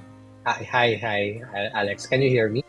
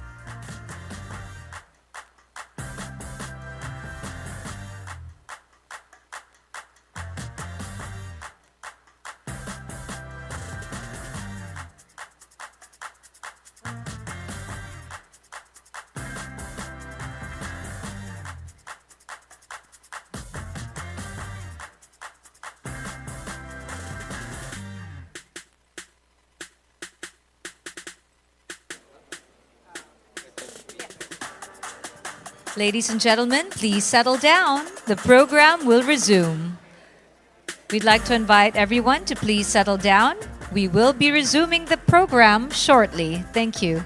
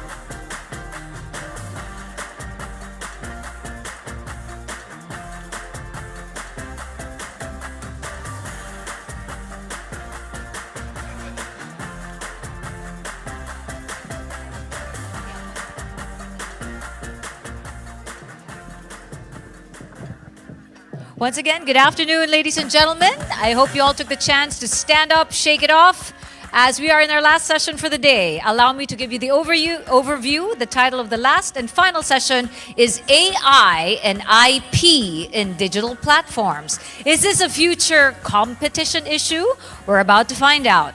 Artificial intelligence has undoubtedly revolutionized the global economy. It increases output potential of various sectors. At present, multiple developers have been racing to be the market leader in powered platforms by AI. Although IP rights currently seem to not pose an issue with the accessibility of AI technologies, the winner-takes-all dynamic in digital platforms may make it an issue in the very near future. So ladies and gentlemen, this third and last session tackles the latest developments in AI and its growing role in the global economy, the complex relationship between AI and IP, and AI's potential impacts on market competition. The moderator, we have Commissioner Mara Victoria Querol of the Philippine Competition Commission, who I'd like to invite on stage with our panelists, Dr. Paul Chang, Senior Economist at the World Bank Group, and Mr. Iskandar Ismail of the Malaysia Competition Commission.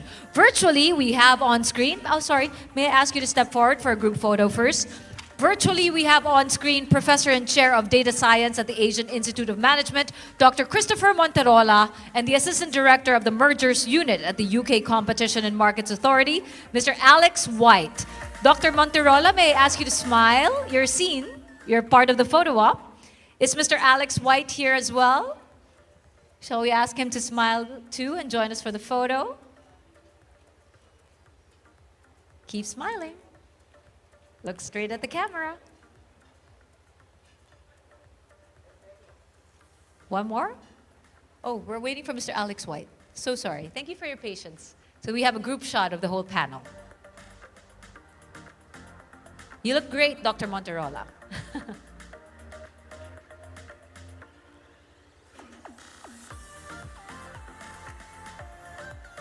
There he is. Hi, Alex. Alex White, please smile. There you go, side by side with Dr. Monterola. To my panelists here in the ballroom, everyone smile. Believe it or not, Mr. Alex White and Dr. Monterola, you look great. You are actually part of the group photo. Keep smiling. And we got it. I will now turn you over to our moderator, Commissioner Querol. Good afternoon.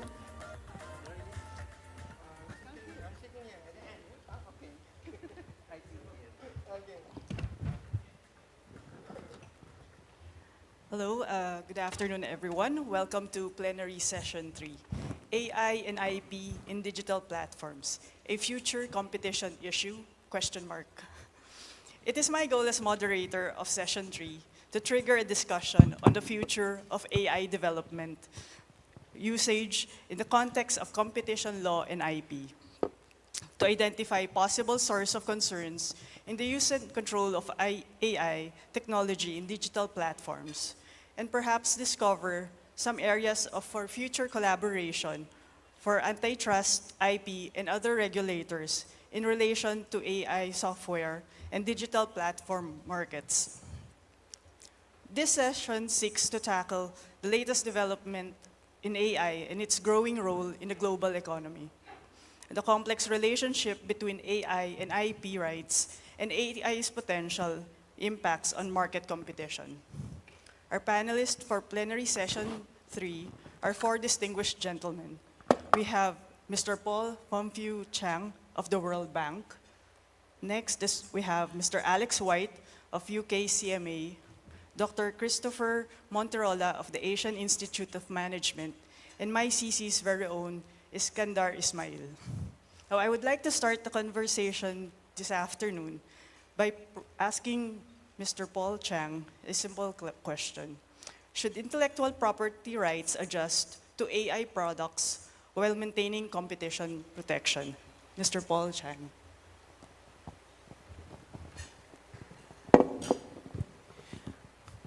Okay, yes, so I thank you very much for this invitation to Dr. Michael Aguinaldo and also to the PCC for hosting this event. I think there should be a relationship, a close relationship between AI technology advances and also the intellectual property rights. I think we have seen in the previous session, there has to be a lot of collaborations, but also there has to be a lot of innovations that can go through. And with these technological advances, what is going to happen in the case of competition, there will be a new restructuring of markets. That is something that is unavoidable, but also is something that has to be seen by the competition agency. In different ways, there can be a lot of abuse of dominance. There can be also mergers and acquisitions issues. So there has to be a close relationship between them. So more than adjusting one to the other is actually keeping an eye on them, because the competition issue has on its own roots innovation. So we cannot forget about innovation, and we cannot prevent that the innovation actually makes some changes in the market by itself. But innovation is part of what comes with the technology, but also what comes with human behavior, with the strategy of firms. And it is in this interaction between the two that can be some kind of abuses, sometimes unintended consequences of what competition is. Yeah, over. Yes.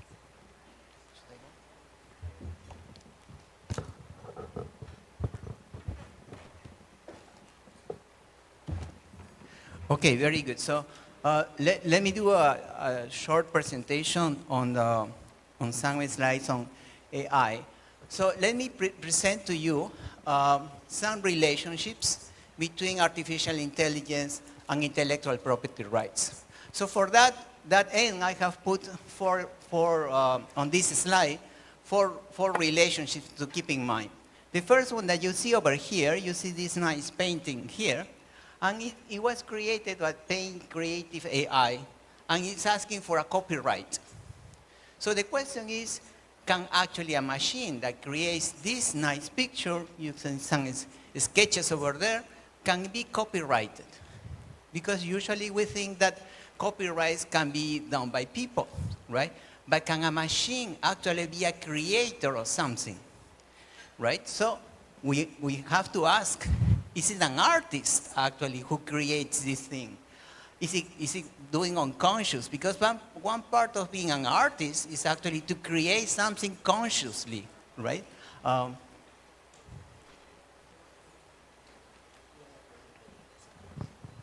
Okay.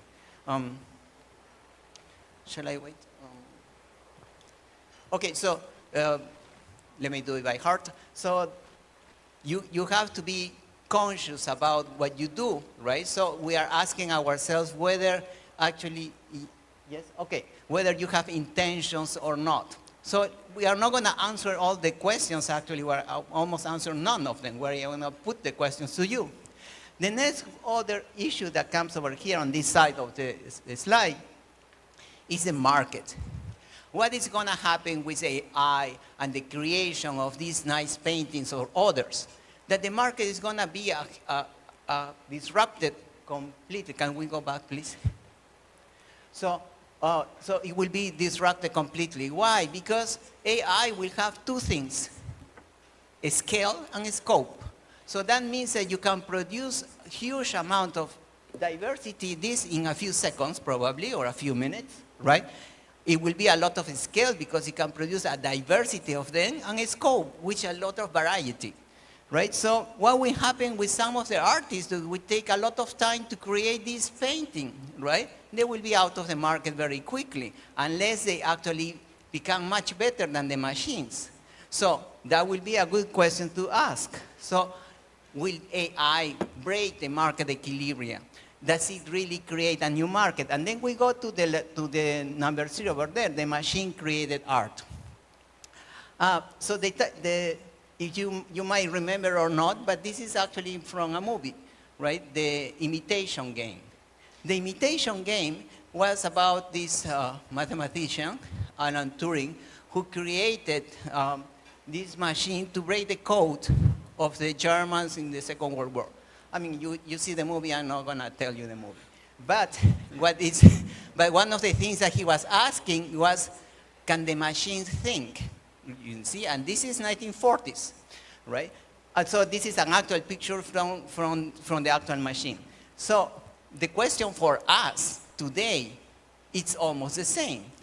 Can these machines create, not only think, but create too, right? And so we leave the question open, but if it creates, and if we actually think that it can be copyrighted, whatever it is that is going to be produced, then where is the limit? Because for people, we don't want to copy them to plagiarize your work. So how will that work with a machine, right? That produce and is copyrighted, this sort of thing. So here we just put the issue that it is very clear from our point of view, at least from the competition point of view, that a new market probably it is created. So, because it is the same that when we create that when the machine creates. So, good question for us. Let's go to the next one, please. So, let's try to rationalize what is going on here. So, in order to do that, I try to use a little bit of game theory in a very basic way. So you can have what is called the imitation, and I call the judging game. So it's actually the imitation game, but I'm putting an emphasis on judging, and you will see why. So if you follow this one, maybe it's a little bit too much to follow now, but if you follow the yes, yes, yes, yes, it means that let's start from the very beginning on this side, that there is something that is created, like the painting I showed you before.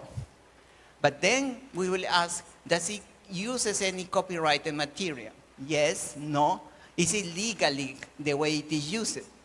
It is fair the way it is implemented. Can somebody complain about it? So if you can go through this simple decision tree, you are actually following what is a game. And what is a game? A game is something that is consisted, at least for the economists, on 4 things: the rules, the games, the strategies, and the payoff. So when we see this very simple decision tree, you can see that many decisions are taken over here, but also many rules. So it will be very easy to say, okay, so if we go through the yes, yes, yes, then at the end I can decide that maybe I can finish this copyrighted thing, and maybe the machine can have the copyrights. Is that a different market from the other copyrights? That's a good question for us to answer. Because even if the consumer knows that this is produced by a machine, can it distinguish the two? Right? Because a lot of the things that goes in the market is also, can I make a difference between the two? And in competition, this is critical, as you very well know, because when you are going to define a relevant market, you need to know what are the substitutes in this market. So maybe technically it is different, but maybe for the consumer it's the same. That will create a huge problem, of course. But then, even if we try to sort it out, and with this, what we are saying is that there could be a market, right? If there is a market, then you know what's happening, especially in this forum. There will be anti-competitive behavior. And that goes beyond the painting, right? Whatever it goes, even if this relationship between AI and the intellectual property rights, the next question will be, okay, what's the problem over here? And the main problem over here is going to be the anti-competitive behavior that can happen in this market. Because people are going to do the same thing as what happens in informal markets. And here it's going to be different, because in an informal market, you know what happens, right? You have products that are probably illegal, that they should not be there, and you compromise a little bit the quality by something that goes cheap. But with AI, is that going to happen? It's actually not. It's going to be, with technology becoming better and better and better, and cheaper and cheaper and cheaper. So it's going to be very hard to fight against this market. So one of the proposals will be, let's open this market. Let's regulate this market. Let's actually take it by heart, because this market is going nowhere. So, but can there be potentials for abuse? Of course there can be. In different ways that they can happen. Let us go to the next one, please. But one of the things that we have been talking about this AI is actually that the market, we can have to look at it because there will be competition in the market. But one thing that we should not forget, and especially here, is that these are public goods.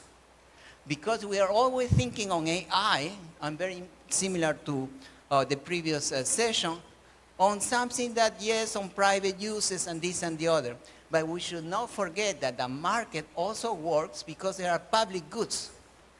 And the question over here is, are these markets actually breaking the relationship between private and public? And the public goods is something that is extremely important to consider, because at the end, what do we want? Yes, we don't want the profits, the companies to abuse. But what we want at the end of all this, of these market issues, is to have well-functioning markets. Markets that create wealth, that gives prosperity to people. This is the end. Of course, we're going to have firms, we're going to have people. Yes, we are going to have rules. It is a game. We're going to be in there. But we need to have public goods.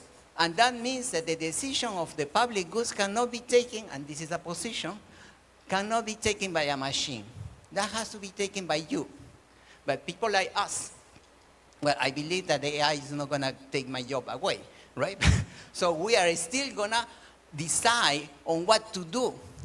And to tell the story, maybe it's a little bit heavy to read, but to tell the story, I was thinking about this movie that I saw a long time ago.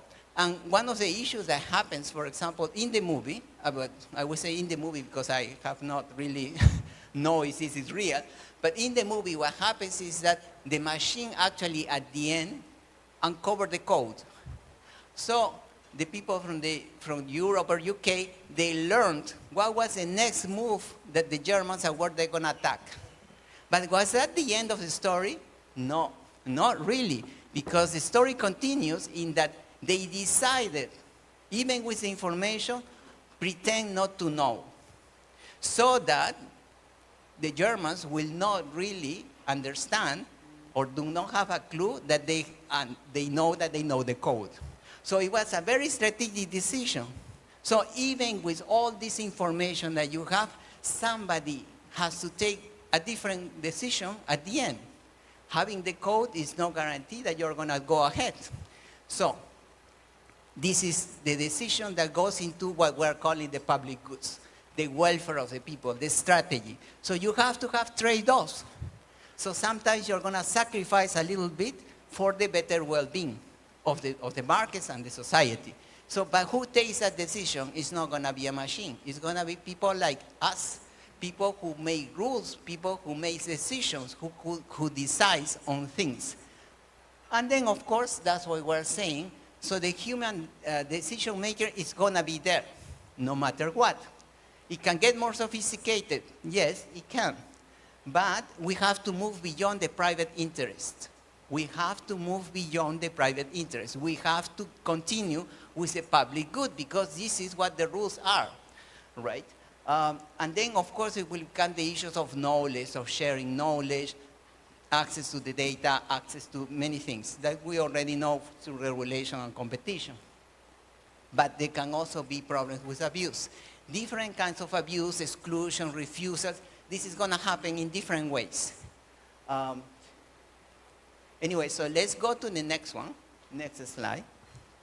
So this is mind-blowing, right? Nobody understands this. I say, okay, I'm leaving now. But if you look at this, actually this was created by us in the World Bank. It's not a piece of art, but I wanted to put the main issues that we put on the other hand over here. This is actually a network, but it's an algorithmic network. And one of the speakers, I think it's going to be online. He's a professor, he works on network. Maybe he can explain better. But what this shows is actually the different relationships, the different industries. This is for a particular country. This data is real. So we created this graph showing the relationship between the different industries, how close they are, whether they have a comparative advantage for producing, what is the size of the business. And then there are actually different maps over here. So I'm not going to go in detail because that's not the purpose of here. But we are also measuring, for example, the ownership part. Are they dominated by SOEs? Are they dominated by private firms? And what is the legal framework behind it? So this is what we said over here. This is a complex interaction. This graphic is actually a complex interaction between technology, law, and market dynamics. And this is actually the bread and butter and law economics. This is what competition agencies do. But this was created, this network was created with algorithms. But this is not AI. It is not AI. It was created with network. It resembles what an AI can do. But now what AI will do in the future, or very soon, is that it will take other data and will make a different map over here. It will update how this changes, how these little bubbles move in this space, and what becomes dominant or not dominant and this relationship. This is what an AI will do. Very much similar with what doing a painting. So I take the painting and I start moving, changing the colors like this. Well, imagine this in a more technical way, in an economics setting, and how these ones will change. So this is what AI will do. Will that leave me out of my job? I don't know. Well, I hope not, right? I might retire before that. But, so the issue is over here. Even if I have an AI who can update these ones, what are going to be the policy-making decisions over here?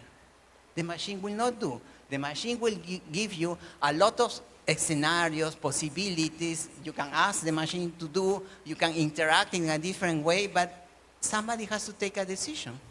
Somebody has to take a decision that maybe in this country we want an SOE, or maybe we don't want an SOE, or maybe we want PPPs, right? A combination between public and private. Maybe what we want is not to develop certain areas of these industries, and then you will see over here that some part of the graphics are a little bit white. This is because they don't have an industry. Maybe you will decide that the industries in which you do not have a comparative advantage today, you want to have it tomorrow. That one the machine will not do. It can give you the possibilities, but then you will have to decide. So at the end, there will be also a lot of behavior, because even if I know, if I implement central policies, competition policies, regulatory policies, something is going to happen in the market. Maybe it will be that a dominant player will become an oligopoly, right? Or a monopoly at the end, and then this picture that I see over here will change. So there are rules of the game. This is what we call this the imitation and judging game. Somebody has to imitate, but also somebody has to judge. I do the interpretation of what's going on with whatever we see.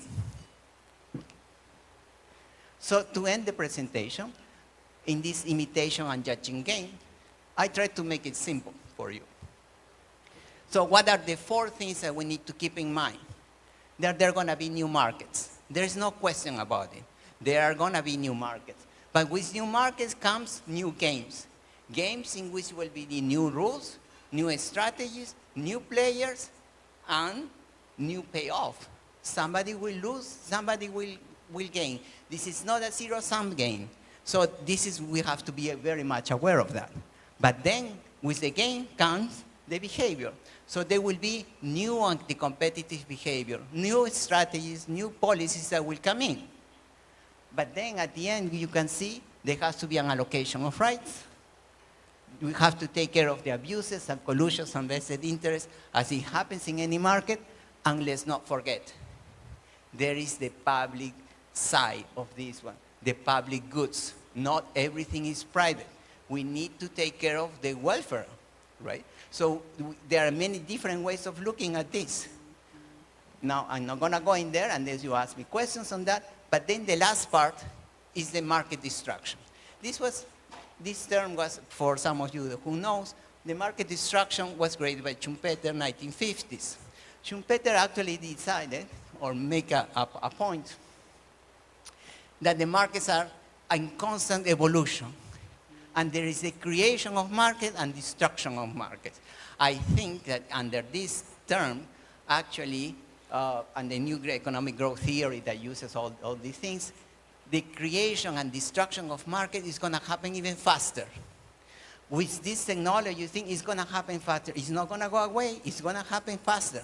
So we better be ready for the creative destruction of markets. So all this is going to be a big cycle of creating new markets, creating new rules, but then again, creating new markets, creating new rules. Because AI technology, it will depend on the creation and welfare that we create from these new markets, depend on our rules, and depend on our interpretation or uses of the rule.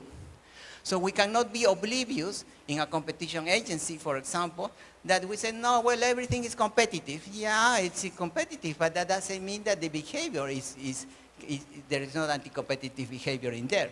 So it depends how we use the rules, how also this market will evolve. And this is the part of the creative destruction of markets.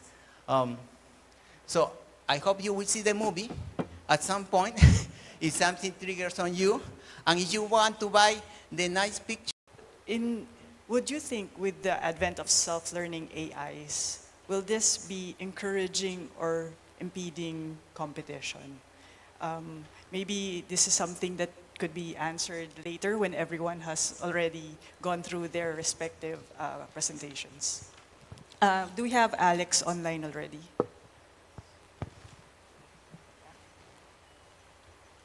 Hi, Alex. Are you there? Can you hear me? Yes, I can, thank you. Can you hear me? Yeah. Alex, you're with the Mergers Division of the CMA. Can you give us or share with us some of your views as to the role can merger control play in overseeing investments made by big tech firms in AI developers? Yes, certainly. So digital technologies have really transformed how we live and work over the last few decades in various ways, and it's brought lots of positives. And AI, you can really see as the latest tech wave with the potential to really turbocharge the changes which we've already seen. And for that to be bringing the most benefit for people and businesses, it's really important that competition in relation to AI remains strong. And the clearest lessons we've learned from past experience in relation to digital markets is that the most effective path to ensuring open markets and healthy competition is to prevent entrenched market power from developing in the first place. And merge control can play a really key role there, in particular overseeing acquisitions by large digital incumbents of, for example, AI developers, and where those transactions are motivated to weaken competition. So I think merger control is something which will be important in that space alongside other aspects of competition law. Another question for Mr. Alex.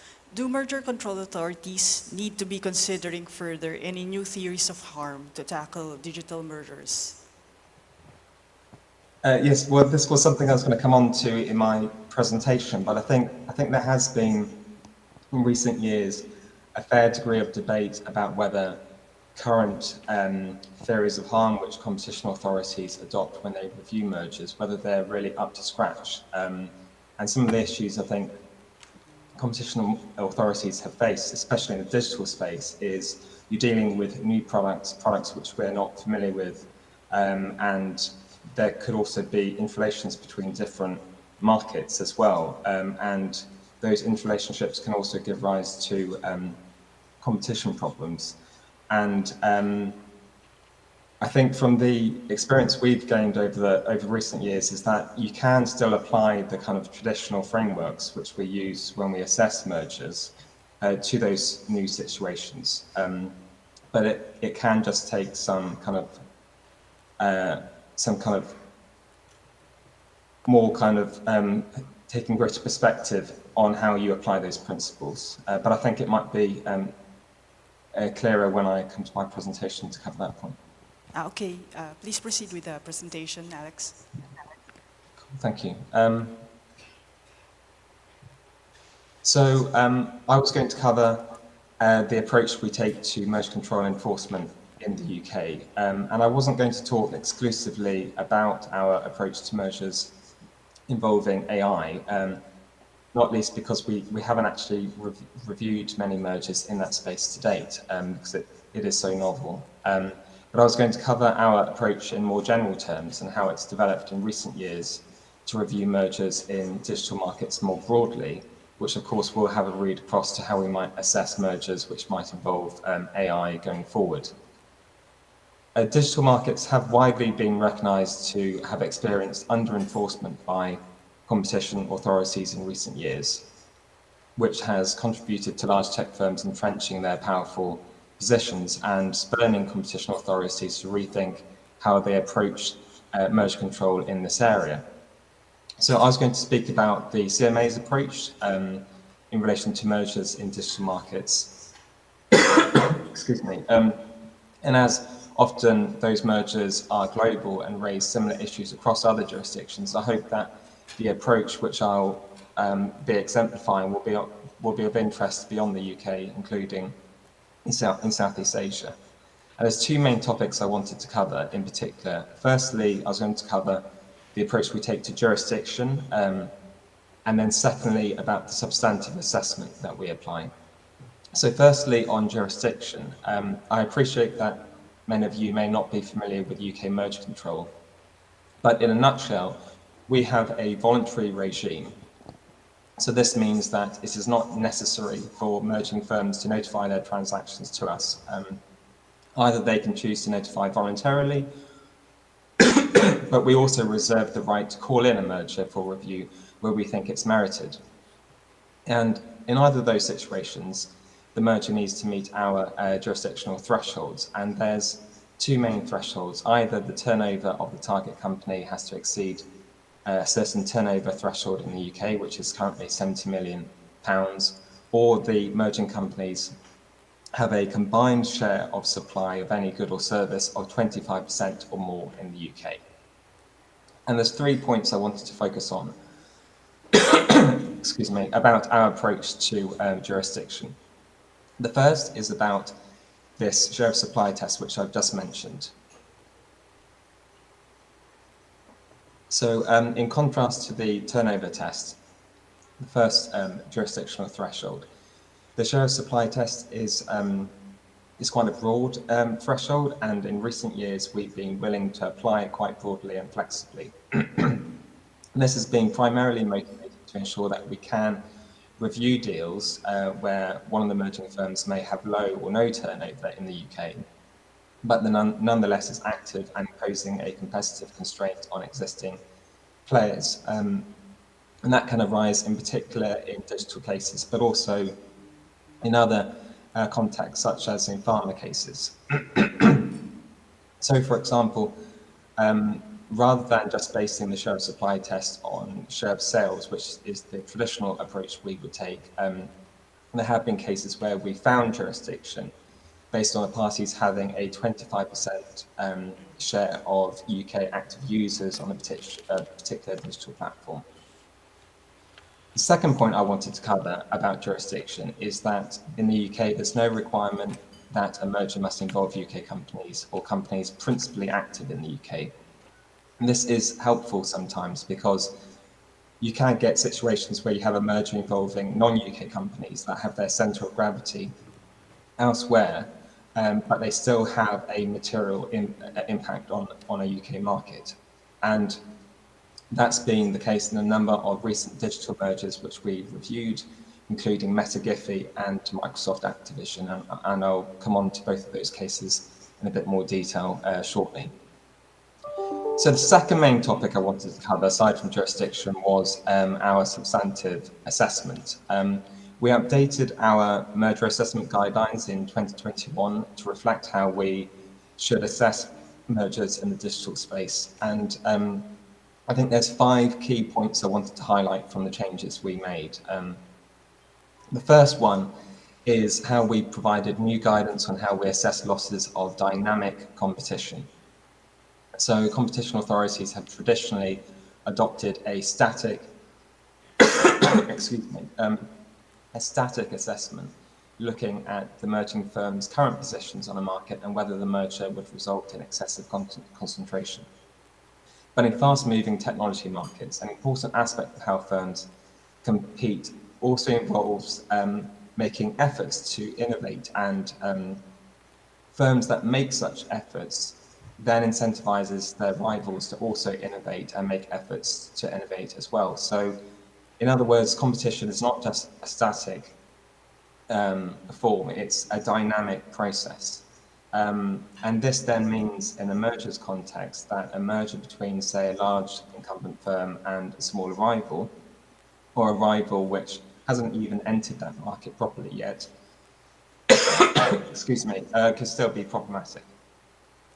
And a good example of that that we've investigated quite recently in 2021 was Meta's acquisition of Giphy. So Meta, of course, is the parent company of Facebook. And Giphy is a company that creates GIFs that you use in mobile messaging, like on WhatsApp. And one of the concerns we had with this transaction was how it could result in a loss of potential competition in the UK for display advertising. And this was because, on the one hand, Facebook is the largest provider of display advertising in the UK and one of the largest globally. Through its social media and messaging platforms, Facebook, WhatsApp, and Instagram. And on the other hand, Giphy was a new entrant that has grown rapidly to become the largest supplier of GIFs globally. And initially, Giphy was supplying those GIFs to messaging services free of charge, but it was experimenting with a paid alignment advertising model where advertisers would be charged for more prominent placement of their GIFs in Giphy's trending feed. And at the time of the merger, Giphy had introduced this paid advertising model only in the US, but it was making efforts to expand that model elsewhere, including in the UK. And we found that this model of advertising, whilst different to Meta's, was likely to closely compete with Meta's more traditional display advertising. So we were concerned ultimately that Giphy's efforts to expand and develop its paid alignment advertising was imposing a dynamic constraint on Meta, and by acquiring Giphy, that constraint would be lost. The second point I wanted to cover was about the approach we take to the counterfactual. So the standard approach we take in many competition authorities is to adopt a counterfactual where you consider whether the merger would be reducing competition compared to what would happen absent the merger. So the normal approach is that you compare the merger to the position pre-merger, which in many ways is kind of like a backward-looking approach.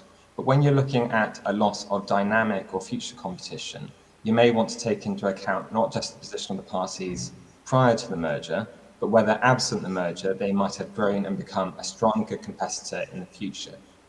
So again, to take the example of Meta Giphy, Giphy had, as I said, developed this paid alignment advertising model. It hadn't yet introduced it in the UK, but it was making efforts to expand. So for purposes of the counterfactual that we adopted in that investigation, we considered that absent the merger, Giphy was likely to continue making efforts to expand and to innovate over the short and medium term, and to try to become a stronger rival to Meta than was currently the case. So that was an example of us adopting a future-looking counterfactual, which has been a relatively novel approach to the counterfactual assessment. The third point I wanted to cover about the substantive assessment is how we deal with uncertainty when examining mergers. So, as I've been mentioning, particularly with that counterfactual approach, but more generally, mergers do involve a forward-looking approach. You're trying to assess whether, if a merger does go ahead, whether it would be reducing competition. Assessing what will happen in the future always involves an element of uncertainty, and this is reflected in the legal standard that we apply. So, in particular, if we have a merger which we're reviewing at a phase 2 level, then we have to consider whether it's more likely than not, i.e. more than 50% chance that the merger would give rise to a substantial loss of competition.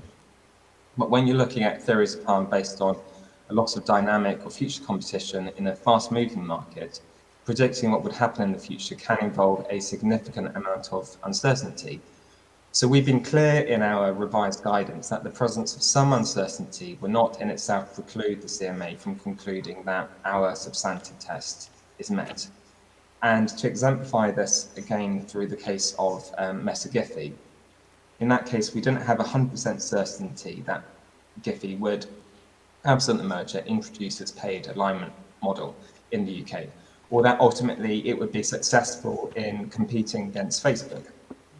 But the fact remained that Giphy was a threat, and the threat of it becoming successful was real and valuable in influencing other companies, including Meta, to innovate. And again, that was the case even if it wasn't clear what innovations that could be encouraging Meta or others to come up with. So we found that the removal of that threat was sufficient for us to still find that it was likely that the merger would reduce competition and that our substantive test was met. A fourth point I wanted to cover was about the evidence we rely on in such merger cases. So if you're trying to assess how competition might evolve in the future, you have to accept that the types of evidence you have available to you is more restricted than in a standard case. So traditionally, we would place quite significant weight on market share data, and you normally look at the years preceding the merger. But such data probably will not be a good indicator of how competition will be developing in the future. So what we've tended to do is rely more heavily on alternative sources of evidence, in particular the views of third parties, and something else which we've covered in some detail in the revised guidance is the weight we place on internal documents from merging parties. And we found that this can be really informative to help us understand how a firm sees its growth trajectory in the future and who they compete with. And sometimes the document collection exercise we've undertaken has been pretty significant. So, for example, in the in-depth review of Microsoft's acquisition of Activision, we received over 3 million internal documents from the parties, including key strategy documents and emails among senior staff. And the fifth and final point I wanted to cover was the approach we take to vertical and conglomerate mergers, i.e. mergers not between competitors, but companies active at different levels of the supply chain or in adjacent markets. And traditionally, such mergers were often viewed as benign. Rather than reducing competition, they can give rise to efficiencies and be pro-competitive. But the increasing occurrence in the digital context of mergers taking place in adjacent markets or with complementary products has highlighted the need to undertake a broader assessment of potential competitive harms in relation to these mergers. And so our revised guidance now recognises and gives new emphasis to the potential concerns that can arise, such as where a firm with market power in one market seeks to leverage that power to foreclose current or potential rivals in adjacent markets. That said, we still use the well-established ability, incentive and effects framework to assess theories of harm in this space. And this goes back to the initial question which you had asked, Mara, but I think often in these, with these digital mergers, there's been increasing concern about how ecosystems might be used and how they could be anti-competitive. And one of the issues there you have multiple markets, and it's not a traditional vertical case necessarily. However, we have dealt with cases where an ecosystem has been relevant, yet we have still applied our traditional theoretical framework. And one recent prominent example of this would be Microsoft Activision. So the concern in that case was how Microsoft could, post-merger, after acquiring Activision, use its control of Activision's gaming content to foreclose its rivals in the provision of cloud gaming services.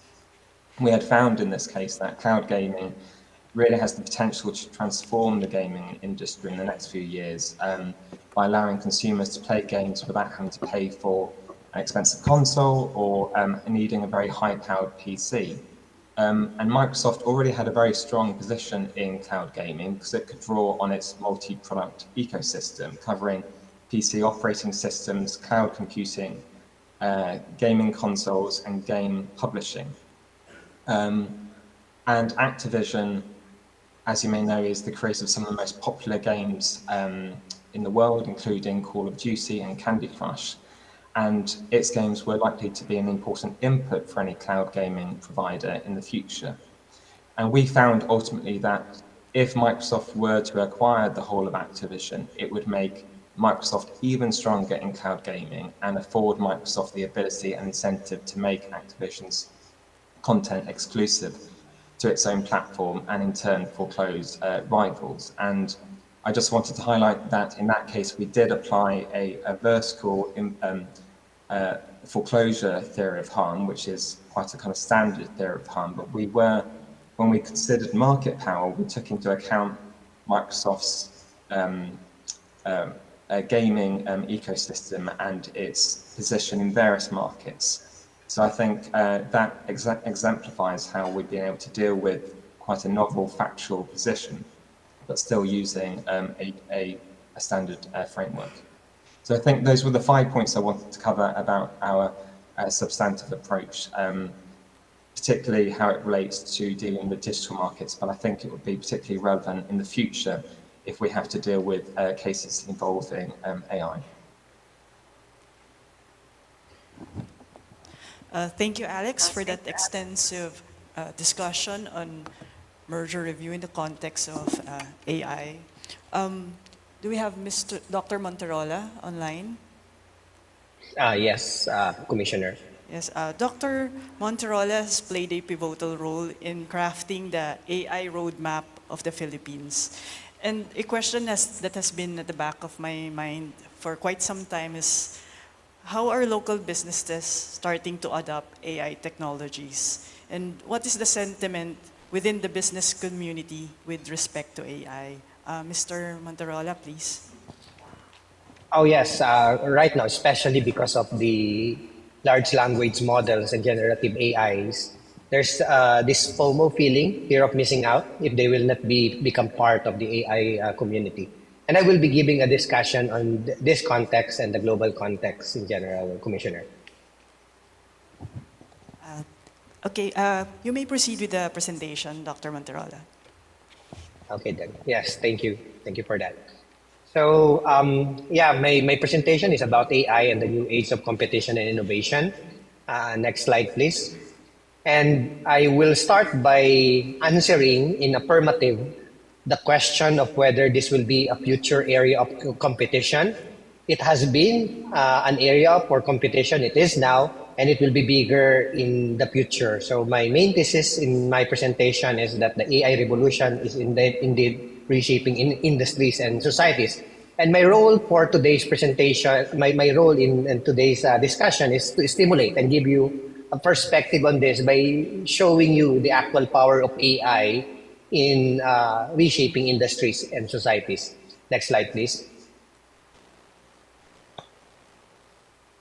So the technology with, this is one of my role as a technologist in a business school, is to look at the technology that actually impacts other technologies, impacts wealth creation, impacts the jobs of the people and the combination of which. So these are just some 4 organizations that I not typically cover: Gartner, MindMagic, SaaS Trends, etc.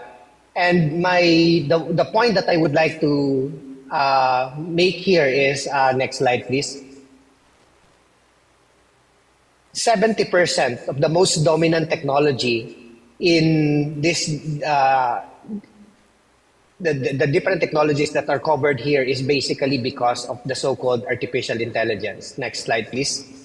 And if you look at the technology with the greatest impact for disruption, and looking at this from 2017 to 2018, I tally these numbers, and artificial intelligence indeed roughly accounts for about 70% of the technologies that drives innovation and disruption. Blockchain and cloud computing adds to the other 20%. Now, this so-called generative AI is another game changer, and according to the recent research by Goldman Sachs economics team, they could substitute up to 1/4 of the current work in the US and Europe. Next slide, please. Now, again, as mentioned by the first speaker, by Mr. Paul of World Bank, one of the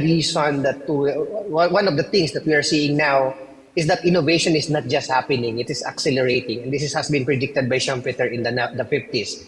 New paradigms are being developed, new business models are being developed, and the so-called Industry 4.0 is a combination of the fact that we are producing a lot of data. Every 2 to 3 years, we increase the amount of data that we have by 9 to 10 times. We have bigger storage. In 1970s, 1 megabyte of data cost 1 million USD. Now this is around 10 to the -5 of a USD, and it's getting cheaper exponentially. And we have very powerful computers. The 5,000 operations per second in the 1970s will cost you $6 million US, not even including the inflation, to crunch that speed. The most recent iPhone 14, for example, can do a crunching of up to 1.5 trillion operations in 1 second. And it is something that can fit in your palm. Now, as a result of this, next slide, please. While human lifespan keeps on increasing, lifespans of company, on the other hand, as predicted, keeps on decreasing. In 1937, the S&P 500 companies, the 500 biggest companies in the world, can stay afloat for 75 years. But in recent years, this company can only stay afloat for 12 to 15 years. And one of the biggest reasons for this is this Industry 4.0, right now driven by the so-called artificial intelligence. Next slide, please. And in 2017, when they surveyed 3,000 C-level executives and asked them, what is that specific technology that can change or that can innovate their product or can disrupt their operations, about 76% of them mentioned artificial intelligence and that they are investing in AI. By 2018, this is 93%, and virtually everyone now is investing on this so-called AI. And it becomes both a competitive edge, and this is also a technology that if you need to be relevant, you need to be part of this game. Next slide, please. So again, if you look at the richest people in the world, these are all in the STEM fields, you can see, except maybe for Warren. And you'll see that the reason why they are among the richest now is that they were able to maximize the utilization of data and artificial intelligence in the current times. Now, Elon Musk all the way to Sergey Brin, who owns Google. Next slide, please. And the most innovative companies in the world, the so-called Gandalf, Google, Amazon, Netflix, DBS, Apple, LinkedIn, Facebook, the same story. No? Ability to understand data and at the same time an entrepreneurship spirit. So Page and Brin invented the PageRank algorithm, and that is in no time they were able to beat Yahoo as a search engine, and so on and so forth. Next slide, please. And government now around the world see AI as a nation-defining capability. The way they see the strength of the army or the presence of oil as the nation-defining capability in the previous decades. And to make to show you intimately what this can do to companies, allow me to share some of the works that we have done. Next slide, please. So we have completed more than 72 data science projects to date. And you can see that we've been working with government, multinational companies, SMEs, large enterprise here and abroad, academia, media, NGO, international organization. And for those who are profit-seeking, we were able to give a potential revenue to our partners of up to $102 million in the last 4 years. And next slide, please. So it is sector non-specific, and also it's also domain agnostic. So the guys that we've worked with from sales, military, manufacturing, FMCG, energy, good portion of which is in education sector. This happened especially during the pandemic, where we work with DepEd and CHED, e-commerce, agriculture. Again, next slide, please. One of the things that I would like to highlight is that you can find data science in almost every field, any field. No? Just to give you an example, this is a manufacturing company, one of the top Forbes top 500 companies that we've worked with. They have a product that has a market share of more than 90% globally. And one of the problems that they ask us is if we can perform predictive maintenance on their machine, and also to understand human-machine interaction so that there will be less delays in their productions and shutdowns. So they have machines that can cost as much as $500,000, and if there's no one operating that, or if the machine has a problem, then it costs a significant amount in their productivity. So as you all know, manufacturing industries, it's a cutthroat industries. If we cannot be competitive on R&D, then it will become, it will be easy for them to actually move to more efficient locations, for example, China and Vietnam. So let me show you the results for this particular component. Go ahead, please. So yes, for just one product, we can save them $153,000, okay, for 1 month, and they have hundreds of products. So this is true. Now, this is what AI can do. And these are the numbers given to us by our stakeholders, normally their CFOs. Next slide, please. So this is a work that we've done with the Bangko Sentral ng Pilipinas. As you all know, BSP is responsible for monitoring more than 500 institutions every month. Next slide, please. And every single one of these institutions, every account, there are about 2,000 items, 40 person hours per account, and the total amount of time that they are spending just to plug potential pattern breaking or anomalous behavior is about 500 times 40, which is about 20,000 man hours. Next slide, please. By combining, next slide, artificial intelligence in network science, the one that was presented by Paul of World Bank a while ago, it's possible for us to reduce this 20,000 person hours per month to just 11 minutes. This is a real thing that an AI will be able to do. Next slide, please.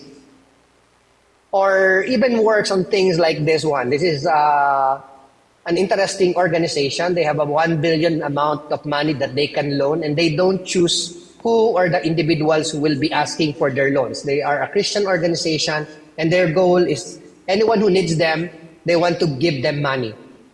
But of course, the goal is hopefully that they will be able to get their money back eventually. And therefore, even without credit history, they ask us, can AI help us in forecasting who most likely will default? Next slide, please. And so they asked us to determine, I masked some of the components here, but it is actually possible from our end to determine who are the customers most likely to default based on the applications that they send and their behavior. Next slide, please. And because of this, we were able to save them 56 million savings, okay, in a year because of the AI model. So again, my point here and the reason for my presence here is to again tell you that this is real, no? That it will be AI and data will be part of the future.